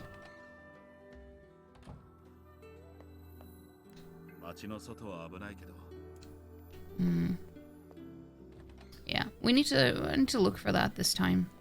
I've only looked at the achievements that doesn't say anything about defeating someone, because I didn't want to get anything spoiled, and also not the hidden ones.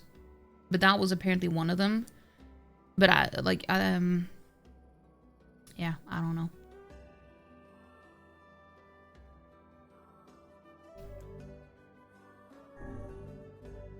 Wait. Let me show you at the Eyrie. You can see the flower wreath. Ah, the boat.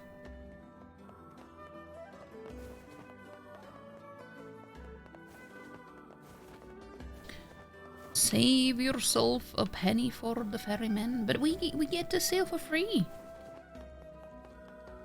So we don't have to do that.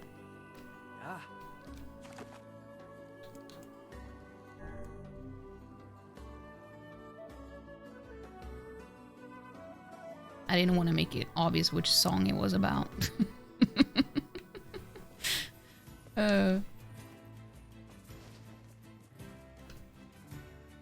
See, the boy is my friend. Oh, no. Well, I'm sorry. That's not how you should treat friends. I'm sorry. I didn't mean to. Like I would just go back to sleep, though.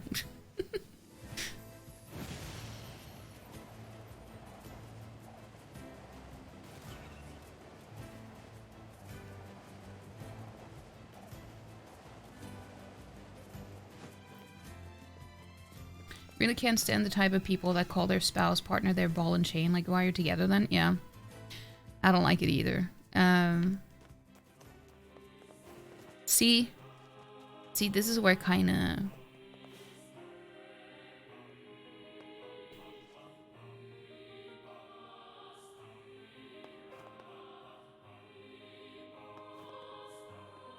You see her, the flower wreath and everything?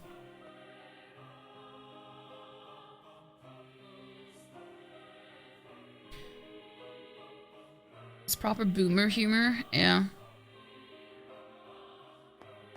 It's like typical jokes you hear in sitcoms from the 90s and stuff.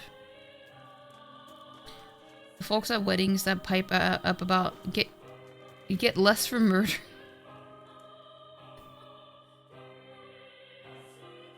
I've never heard that one, but that is actually, yeah.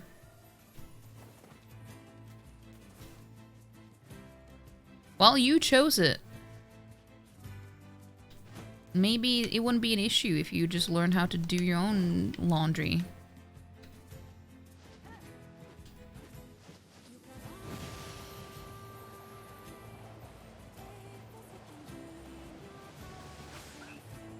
Those types of men, they only want women for, well, as a replacement mom that they can also conveniently sleep with. Which is, you know, kind of disturbing how that is a view. But, you know, it do be like that.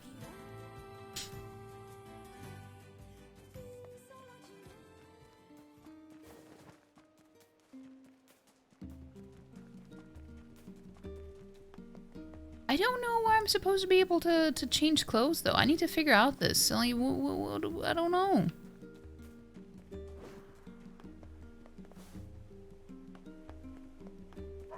It was supposed to be a wardrobe. But we don't have anything like that in the house. And there wasn't anything at the library either.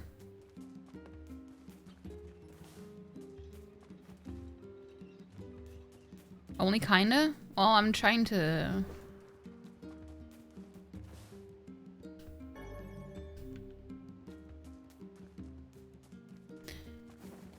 Well, you know. You know.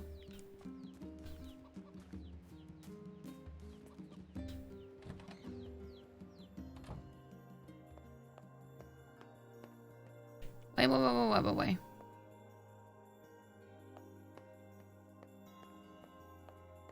No. That doesn't help either. What are we supposed to do? Like, why can't I interact with any of it?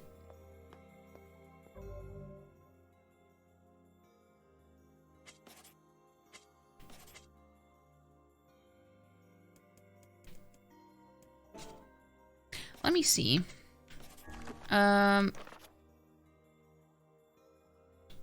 What if it says something in tutorials? Ending B? Load your clear data after completing the game to experience Kainé story. Okay.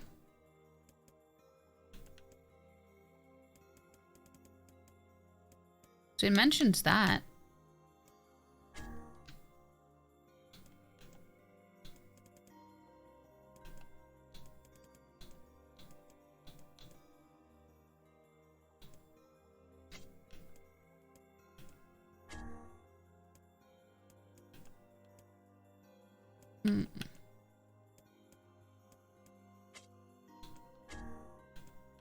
I don't know.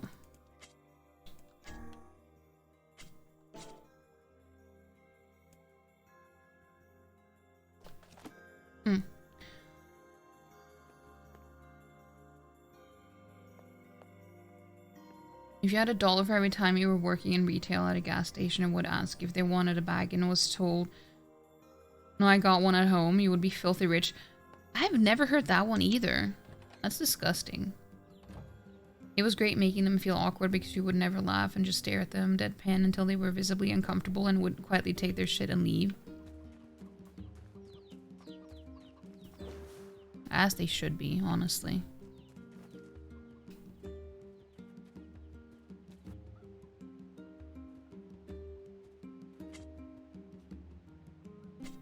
I don't know. It do be weird how people find that funny at all. But it's like, it's also pretty good when you just make a point out of not laughing to make sure that they don't. Well, that they know that it isn't funny.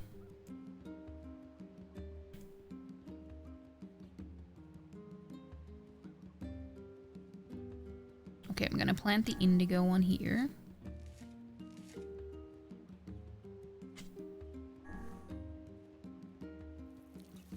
Because even if they die, you still get the seeds. So that's good. I mean, actually I should probably make sure that I get the seeds, because that's how I'm gonna cross-pollinate them. I read one again.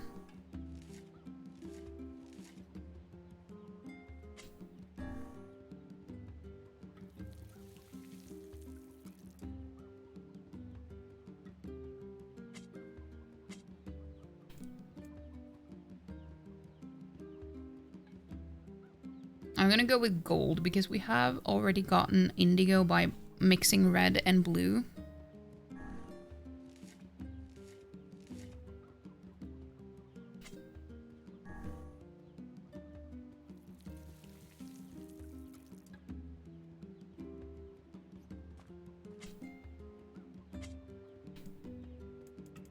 But what we're after, so for those of you who don't know, we're after pink moonflower seeds. So I assumed, you know, maybe yellow and or gold and red.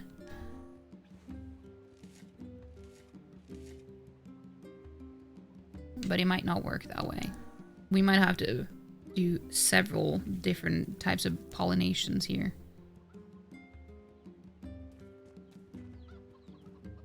That's a hugely popular old man insult over there, and you got such joy out of making them feel stupid as they should for thinking it's clever or funny. I think what I would do is just like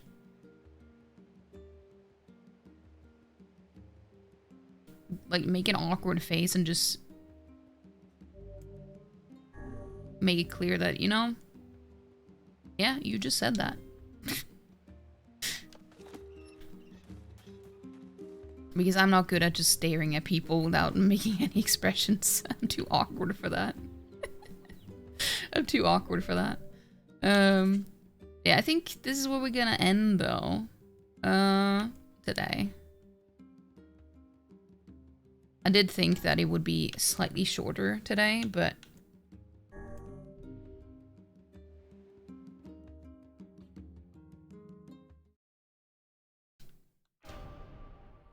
I mean, it's not that short either, but wardrobe.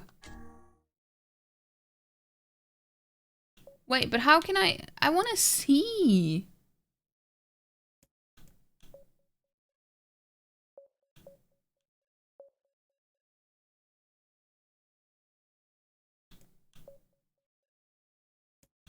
I want to see what they all look like in kabuki outfits next time. Magic orbs?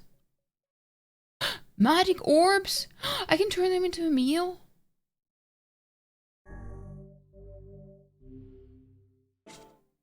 Okay, so I thought it was in the game. Well, that makes sense. No wonder I couldn't find it then. Oh well. Well, it will be a surprise next time. If I don't like it though, I'm gonna change it though. But well, we'll see. We'll see. Okay, let me put on some music.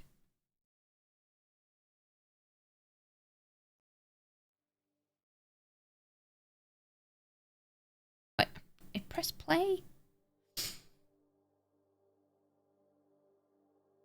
You've been lurking and reading chat. Toonie! How you doing, Toonie? Thank you.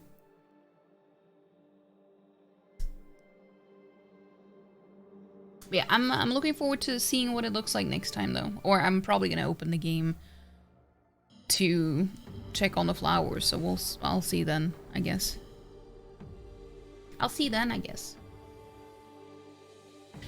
But yeah, it's been good though. It's been fun. Well, it's been sad as well. It's been sad. Thank you for streaming. It was a great time. I'm glad. Yeah, it was a lot of reading though. I wasn't prepared for it to be that much. And we're also mostly done this whole gauntlet thing. But it resulted in getting all the weapons.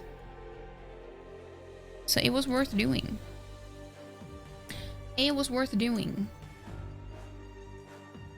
Let me just...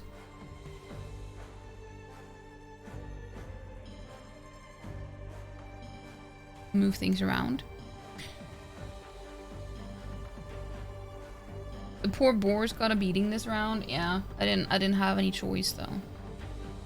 But the first boar we encountered was a boar that we had to kill. It was a quest to get the tusk or something. But that's the only one that we've had to kill. Otherwise, they've just been friendly and just, you know, waddling around. Yes, they've actually been kind of waddling. The boars are so cute in this game. But yeah. Let's see if we can find someone to raid though.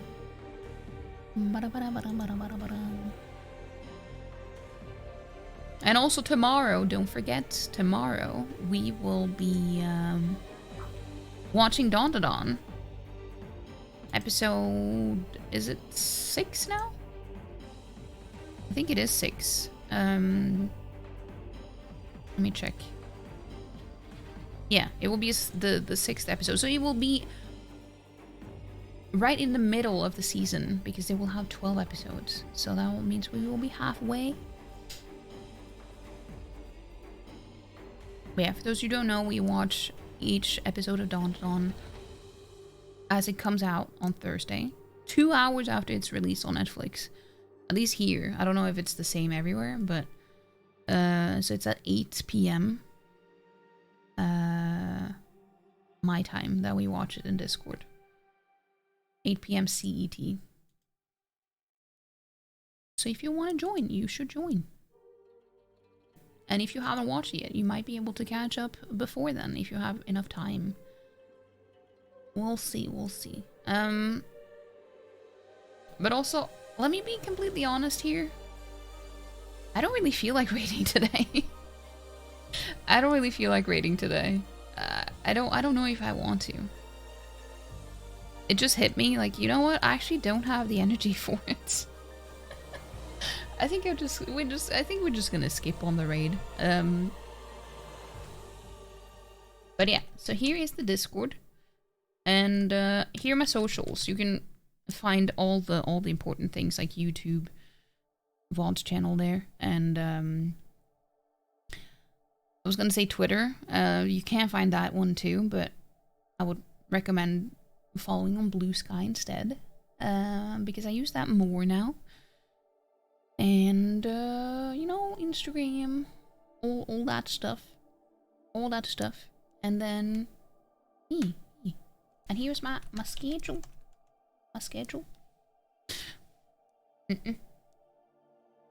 But yeah, thank you guys so much for being here, though. It's I've had a good time. I have been a little bit dead today, so all the reading did come as a little bit of an unexpected surprise. So my voice was struggling for a bit there, but it's been good though. It's been good. I love learning new lore, and I feel like the more we play, the more I end up even more. I end up loving the game even more. So. Hugs me? But I don't need a hug. Well, I mean, everyone needs a hug. Even if they don't want to admit it, but thank you. Hey, Andy Bunny. Just lurking, but hope you're well. I'm doing I'm doing fairly okay. Thank you for stopping by, and thank you for lurking. But, oh, Mac, what are you doing here? What are you doing here? It's nice to see you.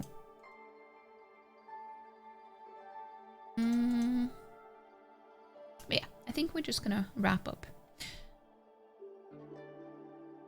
But yeah, have a good rest of your Wednesday, or at least try to have a good one. And I'll see you on Friday. I don't know what we're gonna do on Friday yet. We'll see. But I'll let you know. I'll let you know as the day arrives. Either in Discord. Well, I mean, I will let you guys know in the Discord, but if not, you will see when I go live. But yeah. Enough awkwardness. I'm gonna leave. But yeah. Bye-bye. You're the best. Take good care of yourselves.